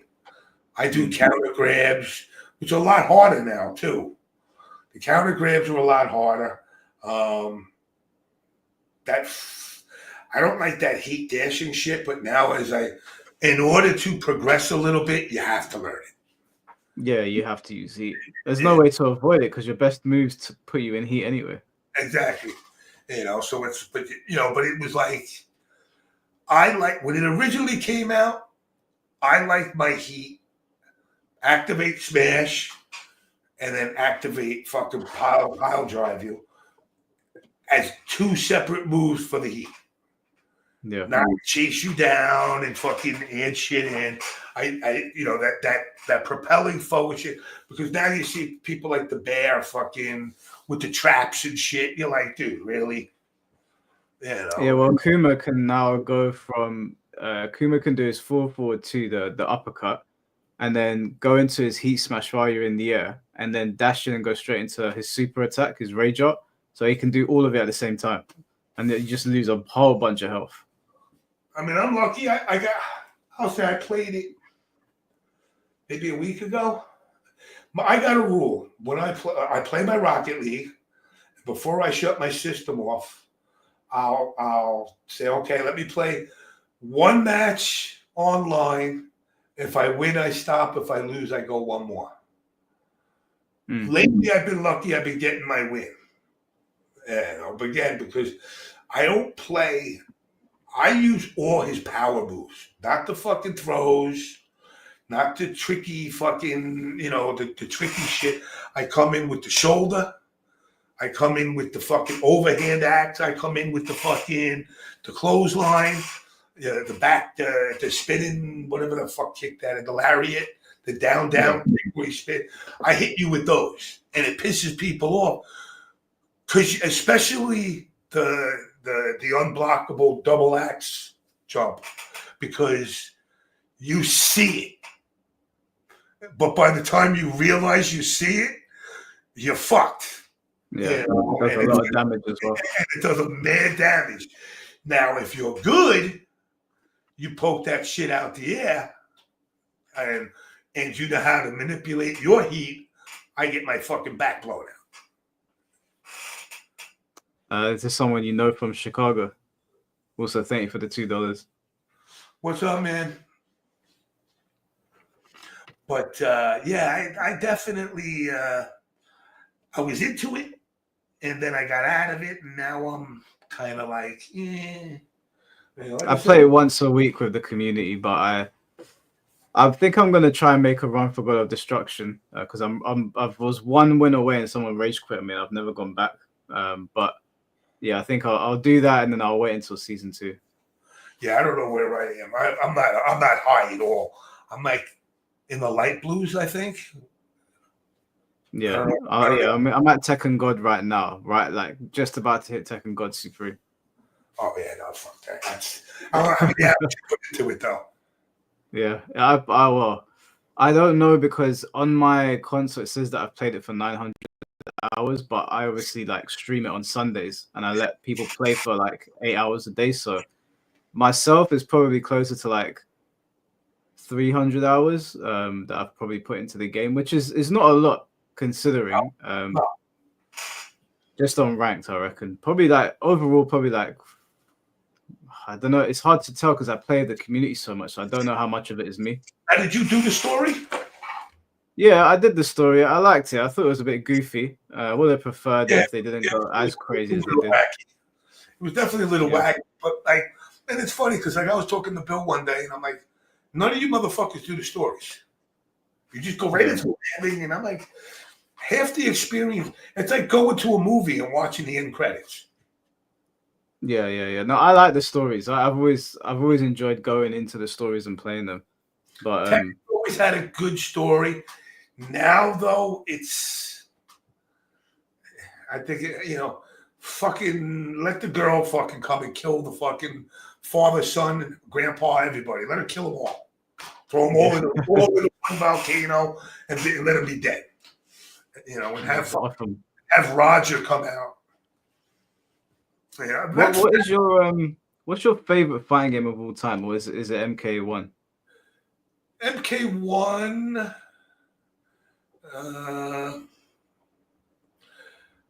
I can't give KI3 credit because I do enjoy it. MK1 is probably, believe it or not, guys. Nobody is that. Nobody but Ryan Hart and me probably played the game. But I want to try and find that game. Actually, it sounds familiar. But also, I want to show you something. Yeah, because one of my moderators is in the chat slandering me, and she said that. So I made a comment a while ago, yeah, and I didn't say that I don't want tutorials in fighting games. I said that they need to be there. I said that I don't like them personally. I don't like using tutorials. I don't know how you feel about that because I used to enjoy going and discovering things. without like people, without something there to teach me. But I know that they should be in fighting games to help people come in. The old school way. The old school way. Wow, I sounded like Macho Man there for a second. The old school way is you get the fucking manual out of the box when you open it up. You go take a shit and you read the manual. But we don't do paper no more because of society. Mm-hmm. So you have to go to these fucking tutorials.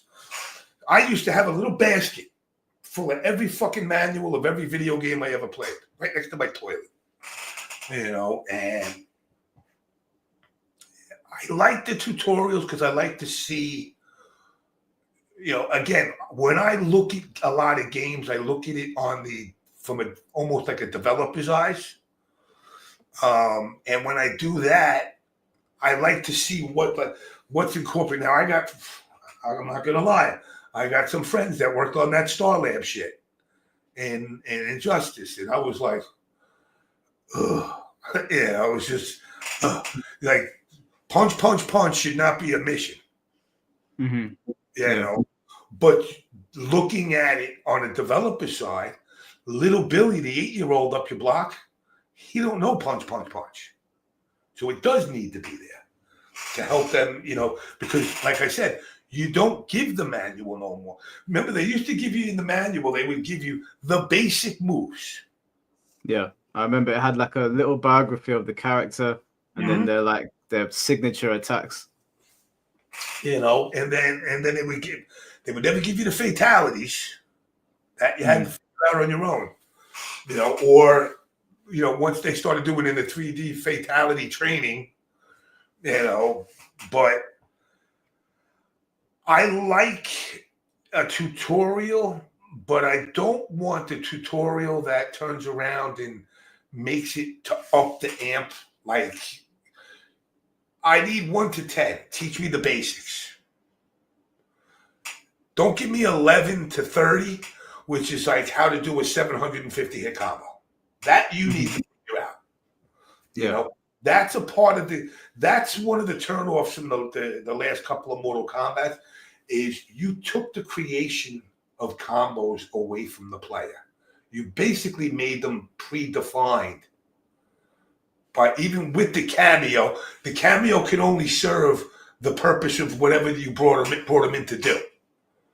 You know, so the knockdown, it's going to knock down. If it's a pop-up, and then you can only do a certain amount of things. One of my favorite combos to do in Mortal Kombat was with Raiden in MK1. If you jumped at me, I do punch while you're in the air, teleport, punch, jump, punch, electricity. I do it. It ain't one of those like when you play the dial combo shit now. That's why I never liked MK3 also, the dial combo system. Mm-hmm. Just because I hit you with a high punch doesn't mean I should automatically be able to hit you with a low kick if I press it in the right order. You know, that's like playing the game Simon. You know, you need to pop me up in the air. Like, I would rather you do a deep jump kick and it pops me up a little bit in front of you, and then me do a standing high punch and it pops you up a little bit more. Now, from that, I could do a jump punch, teleport, spear, uppercut, you know, whatever combo. But I'm doing the combo. Mm-hmm. There is no predefined. Like, when you go into the menus of the characters, you see, you know, triangle. Why are you telling me that? I don't need those combos. I need the combos. And I think that would change a lot of the gameplay of the game, because people would not be as quick to just run the fuck up to you. Yeah. You know, they're running up to you saying, if I hit triangle and get you first, as long as I remember triangle, square, if I hit that first triangle, I'm guaranteed to get that up to square. You know, and that's one of the things I think they lost with that by not allowing the person to create their own combo. You can only, you notice it used to be you would see a combo somebody did in the early versions and you're like, oh shit, I want to do that. Now what you see is somebody does a combo and then somebody comes by and they're like, oh, I did all that, but I added a low punch in there. And you're like, really? So I did the whole combo and you hated low punch, and you're making it sound like this is some revolutionary, give you 2% more. Yeah. And that's something that I think they should, or at least give the option, because anti-air punching in this, I don't know how it is. It doesn't look easy. In MK1, I think it's easier than MK11 because MK11's jump arcs was really weird, especially like you played Baraka. Anti-air and Baraka was a nightmare in that game. Yeah, I would beat people. I would put the bone spikes and the command grab. That's all I need. Yeah. You jumped. I used to love it too, because when you get the Mexican jumping scorpions, where they would jump in and teleporting all over, the minute they jump forward, I just do the bone spike. By the time they came in on the other side, the back spike knocks them out of the air and drops them in front of me. And they were like, "What the fuck? That's bullshit." And then you hit them with about fucking 10 command grabs in a row, and they don't realize you got to just duck it because they always try to block. Yeah, no, 100%. And then I want to ask you, just before, because it's 2:30 in the morning now, and I've got to work in the morning, so I'm gonna ask you a couple like questions just to round it off. But DFF, thank you for the $2, bro. Is there any chance that you would bring back your show? And is there any reality where we could get your show back? I won't lie. I've spoken with my co-host Melanie, and we've talked about maybe doing something, test the waters, and see, what kind of reception it is. And if the reception is somewhat lukewarm, we were talking about maybe doing something like once a month. It's not every week, because that, if you go back to my old episodes, some of these fucking things are 9-10 hours long. Yeah. It's just too much. But yeah, there's a possibility. Yeah, I think people would enjoy seeing that come back. I think those sort of things are lacking in the FGC as well. Yeah, but you know what? And I've tweeted it out. You, technical, even Ernesto with Button Check, you guys are doing a good job of calling shit out. I mean, it's not. I don't think anyone's to the level of Technicals does a fantastic job. I think he does. Yeah. When he's got that sitting in the jail cell shit, I'm like, damn, this motherfucker goes deep.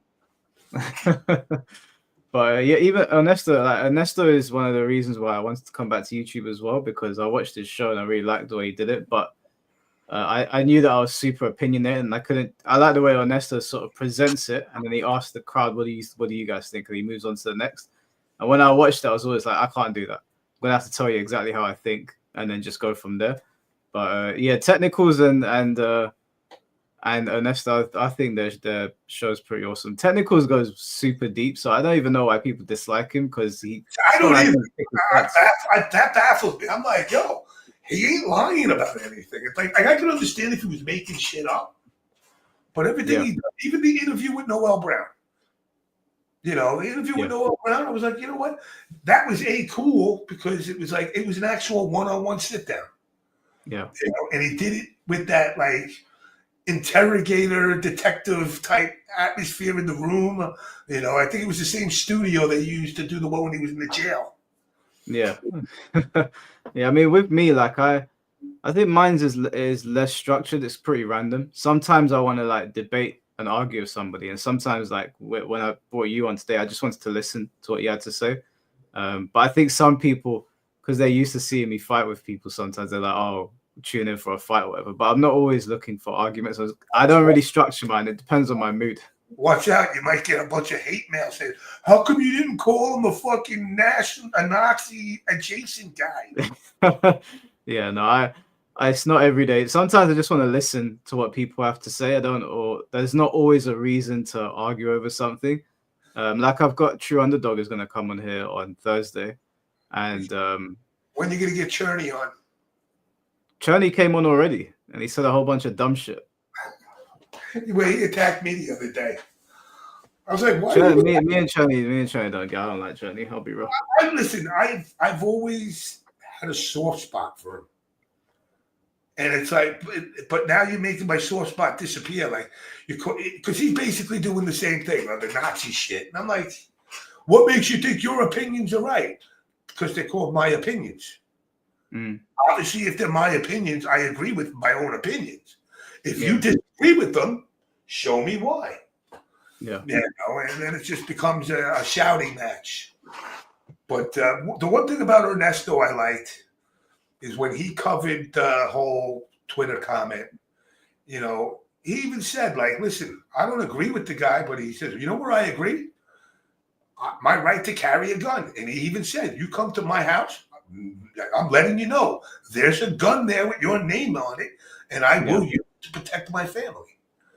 You know, and people need to understand that the world isn't fucking rainbows. You know, it's a fucked up place. Listen, New York City, people are shitting on the street. You know, they're fucking pushing each other on subway cars. We had a guy light the chick on fire, and then he sat there fanning the flames on her.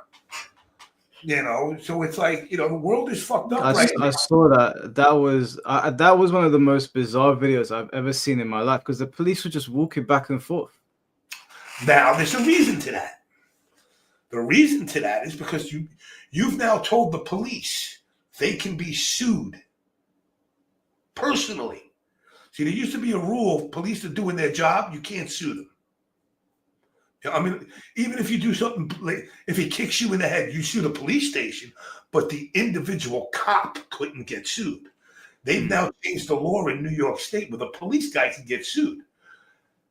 You think I want to take a chance?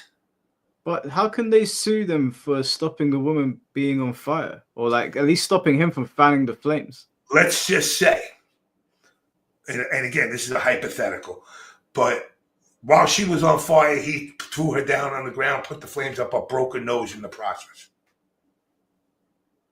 There's a lawyer out there that will turn around and say, yes, she was burnt to a crisp, but you broke her nose. Could they not have at least jumped the homeless guy? What's that? The guy that was fanning the flames, the guy that set her on fire, he was sitting there the whole time. Why didn't someone jump him? They didn't know. They didn't know he was the one that lit her on fire. He did it in the car, then came out and sat down and was watching her burn. Then came over. Yeah, then he got up and he started fanning it. Like, at that point, like I was watching it, like I was watching it with my brothers, and we were sitting there going, "What the fuck is going on?" New York, listen, the guy that choked out the guy and killed him on the train, this guy, Daniel Penny, the guy who's a homeless guy on the train was fucking with people. He came, he choked her out, and the guy died. New York City cops brought him in, this guy Daniel that choked him out. The people on the car said, this guy was threatening to kill us. He saved us. They still charged him with manslaughter. Made him go to the court. Made him go through everything. Now he got proved innocent. But, you know, I don't know about England, how long it takes. But, you know, to get a case all started and actually get it to go to trial takes months. I mean, I can't. I can't criticize the UK government. We're not allowed to. So.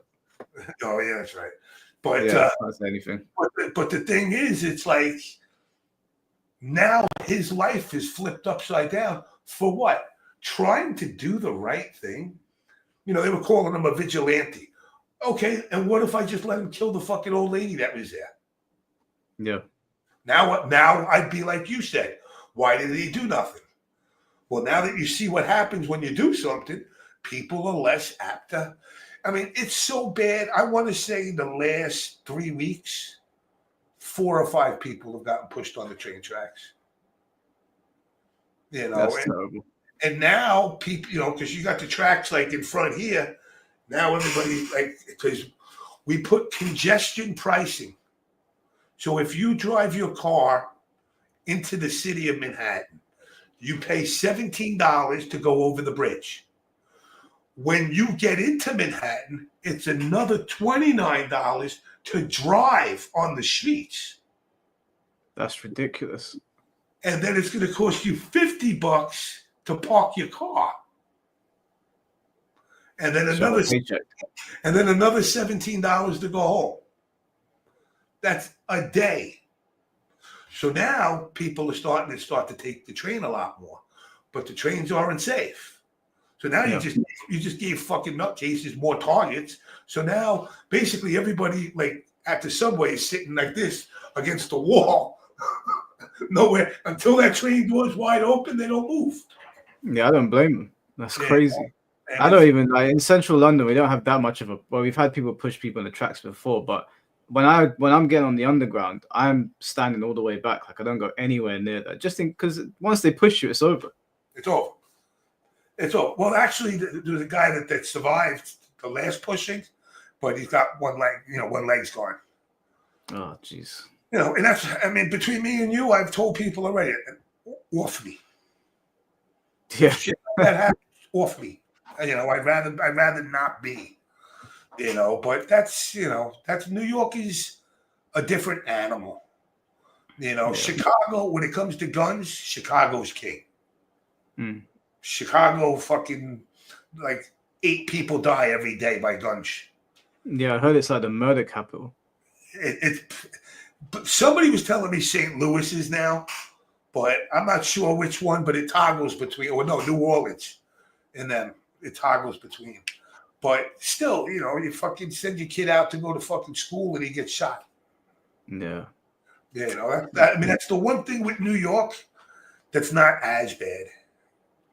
But the homeless shit, the illegal immigrants, the immigration shit, there's people. So we got like cement barriers to prevent you from going into certain areas with cars. They shit on them. They just shit right on them and walk away. There was the other day, there was a guy, here's how fucking gross New York is, but I got to give my man a little props.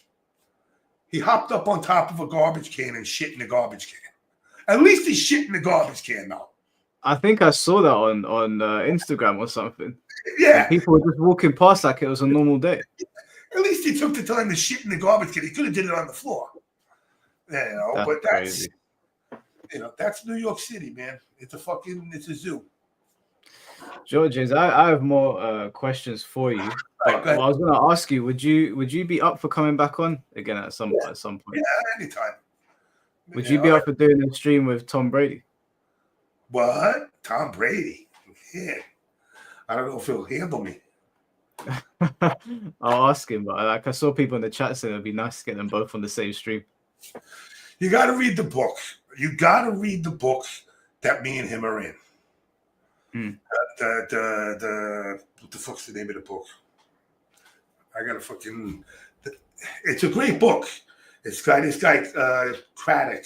I can't believe I forgot the name of the book. It's so funny because they try to do our voices. It's a similar combination. The audio book they tried, Long Live Mortal Kombat, is the name of the book. Okay. It's an audio book. Let me see if I can. Is that on like Amazon? Amazon audio book, yeah. Okay. And it's funny because they try to do so. They got it. You can read it. I choose. It's 800 pages. Wow. Okay. Yeah, I think I'll listen to it. Yeah, but listening to it, what's funny is the guy who does the voice tries to do like my voice and does because there's a whole section of it dedicated to me and Brady, how we met. Okay. And in it, the guy tries to do our voices, and you see how Bill's voice is unique and mine is, The big man hovered behind him as Menudis defeated Liu Kang and tried the code. He grinned as Jax grabbed Kang's arms, tugged, and ripped them free of his body. Kang screamed as blood gushed from his stumps. Jax threw the arms to the ground as the armless champion of Mortal Kombat collapsed face first in a spreading pool of blood. It was beautiful, another modern tribute to a classic fatality. Thanks, Menudis said. Yeah, but you can't tell anybody, all right? His mystery benefactor said. Those voices. Menudis, without a second thought. This guy was an old school arcade rat, just like him. But the book covers the whole process of Mortal Kombat. Mm-hmm. the arcade, from the development of the arcade to all the shit that we did at Acclaim to the MK scene, how it began. It's actually a really good book. This guy, David Craddock, did it. He's supposed to be doing another one that covers the 3D era too, but I'm sure it ain't going to be 800 pages. I'd like to listen to the 3D era one for sure. 3D era is my favorite, even though I know you guys don't like it. Listen, I don't not like it. Bill loves to put it at this fucking up like this, and I'm like, I watched Mortal Kombat go this way, and then when it got here, it went here, and then it started going back here, and now it's doing this again. So it has these peaks and valleys to it. So Mortal Kombat 1 started, and then 2 got better, 3 got better, but then from 3, 4, it leveled off. 3D went down, but it came back up because I liked Deception. I liked certain parts of all the 3D game. I loved the 3D fighter, which ironically, I created a Hasidic Jewish guy for my main character. So I'm not anti-Jewish. But I definitely, like I said, if you ever want me back, that's no problem. Yeah, definitely, man. I'd be, because I've got more questions, but it's just unfortunately I have work at 9 a.m. and it's almost 3 a.m. now. So one more and we're done. What's that? One more and I'm done. Who's got the last question for James? Let's see if they've sent any questions in. Someone said it's Irish JP. Did the plans with Mike Watson fall through?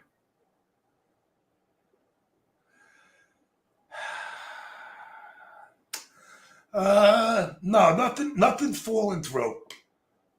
Nothing's falling through yet. We're still talking. And there's a lot of stuff going on the back end. With stuff that we plan on bringing out in the future and doing in the future, a lot of old school people. Again, people like Watson is old school. Watson predates Vi. Street Fighter predates Vi and predates Daigo.